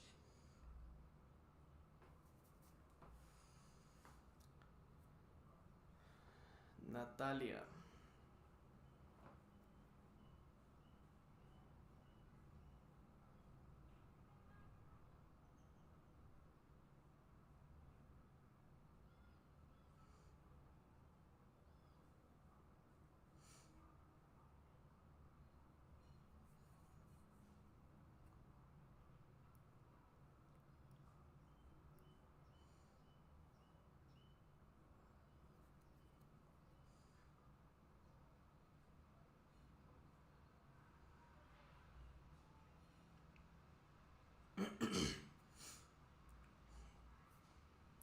Hey Jane, hope you're doing amazing. Sorry for the random message. So I'm Daniel from Costa Rica, and I'm currently in my last semester of college. And for my last project, I have to interview at least 30 yoga teachers.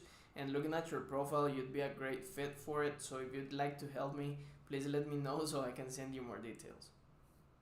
Hey Jane, hope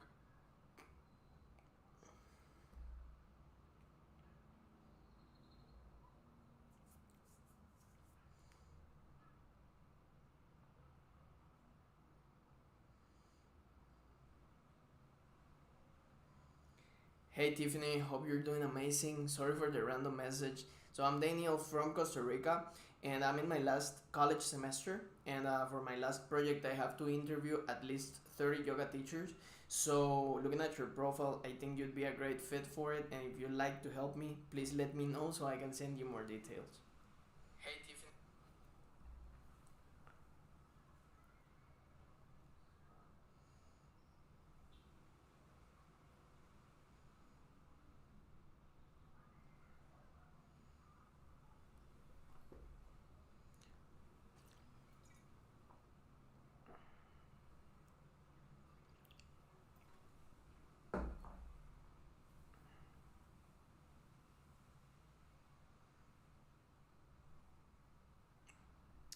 Hey Jessica, I hope you're doing amazing. Sorry for the random message. I'm Daniel from Costa Rica, and I'm from I'm.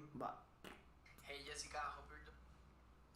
Hey Jessica, hope you're doing amazing. Sorry for the random message. I'm Daniel from Costa Rica, and I'm in my last college semester. And for my last project, I have to interview at least 30 yoga teachers. And looking at your profile, you'd be a great fit for it. So please let me know if you'd like to help so I can send you more details. Hey Jessica, hope you're doing amazing.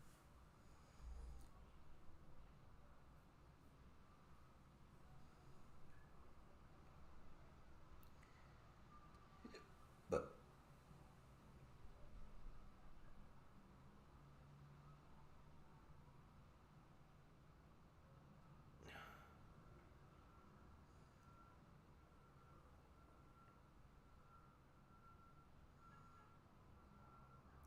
Hey Nicole, hope you're doing amazing. Sorry for the random message. So I'm Daniel from Costa Rica, and I'm in my last college semester. And for my last project, I have to interview at least 30 yoga teachers. So looking at your profile, I think you'd be a great fit for it. And if you'd be willing to help me, please let me know so I can send you more details. Hey Nicole.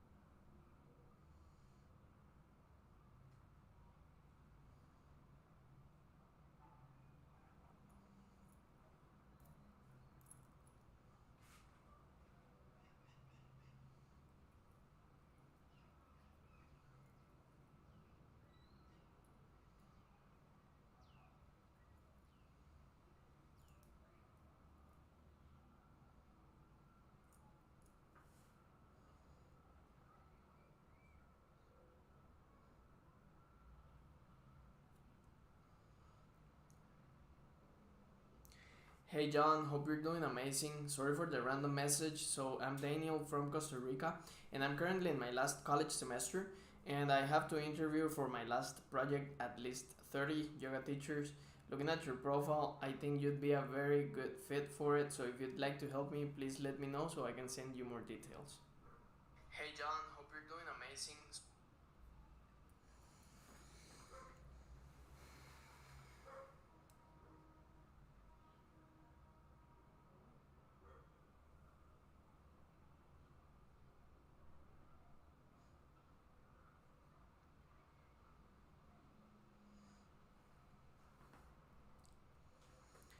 Hey Megan, hope you're doing amazing. Sorry for the random message. So this is Daniel from Costa Rica, and I'm currently in my last college semester.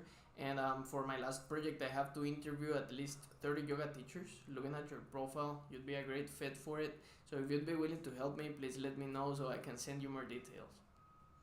Hey Megan,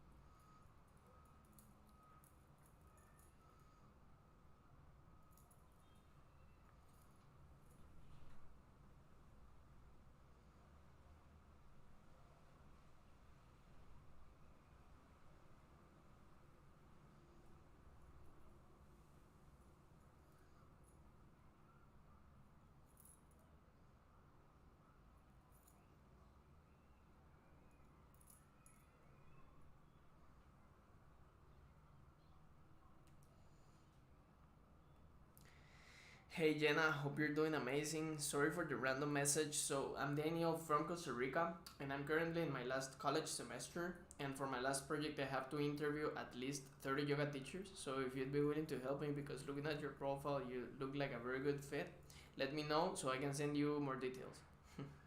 Hey Jenna, hope you're doing amazing.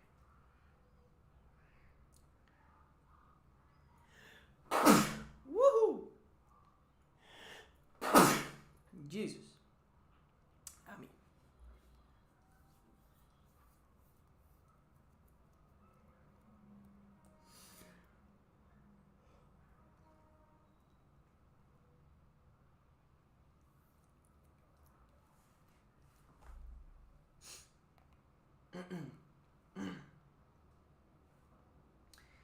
Hey Ami, hope you're doing amazing. Sorry for the random message. So, I'm Daniel from Costa Rica, and I'm currently in my last college semester. And for my last project, I have to interview at least 30 yoga teachers. So, looking at your profile, I think you'd be a great fit for it. So, if you'd be willing to help me, please let me know so I can send you more details. Hey Ami, hope you're doing amazing. Sorry for the random message. So, Ami, bro, it's Amy. Fuck that shit. Boop.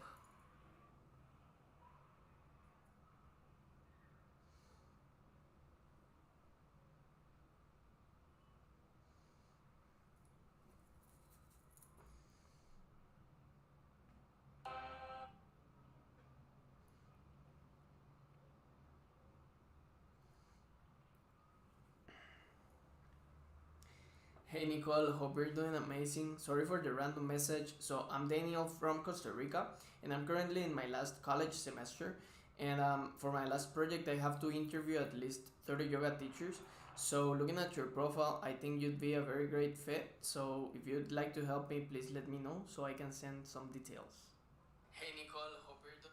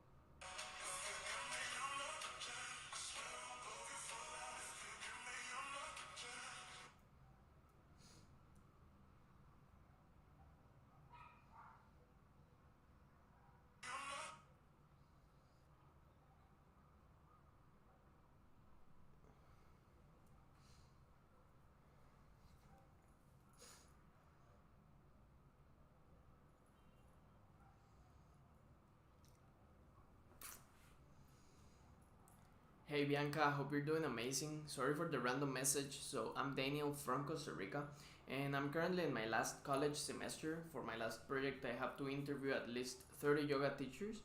So, looking at your profile, I think you'd be a great fit for it. And if you'd be willing to help me, please let me know so I can send you more details. Hey Bianca.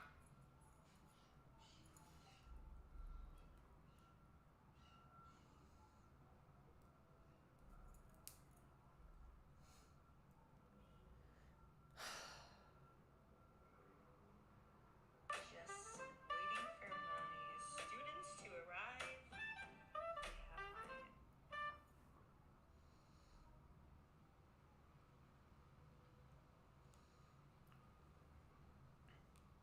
Hey Alisa, hope you're doing amazing. Sorry for the random message. So, I'm Daniel from Costa Rica, and I'm currently in my last college semester.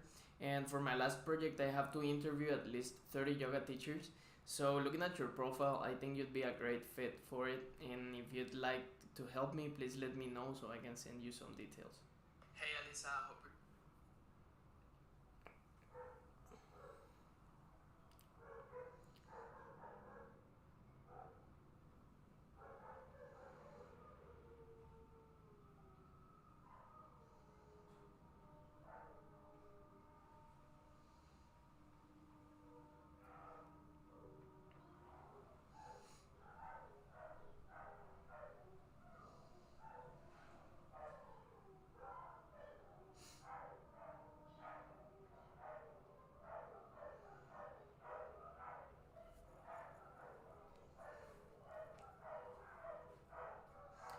Hey Kayla, how are you doing? Sorry for the random message. So, this is Daniel from Costa Rica. I'm currently in my last college semester, and for my last project, I have to interview at least 30 yoga teachers. And looking at your profile, I think you'd be a great fit for it. So, if you'd be willing to help me, please let me know so I can send you more details. Hey Kayla.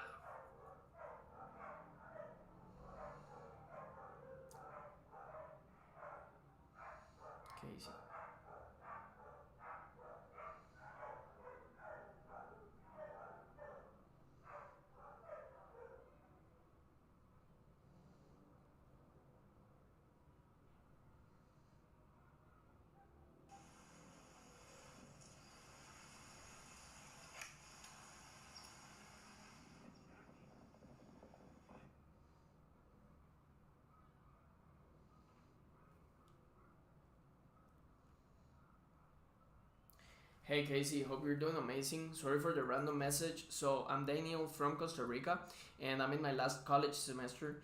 For my last project, I have to interview at least 30 yoga teachers. Looking at your profile, I think you'd be a great fit for it. So, if you'd be willing to help me, please let me know so I can send you more details. Hey Casey.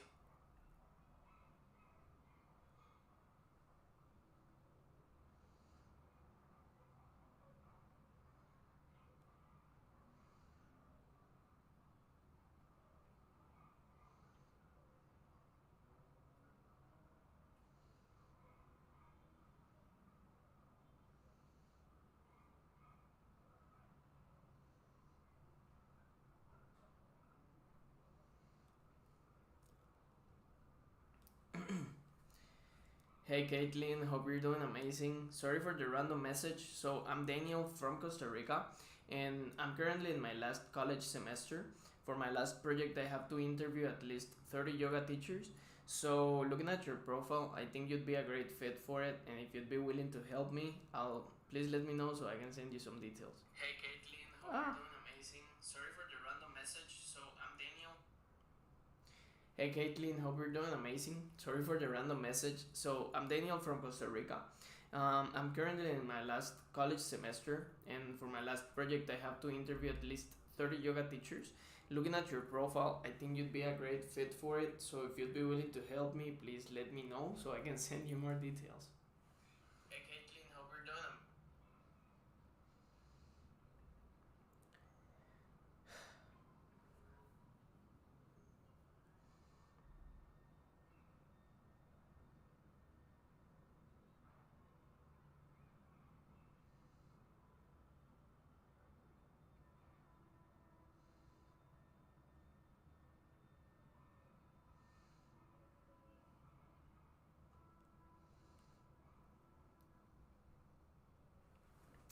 Hey Janet, hope you're doing amazing. Sorry for the random message. So, I'm Daniel from Costa Rica and I'm currently in my last college semester. And for my last project, I have to interview at least 30 yoga teachers. So, if you'd be willing to help me because looking at your profile, you'd be a great fit, please let me know so I can send you more details. Hey Janet, hope you're doing.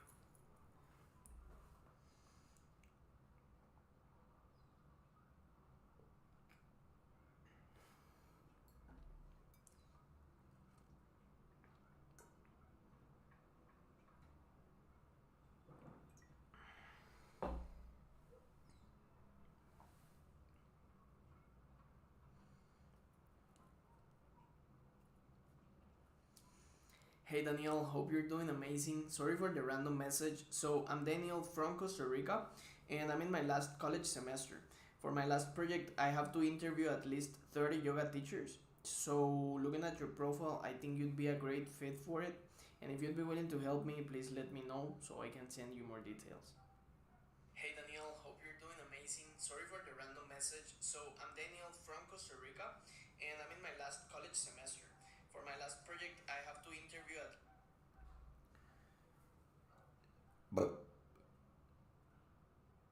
Ninja Coach. Bombo.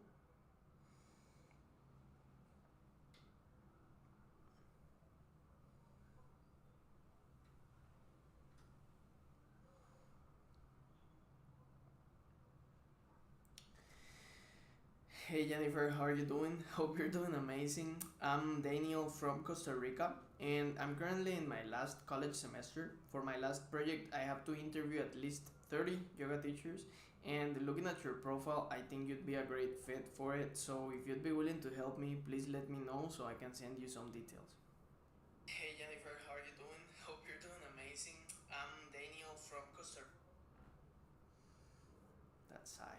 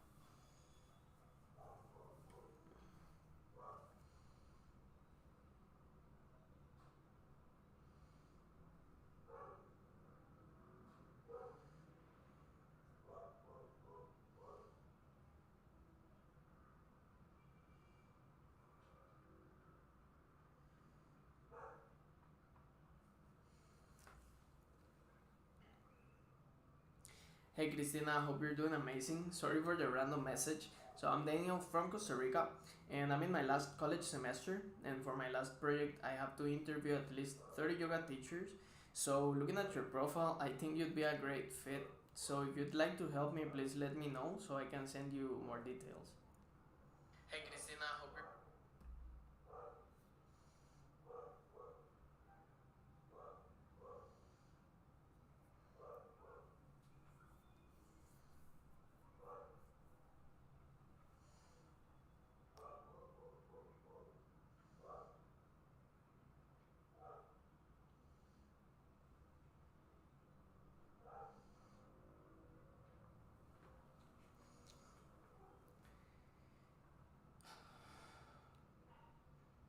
Hey Jasmine, hope you're doing amazing. Sorry for the random message. So I'm Daniel from Costa Rica and I'm currently in my last college semester, and for my last project I have to interview at least 30 yoga teachers. So looking at your profile, I think you'd be a great fit for it, and if you'd like to help me, please let me know so I can send you some details. Hey Jasmine.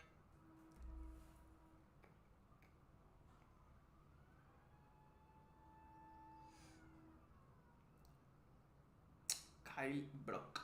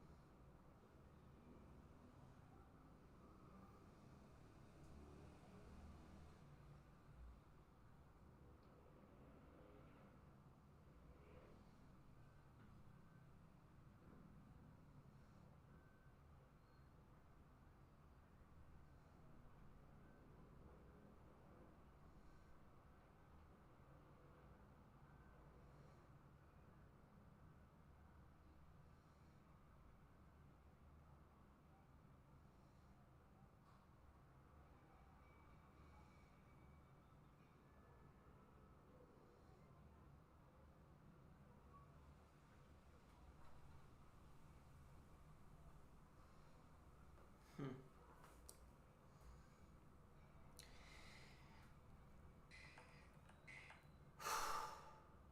Hey Zach, hope you're doing amazing. Sorry for the random message. So I'm Daniel from Costa Rica and I'm currently in my last college semester. So for my last project I have to interview at least 30 yoga teachers.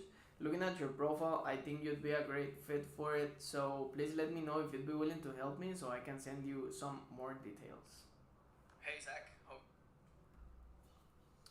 Hey Zach. Margie. Margie.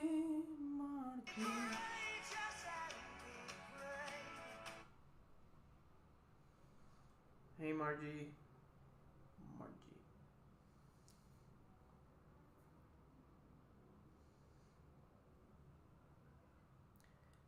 Hey Margie, hope you're doing amazing. Sorry for the random message. I'm Daniel from Costa Rica and I'm currently in my last college semester, and for my last project I have to interview at least 30 yoga teachers.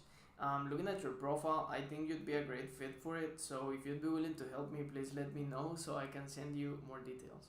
Hey Margie, hope you're doing amazing.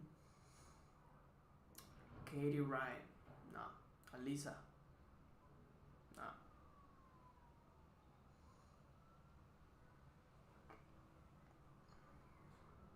Kimberly.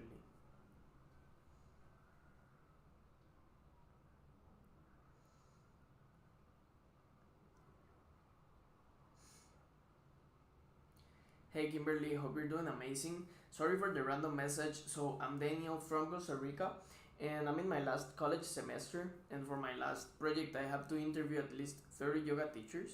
And looking at your profile, I think you'd be a great fit for it. So if you'd be willing to help me, please let me know so I can send you some details.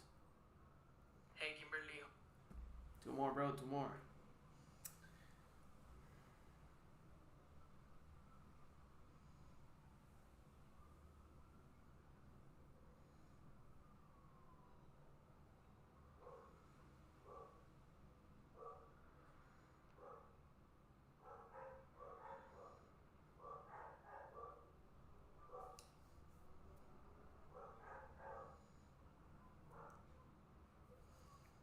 Jaiseline.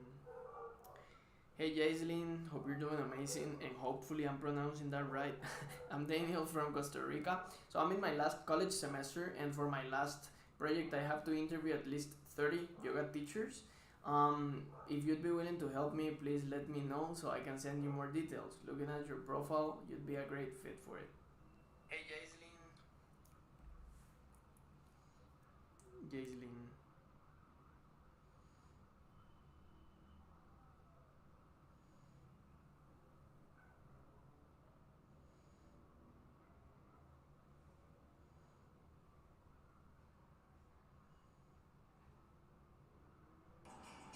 Una vez estábamos yendo en una autopista con mi mamá a la noche y mi hermana en un Renault 6 o Renault 4, no me acuerdo qué carro o auto era, pero me acuerdo patentemente.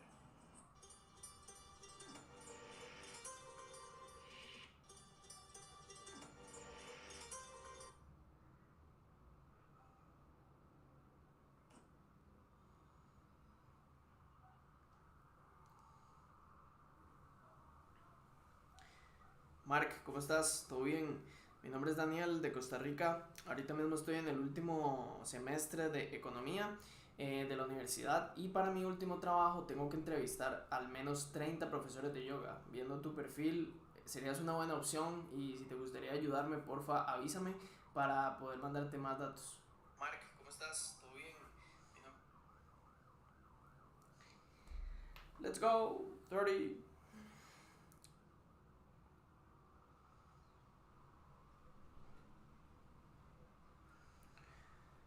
I'm done.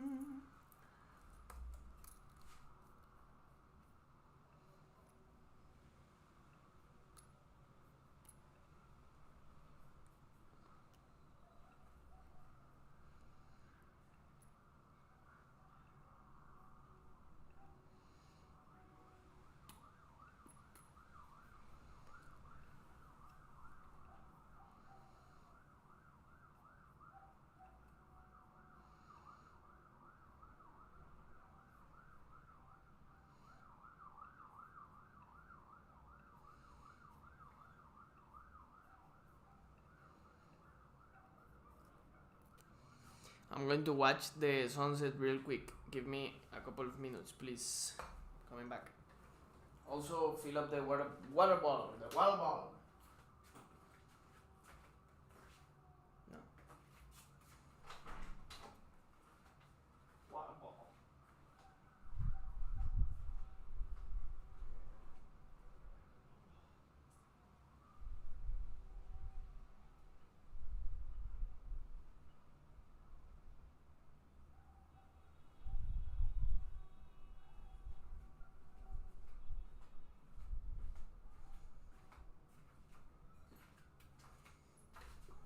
Actually, guys, I'm gonna take my dogs out, so I'll come back in like hopefully less than half an hour. Yes. Come back. See you soon. See you soon.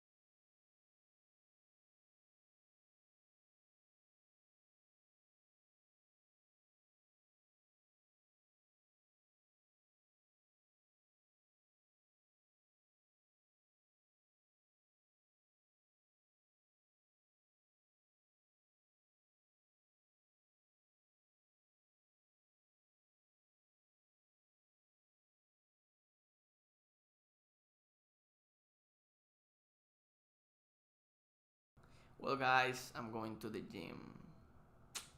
Hopefully you had a great day today, 9-hour stream. Let's get it. See ya.